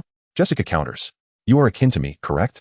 Well, sort of, Richard muses, thinking to himself that they are indeed quite different. He can grow larger and stronger, while she cannot. But what of it? He replies, I am still myself. Superpowers do not alter that. Jessica hesitates before asking, so you have never considered using your abilities to help others, to make the world a better place? Richard glances at her sideways. Why would I? Is it for a paycheck? Or perhaps a medal from the mayor? Jessica was somewhat taken aback by the question. Because we possess extraordinary abilities, and is this truly the right thing? Richard recalled that in the original plot of the television series, Jessica Jones had once attempted to embrace the role of a superhero, only to become disillusioned after encountering the Purple Man and experiencing darkness firsthand. Richard had previously observed that within the Marvel Universe, individuals who acquire superpowers instinctively feel compelled to either become superheroes or supervillains. In truth, many superheroes embark on their journeys without fully comprehending the implications of their newfound abilities. The mere possession of superpowers merely signifies that they can indeed be deemed super, yet they have yet to grasp the profound weight that the term hero entails. It is only after enduring numerous trials and suffering significant losses that they come to realize that the life of a hero is neither glamorous nor idyllic. And not everyone can bear the burden that this title imposes. Possessing superpowers does not equate to anything substantial. Richard mused to himself, to act justly is to be diligent. To be true to oneself is to fulfill one's duty. I know who I am, and that is sufficient. He felt that articulating this in English lacked a certain poetic resonance, yet he hoped Jessica could grasp the sentiment. Leaning against the doorframe, Jessica appeared contemplative, remaining silent for a considerable time. Chapter 36. Prelude to war, the monstrous upheaval in New York was not an isolated incident. The military may indeed bear some responsibility for it. Through the relentless efforts of Planet Daily reporters David and Hodge, a concealed ambition has finally come to light. General Thaddeus E. Ross has been prominently featured in the weekend papers, his ambitions laid bare for all to see. The assignment of this crucial news to David and Hodge was a testament to Richard's faith in their capabilities, and the duo has certainly lived up to expectations. Although the methods they employed remain unknown, they have returned with astonishing revelations. They managed to obtain photographs of grotesque specimens, clearly failures of human augmentation, whose appearances could only be described as horrifying. Additionally, they secured a fragment of blood data from General Ross's now-defunct laboratory, which, upon examination by a renowned biology professor, was determined to belong to a creature far superior to humanity. The cacophony of rumors surrounding the green Sasquatch, along with evidence of the Gamma Ray Project accident from Ross's laboratory, has amalgamated into a shocking narrative. Each piece fits together like a puzzle, gradually revealing a disturbing truth. The creature known as Abomination, which wreaked havoc in New York, claiming numerous lives and causing immeasurable property damage, is likely a demon birth from the military's experiments funded by taxpayers. This conclusion is alarmingly straightforward. Since the conclusion of World War II, it has been well known that the government has never abandoned its quest to resurrect the super soldier program. Relevant departments have even publicly solicited bids from leading domestic corporations, hoping to find a substitute for super soldiers. It is abundantly clear that their endeavors have not been fruitful. An Abomination may well be one of many failed experiments. Moreover, there is evidence to suggest that even after the catastrophic emergence of Abomination, the military showed no inclination to cease their activities. In fact, certain officials, witnessing Abomination's unscathed confrontation with Ross's forces, perceived the creature as a success, as if the disaster in New York were merely a showcase of its capabilities. Consequently, the government's ultimate response to the Abomination incident has been to remain inactive. No one is willing to assume responsibility. All parties involved feign ignorance and silence. Logically, one would presume that such a fiasco would spell the end of General Ross's career. However, fortune has favored him, as more influential figures recognized the potential of the projects he oversaw and ensured his protection. Once the storm subsides, General Ross, the architect of this calamity, may not only evade repercussions, but, should his enhancement project succeed, could ascend to even greater heights, perhaps even securing a position as Secretary of State. Were this a cinematic narrative, it would indeed seem that Ross has struck a fortuitous turn of fate. However, given the current circumstances, if he were not to face a military tribunal, it would either mean that the old man succumbed to a sudden fit of rage, or that the ancestral spirits of the Ross family intervened in miraculous fashion. Otherwise, it would be utterly inconceivable. Thaddeus E. Ross had, overnight, become a household name. Upon awakening, the old man found himself bewildered to discover that his name had ascended to trending status. As he opened the news, he nearly exploded with indignation, almost succumbing to the impulse to call the Planet Daily and unleash a torrent of invective. Ultimately, however, he restrained himself. Having achieved the rank of general, it was clear that Ross's success was not merely a product of recklessness. He possessed a modicum of intellect. For the time being, he chose to endure, seeking a method to weather this storm before addressing the matter further. As for the Planet Daily, he would remember this grievance for the time being. One day, he would ensure that this presumptuous tabloid would pay dearly for its transgressions. In the ensuing week, General Ross firmly maintained his position atop the trending charts, becoming the focal point of public discourse. It was not until a week later, at the break of dawn, that an explosion in the city of New York heralded the onset of war, diverting public attention elsewhere. The commencement of hostilities stemmed from a bombing incident in Manhattan, resulting in 5 individuals sustaining minor injuries, 3 suffering severe injuries, and 1 unfortunate soul losing their life. That solitary victim, destined to face the Grim Reaper, was none other than Jack Hunter, one of the most formidable mob bosses in New York City. Was this a vendetta born from a gang conflict? No. It was far more complex. The explosion resonated like the sound of a cannon, shaking the very foundations of New York's underworld. Every kidnapping, every leader received the unmistakable message: war had been declared. It was abundantly clear that this was a conflict instigated by Gene Bing, for in the current climate, he alone possessed the potential and audacity to disrupt the status quo. Years of careful cultivation and territorial expansion had led Gene Bing to prepare meticulously for this moment. He had ascended to one of the pinnacles of the city's underground realm, yet he remained unsatisfied. Now, he sought to erase the suffix of one from his title. His ambition was to become the unrivaled sovereign of New York. The entrenched, traditional families of the city were thrown into disarray. While they had long suspected Jean Bing would not rest contentedly, none anticipated that he would act with such audacity, heedless of the consequences. In this prevailing situation, most individuals had grown complacent, utterly unprepared to confront the specter of war. Jean Bing's aggressive maneuvers caught them completely off guard. Consequently, the heads of the families convened an emergency meeting, harboring a sliver of hope that discussions might yield a resolution. However, neither Jean Bing nor his representatives attended this assembly. Their actions spoke volumes, conveying to all that they had no intention of adhering to the established rules of engagement. They aspired to dismantle the current order and forge a new set of rules that would solely belong to them. After fervent debates and heated arguments, the leaders, gripped by fear of Jean Bing's burgeoning power, temporarily reached a consensus. The venerable Silvermane, once the paramount ruler of New York, was unsurprisingly elected as the temporary leader of their fragile alliance, owing to his erstwhile renown. A war is on the brink of eruption. What none could have foreseen, however, was that George Stacy, the chief of the New York Police Department, would also lead the police into this conflict. Chapter 37. The White Spider-Man? Wilson Fisk had long prepared for this war, amassing a considerable number of followers and a substantial cache of firearms. He had maneuvered through nearly all channels, ensuring that the most inscrutable forces within the city, including the sinister figure known by the code name that hinted at Shaflin, would not interfere in this conflict. Fisk had anticipated nearly every eventuality, meticulously analyzing the territories and strengths of rival gangs, and discerning the potential actions of each individual involved. He was utterly confident in his ability to eliminate all adversaries in the shortest possible time, thereby claiming the title of the true emperor of New York's underworld. However, he soon realized he had overlooked a seemingly minor detail. George Stacy, the newly appointed chief of the New York Police Department. Unlike his predecessor, this man was an idealist who could not be swayed or coerced, embodying the type of individual that caused the most headaches for all those involved in the criminal underworld. According to the customary rules of New York, in cases of gang warfare, as long as the collateral damage was not excessively severe and innocent lives were not significantly endangered, the police typically refrained from intervening. It was precisely for this reason that Fisk had disregarded the police as a potential variable. If they acted swiftly and accurately, targeting key figures without harming innocents, it was customary for the police to remain uninvolved. Yet, this new chief was determined to break the mold. Just as Fisk had declared war, the New York Police Department made a grand entrance. Chief George Stacy boldly proclaimed that his duty as a police officer was to safeguard the lives of every citizen in the city, asserting that even the most notorious crime lords could only be sanctioned through proper legal channels. Until that process was complete, regardless of the severity of their crimes, the NYPD would ensure their protection. It quickly became evident that Chief Stacy was not only eloquent, but also a man of action.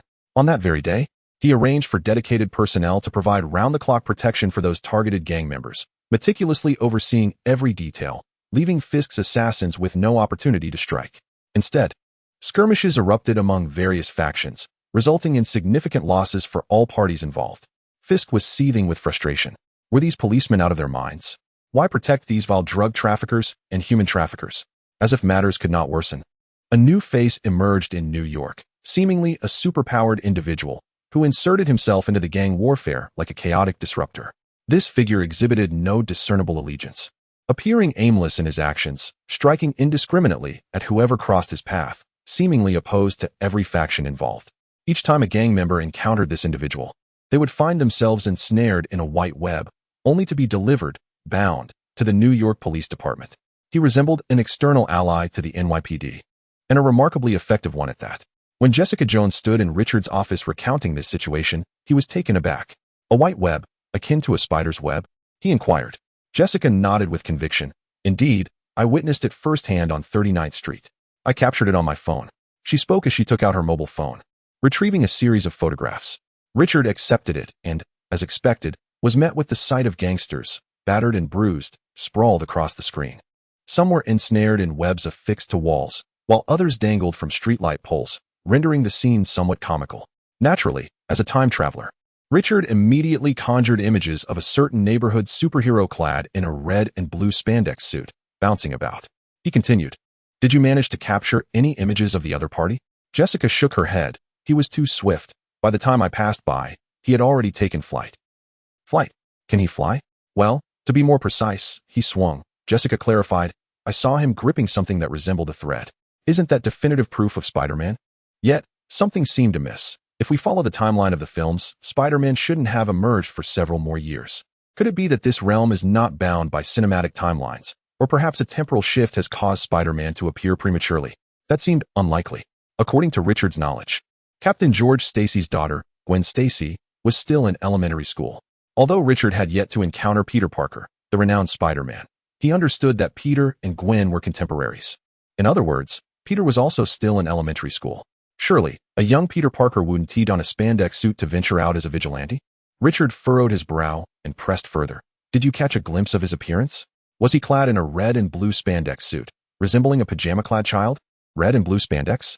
Jessica paused. Why do you think that? Well, I've heard some rumors. Just tell me, is that the case?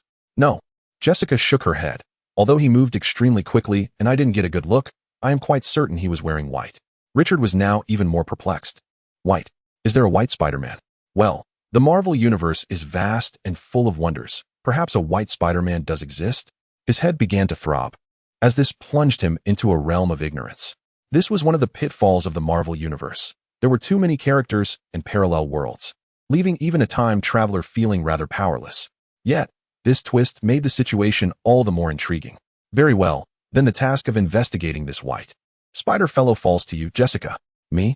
Jessica pointed to herself, but I have yet to independently handle a single report. I believe in your capabilities. Richard waved his hand dismissively. Come now, who is Jessica Jones? She is the finest private investigator in Hell's Kitchen. Although it remains uncertain whether she will continue in that role, her detective skills are undoubtedly top-notch. Besides, didn't you say you were interested in superheroes? Look, this is a living, breathing superhero. Richard clasped his hands together. Go on, uncover the mystery of this white character and bring me back a compelling story. When entrusted with a significant responsibility for the first time, Jessica appeared somewhat cautious. Very well, I shall do my best. As Jessica retreated to the doorway, Richard recalled something else. Additionally, I am aware that although you possess considerable strength, you are not invulnerable. Therefore, do me a favor and try to avoid entangling yourself in troubles that could lead to your demise, if you would. Jessica shrugged. Yet it was evident that she took his words lightly. I shall make an effort. Chapter 38. Weakness. It has been a week. And why has not a single one of the individuals on my list met their demise? Wilson Fisk inquired, exasperated. At that moment, Jansen Block, known as Bull, one of the most lethal figures in Hell's Kitchen, stood before Fisk like a chastened puppy, too fearful to utter a sound. Please remain calm, Mr. Fisk. The developments have certainly taken us by surprise, Bull cautiously articulated. Initially, we believed our only adversaries would be the various families. Completely unprepared for the intervention of the New York Police Department, we underestimated the situation and were gravely ill-equipped.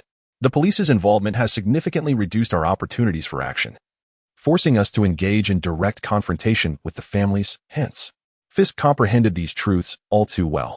Waging an outright war against the families of New York was a formidable challenge for any faction, even for one as powerful as his. Their greatest advantage lay in striking unexpectedly, delivering a decisive blow before their enemies could react. However, this strategy had been thwarted by the police's unwelcome interference. Oh, and let's not forget about that recently active vigilante in white.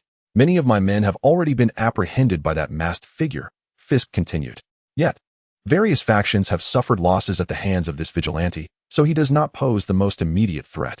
The problem with the New York Police Department, however, if left unresolved, would surely lead to significant setbacks for Fisk's operations. George Stacy, Fisk seethed through clenched teeth. This tense situation is entirely due to that new, troublemaking chief. Without his presence, Fisk might have already subdued all competitors. Fisk found such self-righteous individuals utterly detestable. They were impervious to bribery or negotiation, embodying the nearly extinct breed of idealists who fought to uphold law and justice. The only way to deal with such individuals was through force, making them the most troublesome type of adversary. Noticing his boss's frustration, Bull seized the opportunity to propose a solution, his expression fierce. Then, boss, let me handle this. I'll take a few of my best men and eliminate that insufferable police chief. In a fit of anger, Fisk delivered a resounding slap to Bull's face. Fool, we are discussing a police chief here. Do you have any idea what the consequences of eliminating a police chief would be? Bull, a muscle-bound brute with a simplistic mindset, often resorted to rash solutions. What? Someone's in the way? Just take them out, right? Fisk's slap had left Bull momentarily dazed, a plump imprint left on his cheek. Yet, he dared not retaliate, merely nodding in agreement, unsure if he was acknowledging the force of the slap or the wisdom of his boss's words. While Wilson Fisk was indeed a formidable man, he was no fool. He understood the dire ramifications of recklessly targeting a police chief. At this stage, Fisk has yet to dominate New York, lacking the overwhelming influence depicted in the original narrative. He must tread carefully when dealing with a police chief. However, Fisk is known for his tempestuous temperament and his propensity for holding grudges. Given that Chief Stacy has thwarted his plans, it is unlikely he would simply let it go. He instructed the bull to retreat momentarily. After a brief contemplation, he turned abruptly to Wesley and inquired, "Wesley, you mentioned wanting to investigate Stacy's information. What have you discovered? Is there anything we can leverage?" James Wesley, a refined gentleman with spectacles, donned in a tailored suit, exudes the air of an elite Wall Street insider rather than one entangled with the underworld. In truth, Wesley is a man of distinction. A graduate of the University of Pennsylvania, he need not be mired in the murky affairs of the criminal world. With his qualifications and capabilities, he could easily secure a reputable position among the upper echelons of society. His decision to remain by Fisk's side, however, is largely due to their profound friendship. Wesley adjusted his glasses and stepped forward, hesitating slightly before speaking. "There are indeed exploitable avenues, but I would advise against it, sir. George Stacy is, after all, the police chief, and any actions against him would incite." "I understand that principle," Fisk interjected impatiently, waving his hand. "Just tell me, Wesley, what is his vulnerability?" Wesley sighed softly. As Fisk's closest, perhaps only, confidant, he was keenly aware of the crime lord's disposition. Once Fisk resolves to pursue a course of action, nothing can dissuade him. Wesley replied, "Well, Chief Stacy has a daughter." "A daughter?" Fisk echoed. "Yes, still in elementary school. If we were to exploit this angle, it might present an opportunity." Wesley paused, attempting to dissuade him further, "But sir, I must emphasize that no one would want to take such a risk." "After all I know," Fisk replied coldly. "Yet not everyone is concerned about the title of police chief. There are individuals in this city who would not hesitate to eliminate him, even if he were the mayor." Wesley appeared taken aback, as if suddenly recalling certain individuals, his expression shifting dramatically. "Sir, are you suggesting?" He shook his head. "I'm not certain this is a prudent idea. We shouldn't involve them. It would only complicate matters further. Moreover, they may not even be inclined to assist. Everyone has a psychological price point, albeit some higher than others," Fisk asserted. "I can promise them greater benefits, and they would be willing to assist us." Without allowing Wesley to voice further objections, Fisk waved dismissively. "Enough. Let us proceed with this plan. Could you please assist me with this, Wesley? Reach out to those individuals and convey my request to sit down and discuss matters." Observing that Fisk appears resolute in his decision, Wesley realizes that further words would be futile. With a resigned nod, he exits the room to prepare for the new task assigned by his employer. All he can do now is pray that the situation does not unfold in the most unfavorable manner, and that is all. Chapter 39. Hostage situation. Gwen Stacy curled her body tightly, clutching her knees as she sat on the cold, unforgiving floor, her terrified green eyes wide with helplessness, staring blankly into the suffocating darkness surrounding her. She was oblivious to how many hours had passed in this somber void. Yet the gnawing fear within her remained undiminished by the passage of time. She had no inkling of her whereabouts or how she had arrived in this dire predicament. The last recollection she held was of leaving school, squeezed out with a throng of children, when she suddenly felt a sharp sting at her neck. In an instant, she lost control over her own body, her hazy consciousness plunging as if violently cast into water. She vaguely remembered someone catching her nearby, and then it all morphed into her current state. A pitch-black, frigid room. This was all that greeted her upon awakening. Gwen Stacy was still but a child, and such an ordeal was understandably terrifying for her. She had cried out in despair, banging against the icy iron door for what felt like ages. But soon, her strength waned, her tears dried up, and she surrendered to the futility of her struggle. Now, she merely sat quietly in the darkness, blinking her beautiful large eyes in a daze, lost in chaotic thoughts about a future filled with darkness and uncertainty. Although she was too young to comprehend the malice that permeated this world, a faint understanding crept in. She might never return home or see her parents again. The thought struck her with overwhelming fear. Little did Gwen know that she had been missing for over 7 hours, and her family was frantic with worry. She was oblivious to her father's relentless search for her, as he turned the entire city upside down in his desperate quest. Even less did she realize that her savior was already perilously close. A noise emanated from beyond the dark door. Gwen paused, blinking in surprise. She observed the door caving inwards with a creaking sound, a sliver of white light piercing through the gap.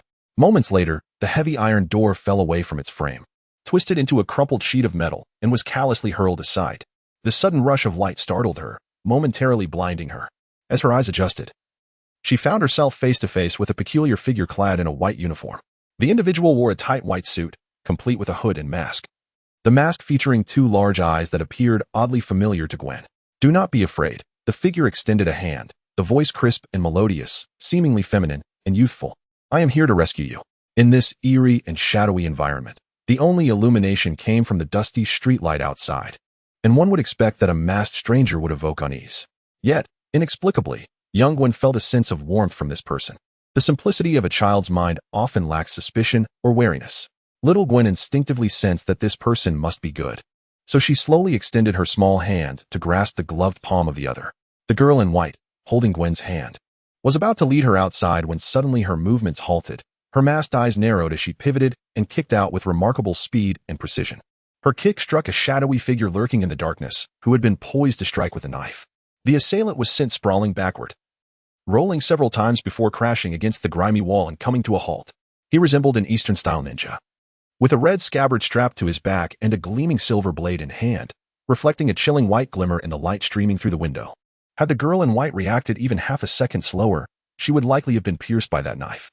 Yet, she did not let her guard down, for this was far from over. Without a sound, more shadows began to materialize from the surrounding gloom.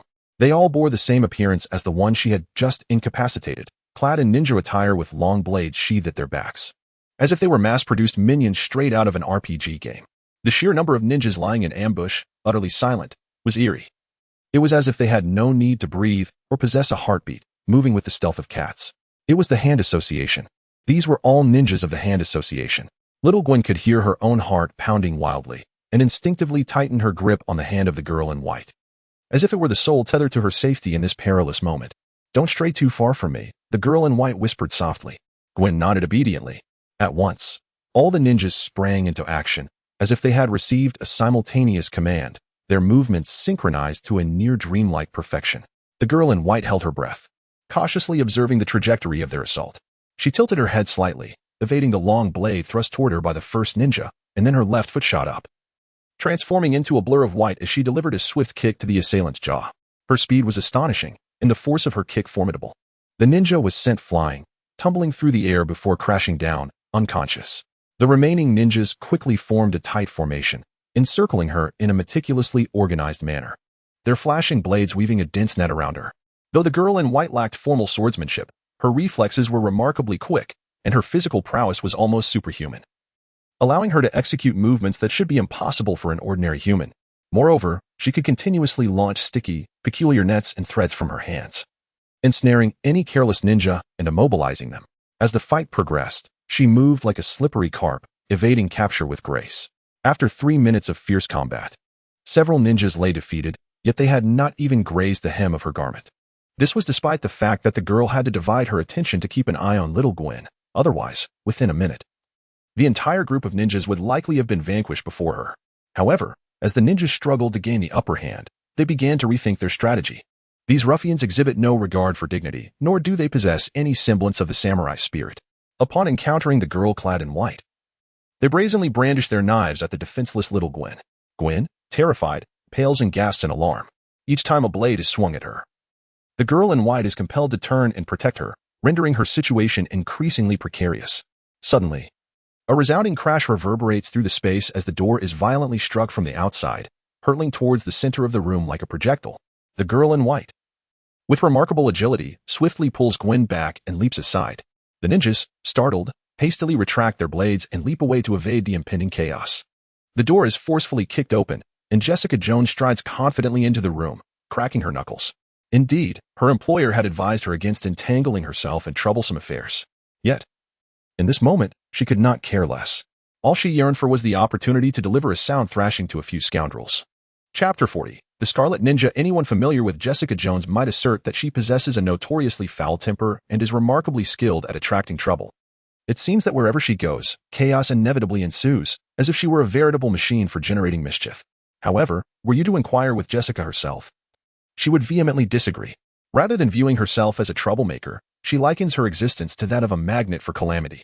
It feels as though, even when she is seated in the comfort of her home, various predicaments come knocking at her door, inescapable and relentless. Such is the case now. as she finds herself alongside a masked, superpowered girl battling a cadre of enigmatic Eastern ninjas. It may sound utterly absurd, yet Jessica perceives this as precisely the script she would be handed. Nonetheless, her presence undeniably alleviates the burden on the girl clad in white. With her immense strength and extraordinary reflexes, Jessica poses a formidable threat to the ninjas, despite her lack of combat knowledge. With her assistance, the ninjas find it increasingly difficult to target little Gwen, allowing the white-clad girl to shed her inhibitions. Together, they swiftly dispatch the remaining ninjas. Thank you. The white-clad girl exhales in relief, turning to Jessica. I must admit, it was somewhat perilous without you here. But how did you find me? Jessica, her expression impassive, replies, I've been following you for 2 hours. The girl, taken aback, exclaims, You mean to say, wait, don't jest with me. How could that be? For much of her journey, she had been traversing rooftops and swinging between buildings. How could this woman possibly keep pace with her? By flying, perhaps? Jessica muses to herself, Do you believe I chased you on foot? In truth, that is precisely what she had done. While the girl swung through the air with astonishing speed, she did pause intermittently atop various buildings to rest. Jessica pursued her all the while, leaping and bounding with remarkable agility, though lacking the ability to shoot webs or swing from structures. It is likely that Jessica Jones is the only reporter in the city capable of tailing this girl in such a relentless manner. What is your name? Jessica inquires, taking note of the girl's attire. Individuals like you typically possess some sort of code name. Yes? A superhero alias? Well, you may call me Spider-Woman. The girl replies. Spider-Woman? Jessica raises an eyebrow. I would argue that Spider-Girl might be more fitting. The girl, clearly displeased, retorts, I am of age. Oh, really? Jessica expresses skepticism, her gaze inadvertently drifting over the girl's uniform. To be honest, prior to hearing your voice today, I had assumed you were male. The girl seems to have struck a nerve. Angered, she firmly grasps little Gwen's hand and declares, All right, I'm taking this child home. Indeed, reuniting little Gwen with her guardians is of utmost importance at this juncture. However, interviewing the girl known as Spider-Woman was also Jessica's responsibility. Missing this opportunity might mean losing it forever. Thus, Jessica inquired, Once you return her, could we have a further conversation? Perhaps regarding your abilities? Spider-Woman waved her hand dismissively. I apologize, but I generally do not engage with others. Her voice faltered, her pupils dilated, and she suddenly exclaimed, Watch out. In an instant, Spider-Woman sprang into action, forcefully striking Jessica's shoulder. Caught off guard, Jessica was toppled backward, and a glint of silver whizzed past her face. It was a flying knife, its tail trailing a long iron chain, narrowly missing Jessica's nose before embedding itself into the wall with a resounding clang. A cold sweat broke out on Jessica's brow. Although she possessed extraordinary strength and reflexes, her body was not impervious to blades. Had it not been for the girl's swift intervention, her life may have been forfeit. The flying knife was yanked back, the chain crackling in the air. A man clad in red, his face obscured by a scarf, emerged slowly. His gaze was menacing, and his steps were soundless. The knife, still attached to the chain, spun in his hand, reflecting a harsh, cold light. Rubbing her head in irritation, Jessica rose, exclaiming, What? Did we miss one? It seems this one is somewhat different from the others, Spider-Woman remarked. The man lunged forward, his movements astonishingly swift, far beyond the capabilities of an ordinary human. A flash of silver pierced the air as the knife shot towards Spider-Woman like a bolt of lightning.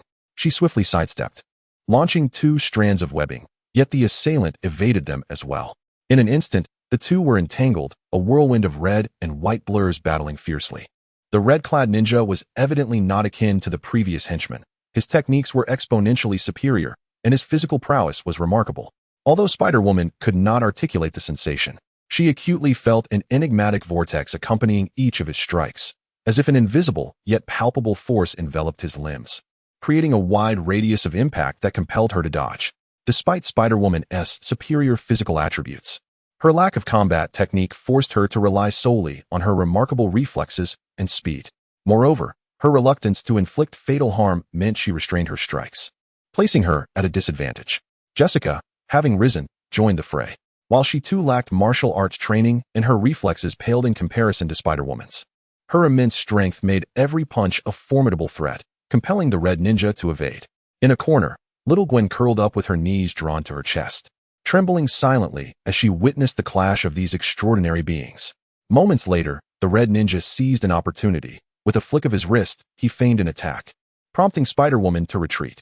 Seizing the moment, he executed a flying kick, his boot crashing against her chest. The girl's pristine white uniform was suddenly marked with dark, grimy footprints as her body was propelled backward. The red-clad ninja did not pause. After a swift motion with her flying knife, she flung it back with remarkable precision, striking Jessica's calf and leaving a vivid crimson gash. Jessica's knees buckled, and she half-kneeled on the ground.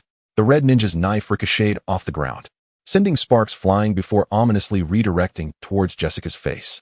It was a dire moment. Jessica's pupils dilated as a fleeting thought crossed her mind. She had never tested the resilience of her skull, yet she surmised it would be insufficient to withstand such a blade. Instinctively, she shut her eyes and clenched her jaw, bracing for the inevitable penetration of her forehead, but it never came. A dark hand emerged from the shadows, intercepting the flying knife midair.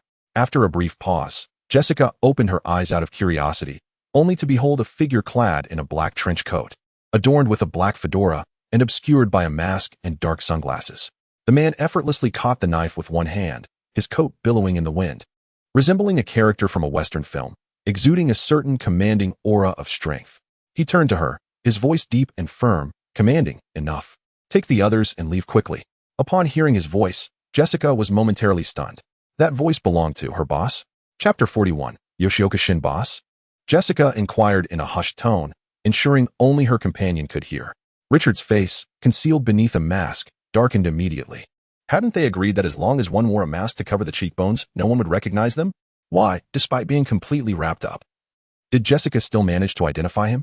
The towering figure next door merely wore glasses on his nose, and yet, others failed to recognize him. Richard gestured for them to leave quickly. It seemed he would have to be more cautious about speaking in front of those who might recognize him. One could never predict when someone's intelligence might suddenly surge. Although he was unsure of the identity of the unexpected ally, Spider-Woman expressed her gratitude and swiftly departed with the young Gwen in tow. Spider-Woman's speed surpassed that of Jessica S. as she aimed to return the young Gwen to safety, perhaps even in time to offer assistance. Richard stole a glance at the white-clad girl as she leaped out of the window. It was truly unexpected, judging by her attire. She was likely Spider-Gwen. Indeed, this spider-themed figure donned in white was none other than Gwen Stacy, the very same individual carrying the golden-haired schoolgirl on her back. However, she seemed to hail from an alternate universe, where it was Gwen Stacy who was bitten by the spider and bestowed with superpowers, thus becoming that world's Spider-Man. Gwen Spider-Man had also made an appearance in the animated film Spider-Man, Into the Spider-Verse. If Richard's conjectures were correct, the girl before him was indeed the same character from the film. Yet, how she had arrived in this realm remained a mystery. "I can help," Jessica insisted, rising stubbornly. Unwilling to depart, Richard shot her a sidelong glance. "Leave." Jessica contemplated resisting further, but after a brief hesitation, she bit her lip and obediently retreated. Even she found it perplexing. She did not consider herself the type to readily follow orders. Yet, upon realizing the identity of this individual as Richard, she instinctively complied. Perhaps it was a matter of trust, although she could not ascertain the origins of such trust.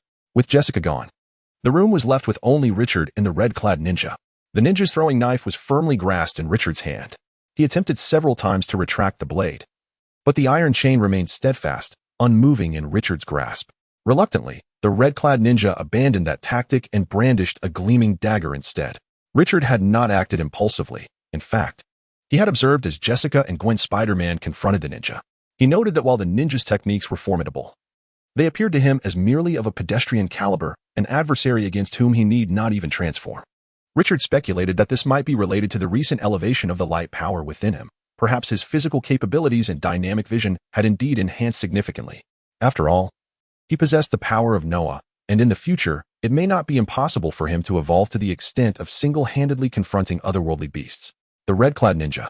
Upon witnessing the formidable entrance of this individual, clad in a striking black trench coat, perceived an aura reminiscent of a boss-level figure.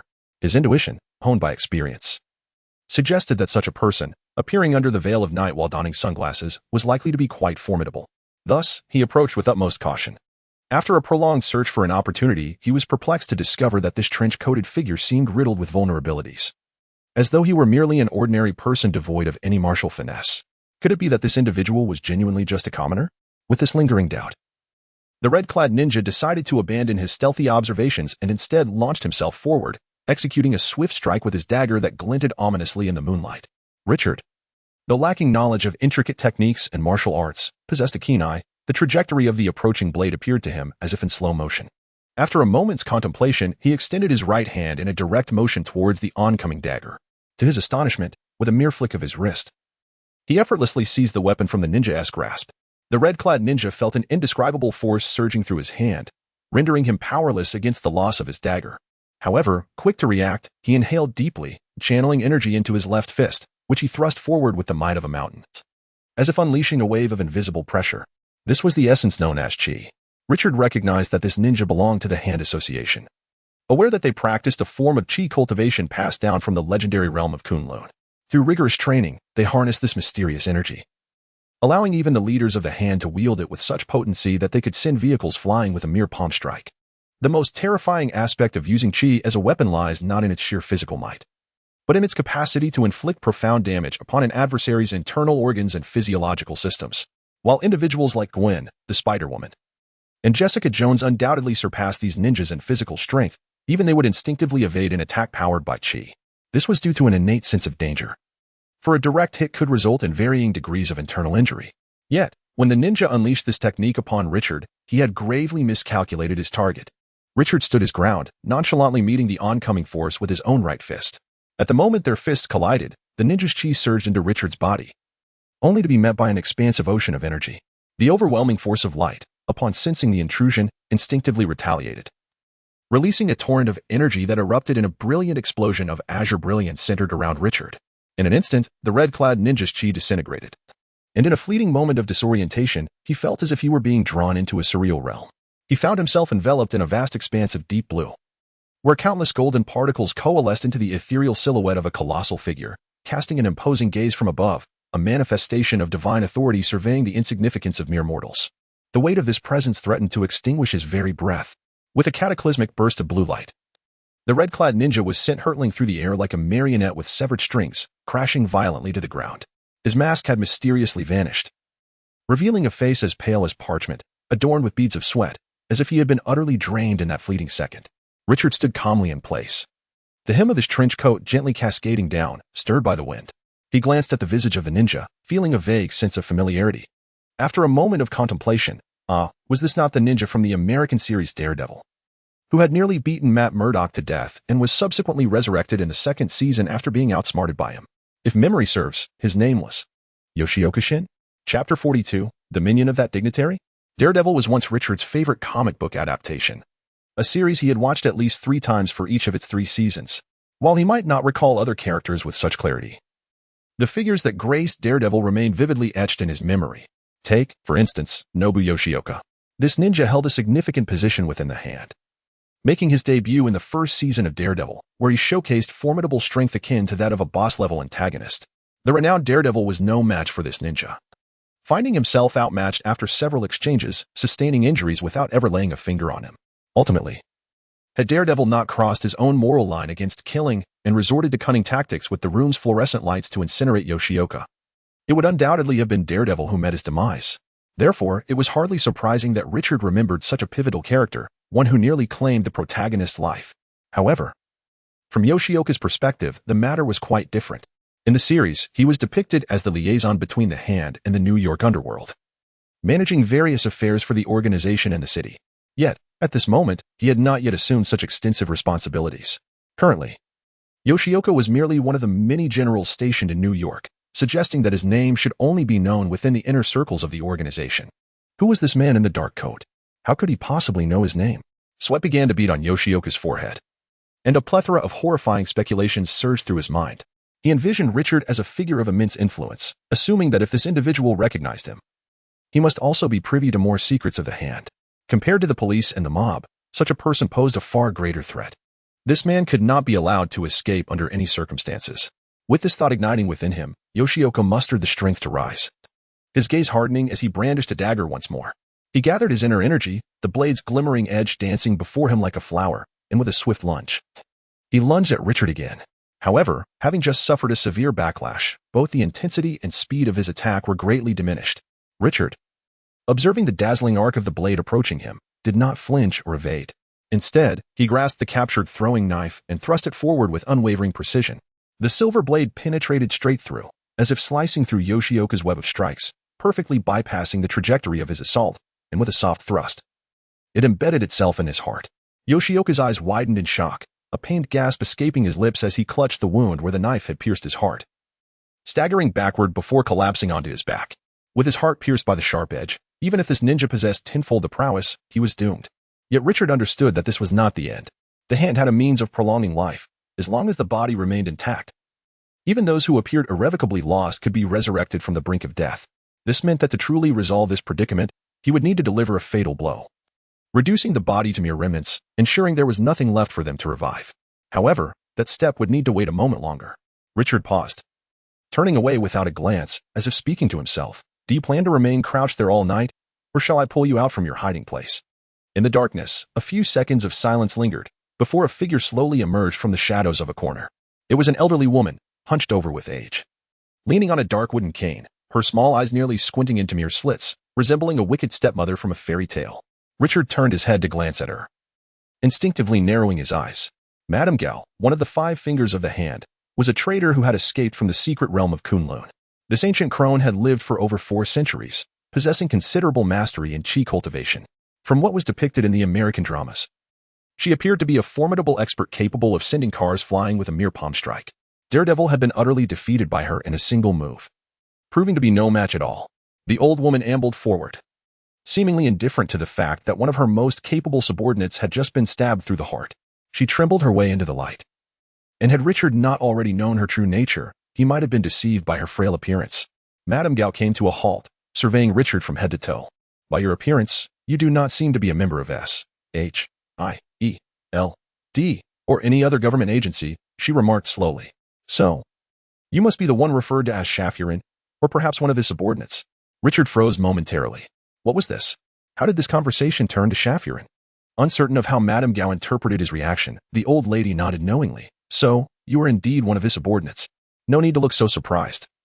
I am aware that your master prefers to remain in the shadows, but we in the Hand have our own channels of information. I have heard of that name long before. The more she spoke, the more bewildered Richard became. By the end, she even sounded somewhat proud of her organization as intelligence, as if merely knowing the name Shafurin signified their awareness. Richard was at a loss for words. First it was the Hand, and now it was the same with the organization. What was wrong with these people? To have heard of him already was truly bizarre. Just a few weeks prior, he had whimsically mentioned Shafurin's name to Jean Bing, and he hadn't even fully crafted the character's background yet. How had it already spread like wildfire? From Madame Gao's perspective, a person who possessed such extensive knowledge about the Hand and wielded formidable skills could not possibly be an ordinary passerby.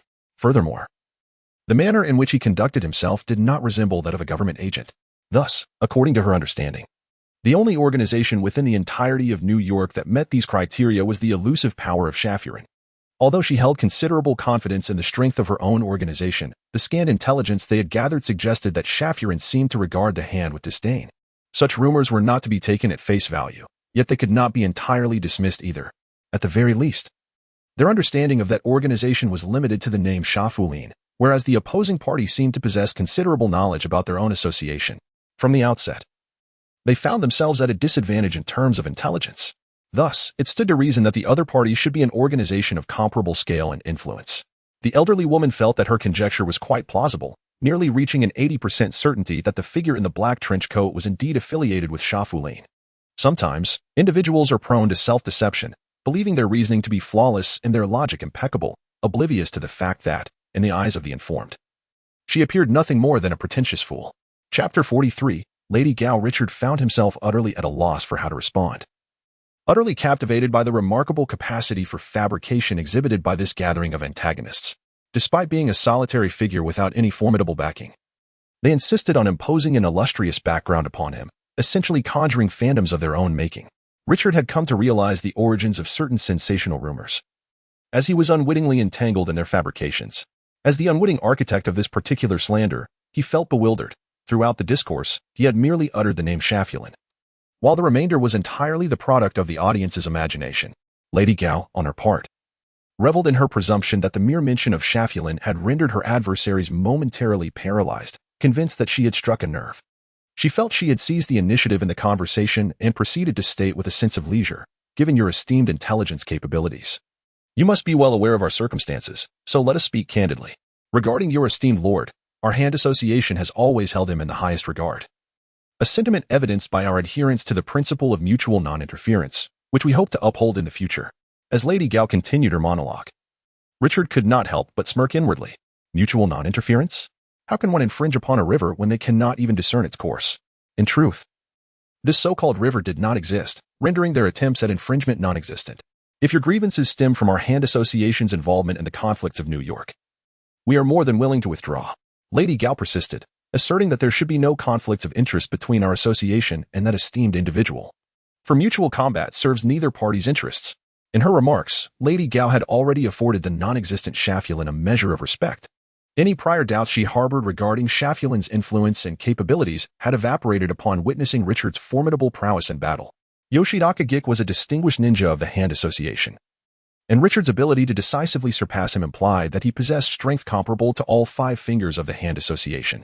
If such a powerful individual were merely a subordinate of Shafulin, it certainly spoke volumes about the latter's terrifying prowess. More significantly, they remained entirely unaware of each other's true capabilities, and it is often the unknown adversary that instills the greatest dread. Such a person is best left undisturbed. Richard feigned contemplation for a moment before nodding. Very well, I shall offer my assurances on behalf of that esteemed individual. As long as your Hand Association refrains from aggression, we shall also refrain from imposing difficulties. Lady Gao felt a slight sense of relief within. To be candid, given her advanced years and physical state, she was far from assured of victory in a confrontation with this dark-clad figure. A peaceful resolution would indeed be the most desirable outcome. The murder of Yoshioka Shin is hardly a significant issue. As long as the remains are intact, resurrection is possible. Just as Lady Gao's vigilance waned slightly, a flicker of movement caught her eye, and a powerful fist, accompanied by the howling of cutting air, hurtled towards her aged face. Lady Gao's expression changed abruptly, and she hastily extended her palm to counter the force. Her fingers, as frail as withered branches, deftly connected with Richard's punch. Within her, energy surged rapidly as she employed skillful finesse to divert Richard's formidable strength elsewhere, akin to the well-known martial arts technique of using 4 ounces to deflect 1,000 pounds. Richard was slightly taken aback. This old woman indeed possessed remarkable prowess. The strength of his punch could have penetrated steel, and yet she had effortlessly received it despite the ambush. If she were placed in the realm of traditional martial arts novels, she might be considered a prodigious master. Alas, she was born into a peculiar world populated by bizarre deities, and regardless of how diligently she trained for 400 years, she would still face instant defeat against a true powerhouse. Although Lady Gao had redirected Richard's attack, the force was still overwhelming, and her hasty response left her momentarily winded. Utilizing the momentum of his punch, she leaped back, her expression a mix of fury and wariness as she glared at Richard, demanding to know. What do you mean by this? Nothing in particular, Richard replied coolly. I merely wish for your demise, that is all. His words were indeed truthful. He had long harbored disdain for Lady Gao, particularly during his time watching the shows, while others might be oblivious. Richard was acutely aware of Lady Gao's operations in New York. She oversaw a vast drug trade, a ruthless figure who regarded human life as expendable for the sake of profit, having inflicted suffering upon countless compatriots. All the workers in her processing plants, as well as delivery personnel, were subjected to horrific fates, their eyes gouged out and tongues severed. It would not be an exaggeration to describe her as a living demon.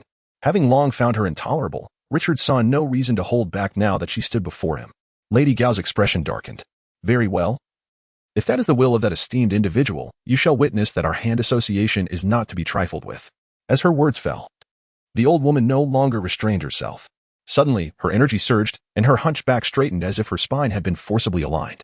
Holding her staff with one hand, she brandished it lightly, her burgeoning aura leaving a translucent trail in the air, her presence imposing and formidable. Richard observed her stance with calmness. Indeed, as expected from the fingers of the Hand Association, she appears to possess genuine skill. However, without uttering a word, Richard abruptly drew his gun and pulled the trigger. A beam of azure light, fully charged, shot forth, seemingly vibrating the very fabric of space as it raced towards Lady Gao.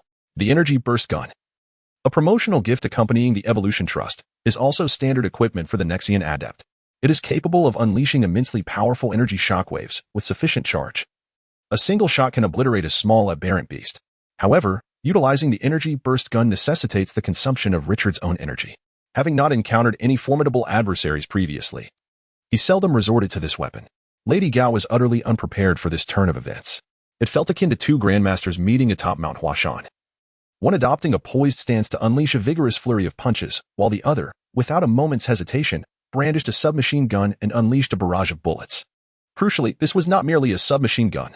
It was an energy burst gun capable of annihilating an aberrant beast with a single shot, far beyond the capacity of Lady Gao, an aged practitioner of Qi, to withstand. The cerulean shockwave swept through the room, and the protective aura surrounding Lady Gao crumbled under the overwhelming energy as if it were mere paper. She was violently struck by the brilliance, her withered flesh disintegrating instantaneously in the intense light, her muscles, organs, and bones transforming into a flurry of luminous particles, leaving her no time to utter a word before she was reduced to nothingness. Chapter 44. Who is the enemy? The members of the Hand Association claim to be ageless and immortal, capable of extending their lives through extraordinary means. However, the prerequisite for such prolongation is the existence of a corporeal form to sustain. In the case of Lady Gao, who was obliterated by an energy burst gun, it is inconceivable that even the most powerful celestial beings could restore her to life.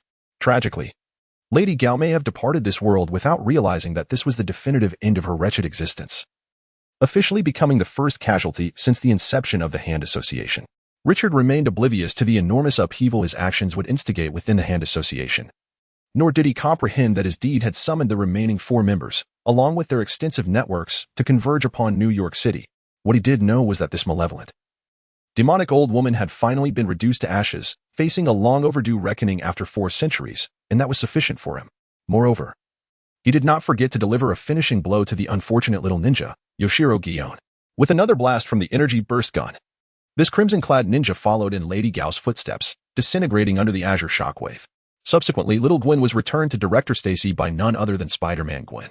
Director George Stacy, preoccupied with the safety of his daughter, was as anxious as a cat on a hot tin roof. Upon seeing his daughter return unharmed, he was nearly overcome with emotion, tears streaming down his face. Initially, Director Stacy had been somewhat disapproving of these masked vigilantes leaping across rooftops. But witnessing his daughter's safe return filled him with gratitude towards the white-clad figure before him. He chose to overlook any minor grievances in that moment. At the precinct entrance, Director Stacy repeatedly expressed his thanks to Spider-Man Gwen, nearly offering her gifts in his eagerness. This scene rendered Spider-Man Gwen somewhat awkward, as it is not every day one has the opportunity to witness their father express gratitude for their own rescue, an irony not lost on her. Although she was aware that this Director Stacy was not her biological father, it nonetheless affirmed how much her true father cared for her. With little Gwen safely back, Director Stacy's demeanor towards the public took a resolute turn. He boldly announced that even the threat to his family would not sway him from his convictions. He would lead the New York Police Department in a relentless fight against organized crime. While Director Stacy reveled in this familiar reunion, matters took a turn for the worse for Kingpin. Following the failure of this mission, the Hand Association declined to offer him further assistance, regardless of the price he was willing to pay. Consequently, Kingpin found himself back at square one, rendered passive in this gang war. However, whether due to historical inertia or some other force, Kingpin ultimately secured victory in this conflict, just as the tides of the battle began to turn against him. A formidable assassin known as Bullseye emerged. Kingpin had seemingly unearthed this anomaly from obscurity, and his arrival would irrevocably alter the course of the war. Bullseye functioned like an undetectable arrow, capable of eliminating any target Kingpin set his sights upon, regardless of the stringent protections in place. This enigmatic figure appeared and vanished without a trace, exhibiting remarkable proficiency with both bows and hidden weapons. His proficiency with the bow and arrow was nothing short of extraordinary. Akin to wielding a cheat in a game, each shot effortlessly found its mark, delivering headshots with ease. He was truly a veritable force within the assassin community, leaving law enforcement utterly powerless against him. Although there were some hurdles along the way, Gene ultimately ascended to the throne of New York's underworld. Various factions, having lost pivotal figures within their ranks, were compelled to submit to Gene and acknowledge his supremacy. Simultaneously, as New York trembled amidst chaos, the Hand Association found itself engulfed in unprecedented tension, the likes of which had not been seen in centuries. The Midtown Financial Company, ostensibly a legitimate enterprise, was in reality one of the Hand Association's branches in New York. Its owner, Alexandra, was one of the 5 pivotal members of the Hand Association, a defector from the Kunlun mystical realm. Now, she sat at the head of the company's conference table, her expression grave as she regarded the remaining 3 members, the other fingers of the Hand Association. As their supreme leader, each of them held significant influence and status, ruling over their respective domains. Their gatherings were rare, the last such assembly occurring several decades prior. This meeting, however, was perhaps the most critical since their defection from Kunlun. Madame Gao is dead, Alexandra intoned solemnly. Despite having received the news prior to the meeting, the confirmation from Alexandra struck a chord with all present. Death is a universal terror, And for these beings who had lived for centuries, it was even more profound. This fear of mortality had initially united them, driving their desire for the forbidden arts of immortality from the Kunlun mystical realm, which led to their collective defection. Now, Alexandra's proclamation that one of their immortal companions had fallen served as a silent harbinger that any of them could be next.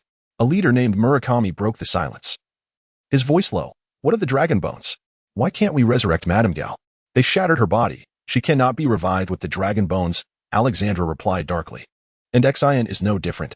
They obliterated his physical form as well. She hesitated, the weight of her words hanging in the air. Yet, every individual present grasped the implication of her statement. A chilling hypothesis emerged in the minds of all present. Their adversaries were aware of their secret to resurrection, which explained the thoroughness of their attacks. A heavy silence enveloped the four leaders, marking a crisis unlike any they had faced before. Their enemies knew their secret and possessed the strength to slay Madame Gao, implying that any encounter with that foe would yield the same grim outcome for any of them. An enemy who knows you intimately is already terrifying. What is far more daunting is the realization that you know nothing about them. After a prolonged silence, one of the four leaders, Sawanda, a warlord entrenched in Africa, finally inquired in a low voice, "What do we know about the enemy?" Alexandra shook her head. Not much. Merely a name, or perhaps more accurately, a code name. She closed her lips, as if contemplating for a considerable time, before cautiously articulating the name, Shafulin. Chapter 45, Washing Hands Before Meals. Shafulin. Murakami furrowed his brow, having never heard of such a name before. Does anyone recall it? The three leaders of the Hand Association shook their heads in unison. It is crucial to note that the Hand Association is a formidable global organization, and these four individuals are its supreme leaders. Each commands significant influence in different regions and fields, capable of shaking the world. Yet it is astonishing that such a powerful entity exists, unknown to even them. When Madame Gao mentioned having heard of Shafulin's illustrious name, it was merely a formality, akin to the ancient martial artists exchanging pleasantries with even the most inconsequential figures they encountered. In essence, it was merely mutual flattery in the realm of commerce. The Hand Association's knowledge of Shafulin was largely derived from rumors circulating within the New York underworld. And where did these rumors originate? It was said to have come from Jean Bing. This elusive figure immediately captured the attention of the leaders. They believed that their ignorance of this individual was due to his overwhelming power, much like how most ordinary people are oblivious to the existence of the Hand Association. As for the notion that Shafulin might be a mere fabrication, a figment of imagination, such a thought never crossed their minds for a moment. Stories can be invented. But could the deaths of Yoshikawa Nobu and Madame Gao truly be mere illusions? I possess but a singular possible lead. After a moment's contemplation, Alexandrina stated, "It seems the gangsters lean towards believing that Richard Lee, the owner of the Planet Daily newspaper, has connections to this mysterious force, yet I have dispatched individuals to investigate. And there appears to be no concrete evidence to support this. Those gang members are merely engaging in wild speculation without any actual proof. This is the intriguing nature of rumors. They grow and evolve with each retelling. In truth, the very image of Shafulin was birthed from Jean Bing's steadfast assertions that Richard had such a mysterious backing. However, once this name began to circulate, Jean Bing became reticent about its origins. Thus, the astute populace engaged their imaginations, attributing to this name an unfathomable background and a terrifying power. As it stands now, due to the absence of evidence, the name Shafulin bears little direct connection to their Planet Daily. The newspaper? Sawanda expressed skepticism, questioning what connection such a significant figure could have with a mere publication. I do not know, but we cannot dismiss the possibility, Alexandrina replied. A gambler. Intoned a bearded leader of the Hand Association, we cannot overlook any potential leads. I can arrange for personnel to apprehend Richard Lee and interrogate him. This matter cannot be approached recklessly, Alexandrina interjected. This may very well be the gravest situation our Hand Association has ever faced. We must proceed with caution. First, we need to mobilize personnel and resources, and if necessary, we may even have to activate Black Void. We must be thoroughly prepared to face the impending war. As the architect of chaos within this vast, world-class organization, Richard remains blissfully unaware of the turmoil he has instigated. Not only that, but at this very moment, he is leisurely preparing dinner in his kitchen. Having set the table, he calls out loudly, "Hey, is anyone there?" Dinner is ready. After a considerable pause, Jessica sluggishly emerges from her room. Her once beautiful hair is disheveled. She dons a gray-black t-shirt that appears to have gone unwashed for 2 days. And her jeans seem slightly askew. Richard can't help but wonder whether all girls neglect their appearance in their private spaces, or if Jessica is merely an exception. Jessica strides directly to the table and takes a seat. Before she can begin her meal, Richard loudly taps his bowl with his chopsticks. "Wash your hands before eating." Jessica glances at him and mutters softly, I already washed them. Richard maintains a sardonic smile as he gazes at her. Do you even believe that? Ultimately, Jessica cannot withstand his piercing stare and mutters an unintelligible curse under her breath, but she obediently rises to wash her hands. In truth, Jessica is unsure why she adheres to his commands. When Richard previously prohibited her from drinking, she genuinely abstained from alcohol thereafter. Is it because he is both her boss and landlord, and she fears that defying him would result in a wage deduction or increased rent? Upon reflection, that does not seem to be the case. In matters as trivial as washing hands before meals, even if she chose to ignore Richard, it wouldn't be so tedious as to cause her great distress. Upon returning to the table, Jessica glances at the fork and spoon laid out before her. After a moment of contemplation, it seems she has finally resolved something. I don't want this. She points to the spoon. Give me a pair of chopsticks instead. Richard raises an eyebrow in surprise. Ever since that first time she had snapped a pair of chopsticks, Jessica had resorted to using a spoon and fork for every meal, never mentioning the subject again. Why, then, is she suddenly eager to challenge herself? Are you certain? He feels compelled to confirm. Stop wasting time and just get them for me, Jessica huffs, although she would never admit it to Richard. She had privately sought out instructional videos on using chopsticks on YouTube and had practiced diligently for quite some time. That previous embarrassment had been far too humiliating. A permanent stain on her life is Jessica Jones. This time, she is determined to erase the disgrace of her past. Very well, since she is so resolute. Richard acquiesces. He rises to remove the spoon and fork, replacing them with a pair of wooden chopsticks identical to his own. To his surprise, Jessica manages to use the chopsticks quite adeptly this time. Though her movements are still somewhat awkward, her technique is commendable. Richard remarks, "Oh, quite an improvement. Have you practiced?"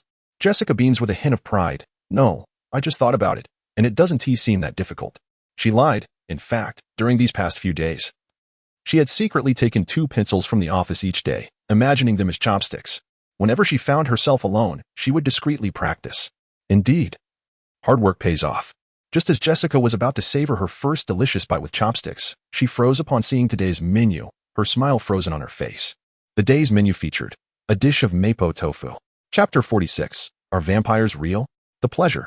Oh no, it is mapo tofu. Such a dish is indeed the nemesis of novice chopstick users. Richard, while preparing today's menu, could not have anticipated that Jessica would suddenly decide to tackle chopstick usage once more. Had he foreseen this, he would never have chosen such a challenging dish. It felt akin to Jessica, having diligently practiced for several weeks, confidently departing the novice village only to encounter a formidable level-capped boss at the village entrance. Even Richard thought this was somewhat cruel. Jessica, inherently a tenacious girl, was not one to back down from a challenge. Having declared her intent to confront the dish, she could not possibly retreat before even beginning. Thus, she took a deep breath and cautiously extended her chopsticks, attempting to grasp a piece of tofu, only to inevitably sever it cleanly in half. Jessica's stubbornness flared up. She refused to believe that a mere piece of tofu could best her. Meanwhile, Richard quietly continued his meal, observing as the unfortunate tofu transformed from 1 piece to 2, then 4, 16, 32.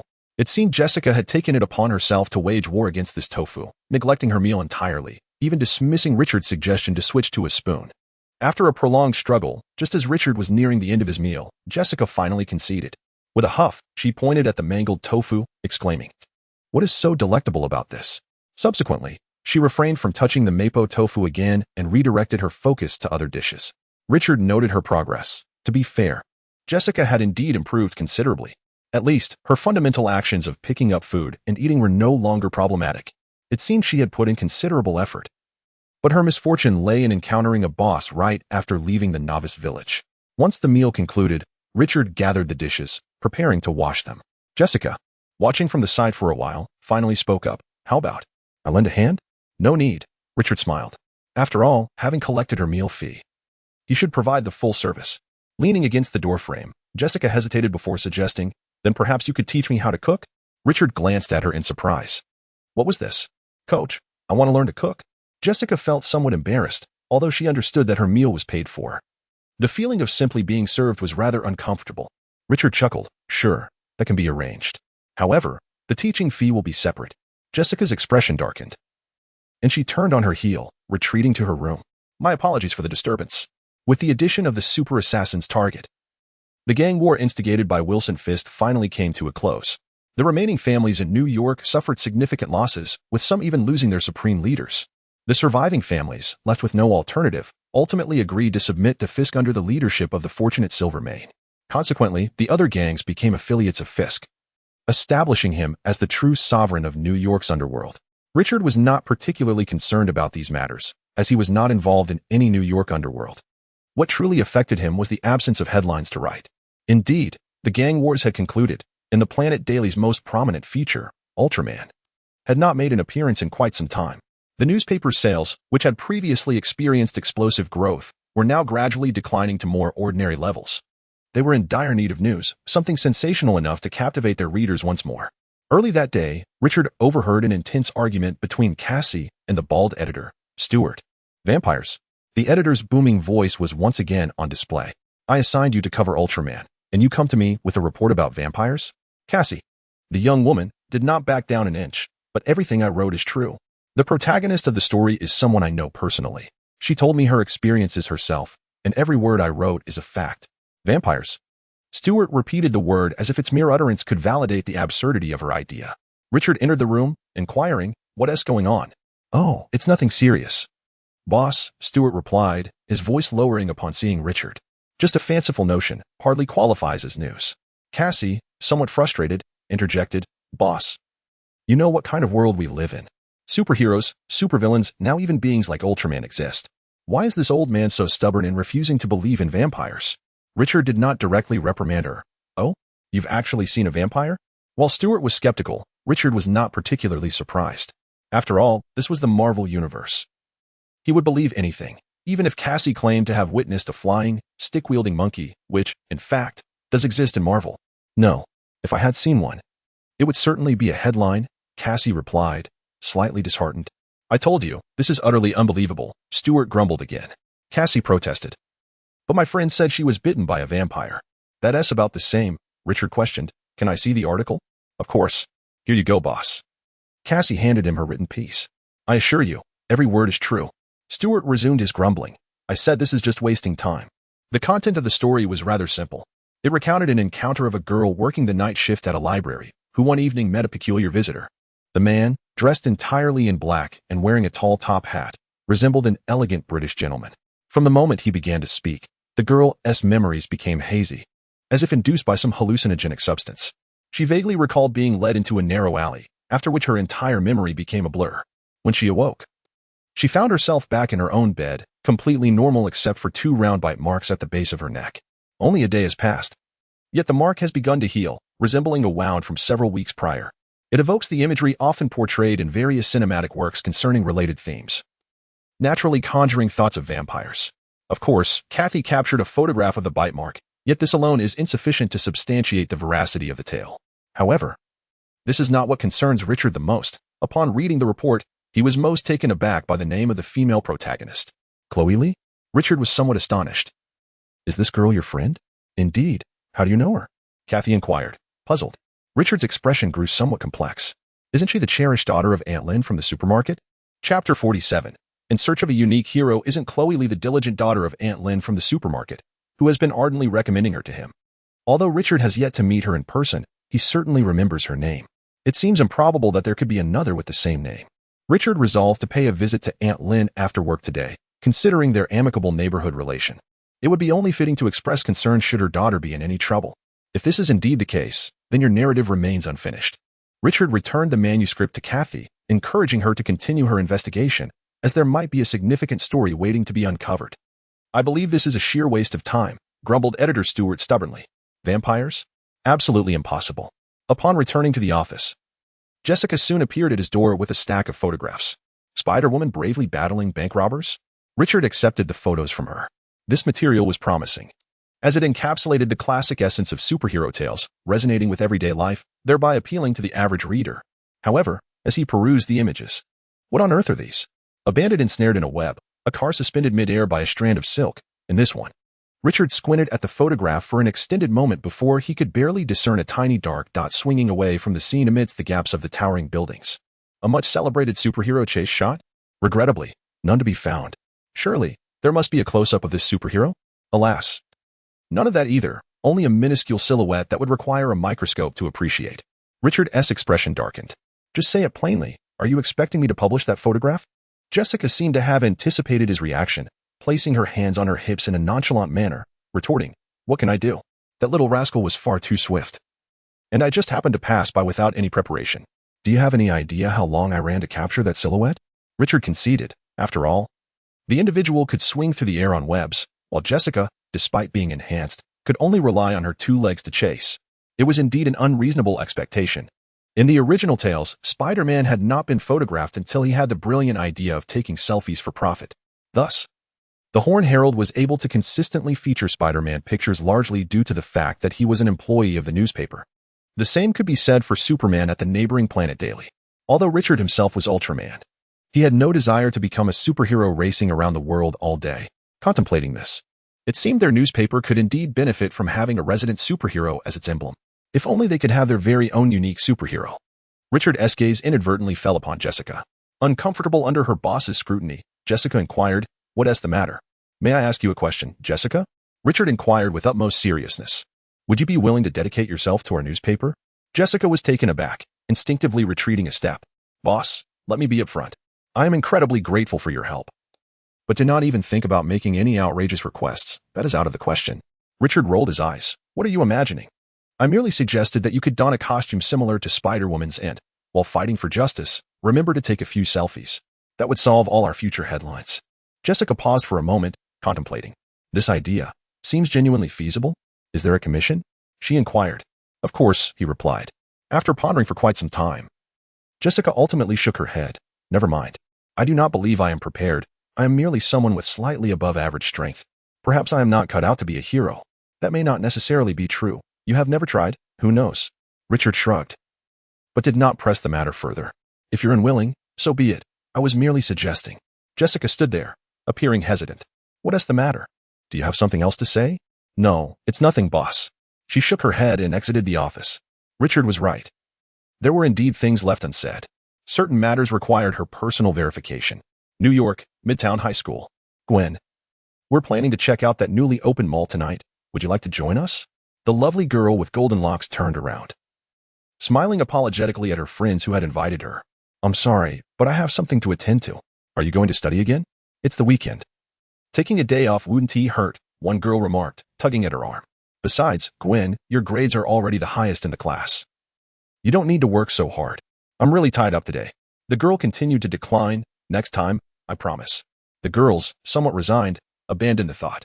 Gwen Stacy was originally an ordinary high school student until she was bitten by a radioactive spider during a camping trip, granting her the ability to sense danger, adhere to surfaces, and significantly enhanced speed and strength.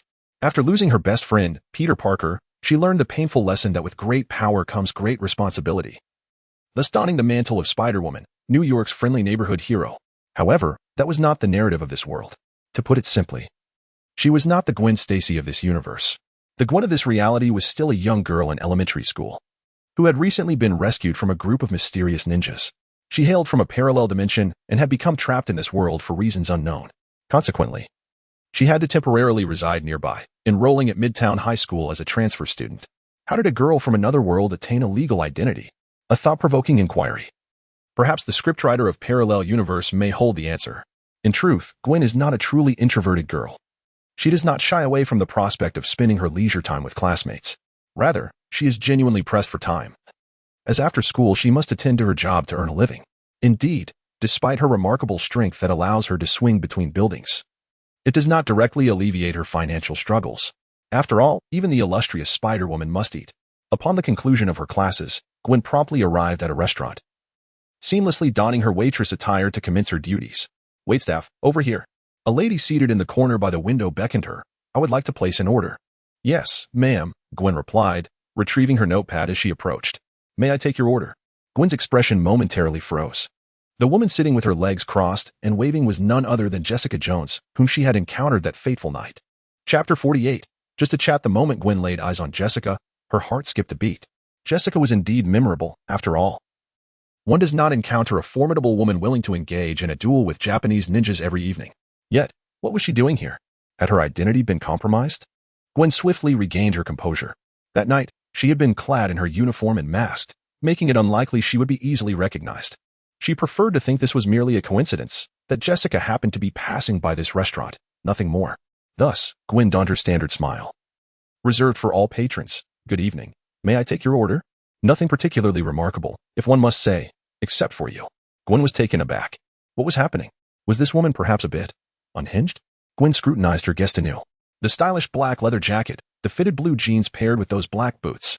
It must be said, the ensemble indeed leaned towards the androgynous. This lady. Gwen cautiously stepped back, reminding her, I am not yet of age. Jessica momentarily appeared bewildered, then suddenly grasped something, rolling her eyes. Do I care whether you're of age or not? Spare me the act. I know you remember me. We just met last week, did we not? Gwen's heart sank. There was no room for denial now. She knew she couldn't escape this predicament. As she racked her brain for a strategy, she mustered her courage and stammered, I don't understand what you're talking about, ma'am. Have we met? Enough with the charade. I know you're the girl who bounced around in that onesie the other day. Gwen's anger flared. That was a battle suit. Not a onesie, and I am not a girl. But you just said you're not of age. Gwen fell momentarily speechless, letting out a heavy huff in silence. Humph. I, Spider-Woman, shall not lower myself to your level. Gwen surrendered her pretense, setting down her pen and paper. How did you find out? She was genuinely curious. Believing her disguise had been quite effective. How had this woman discerned her true identity? Fortunately, she knew that Jessica, like herself, possessed extraordinary abilities. At this moment, Gwen regarded Jessica as a peer, assuming she was also a vigilante. Revealing her identity to a fellow operative seemed less concerning. I'm a journalist. I have my ways.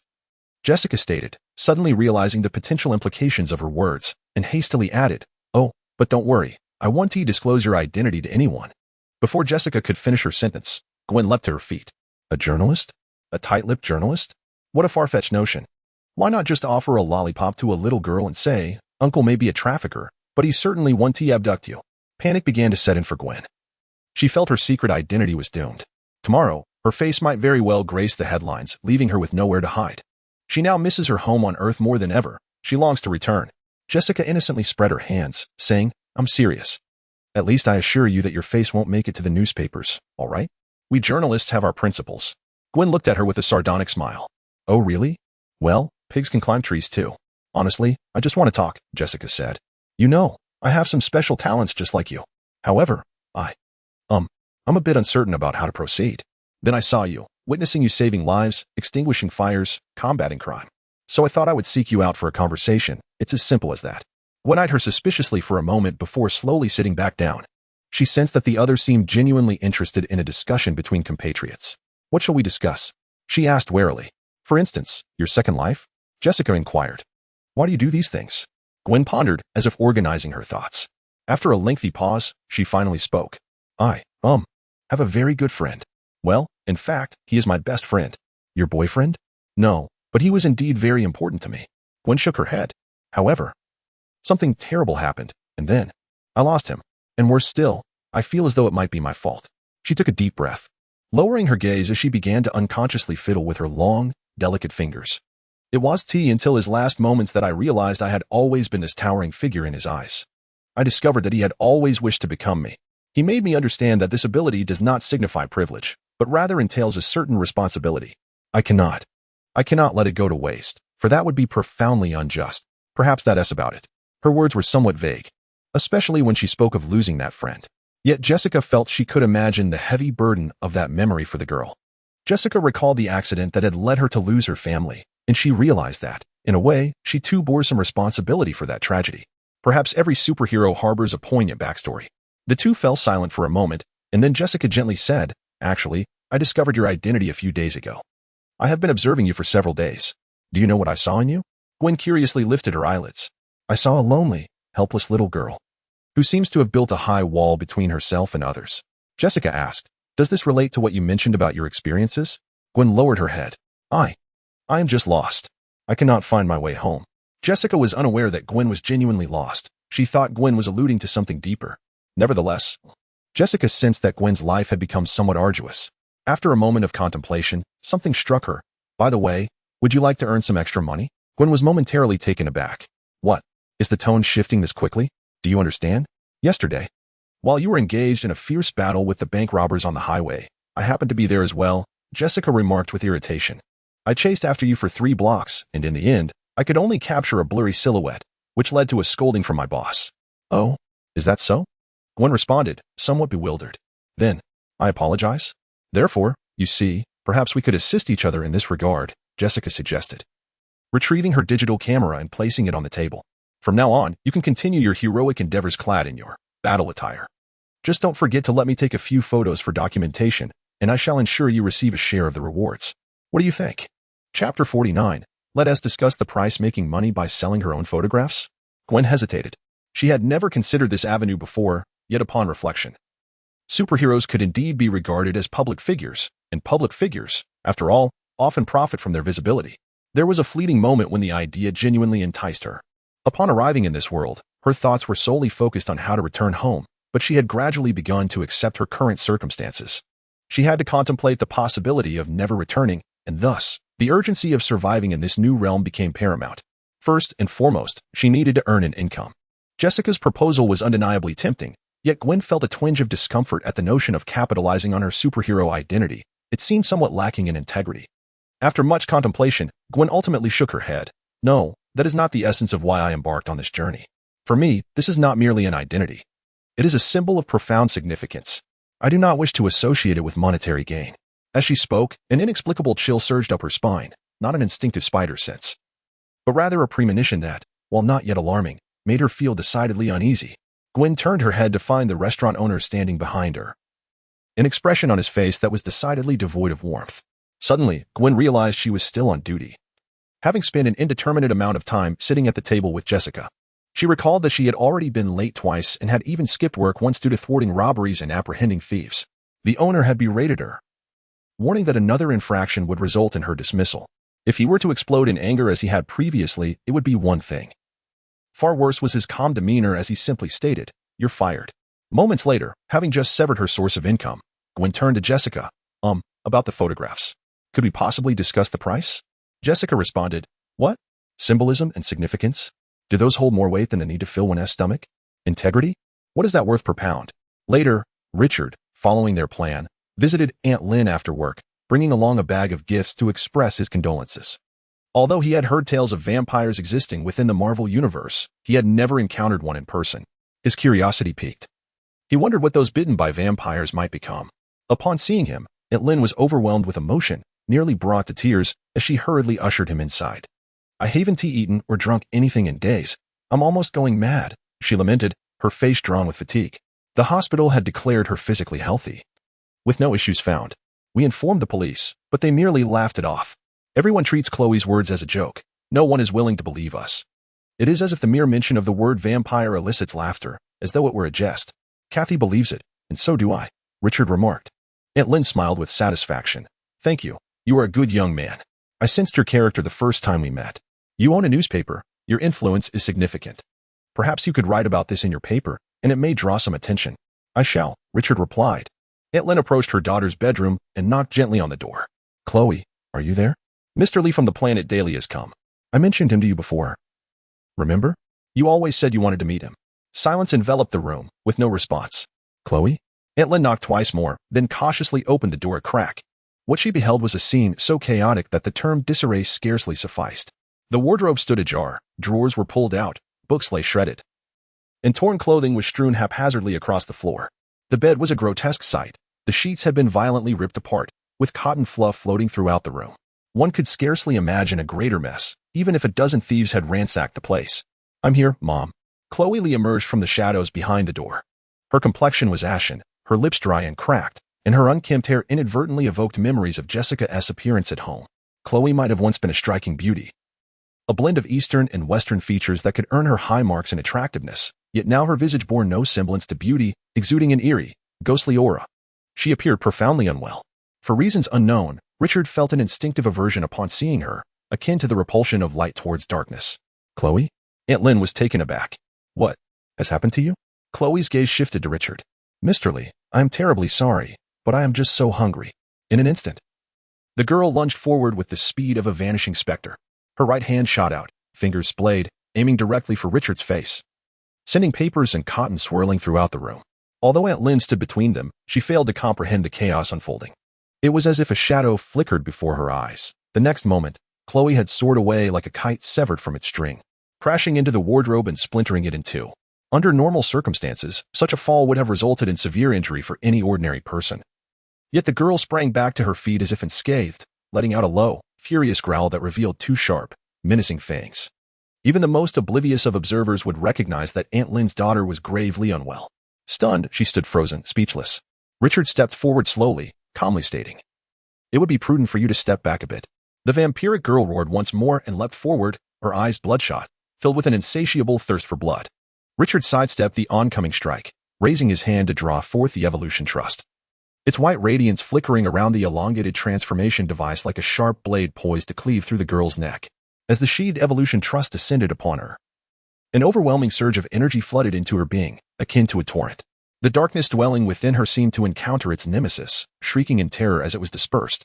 Chloe's body trembled violently, emitting a sharp, unnatural cry before she toppled to the floor, motionless, like a puppet severed from its strings.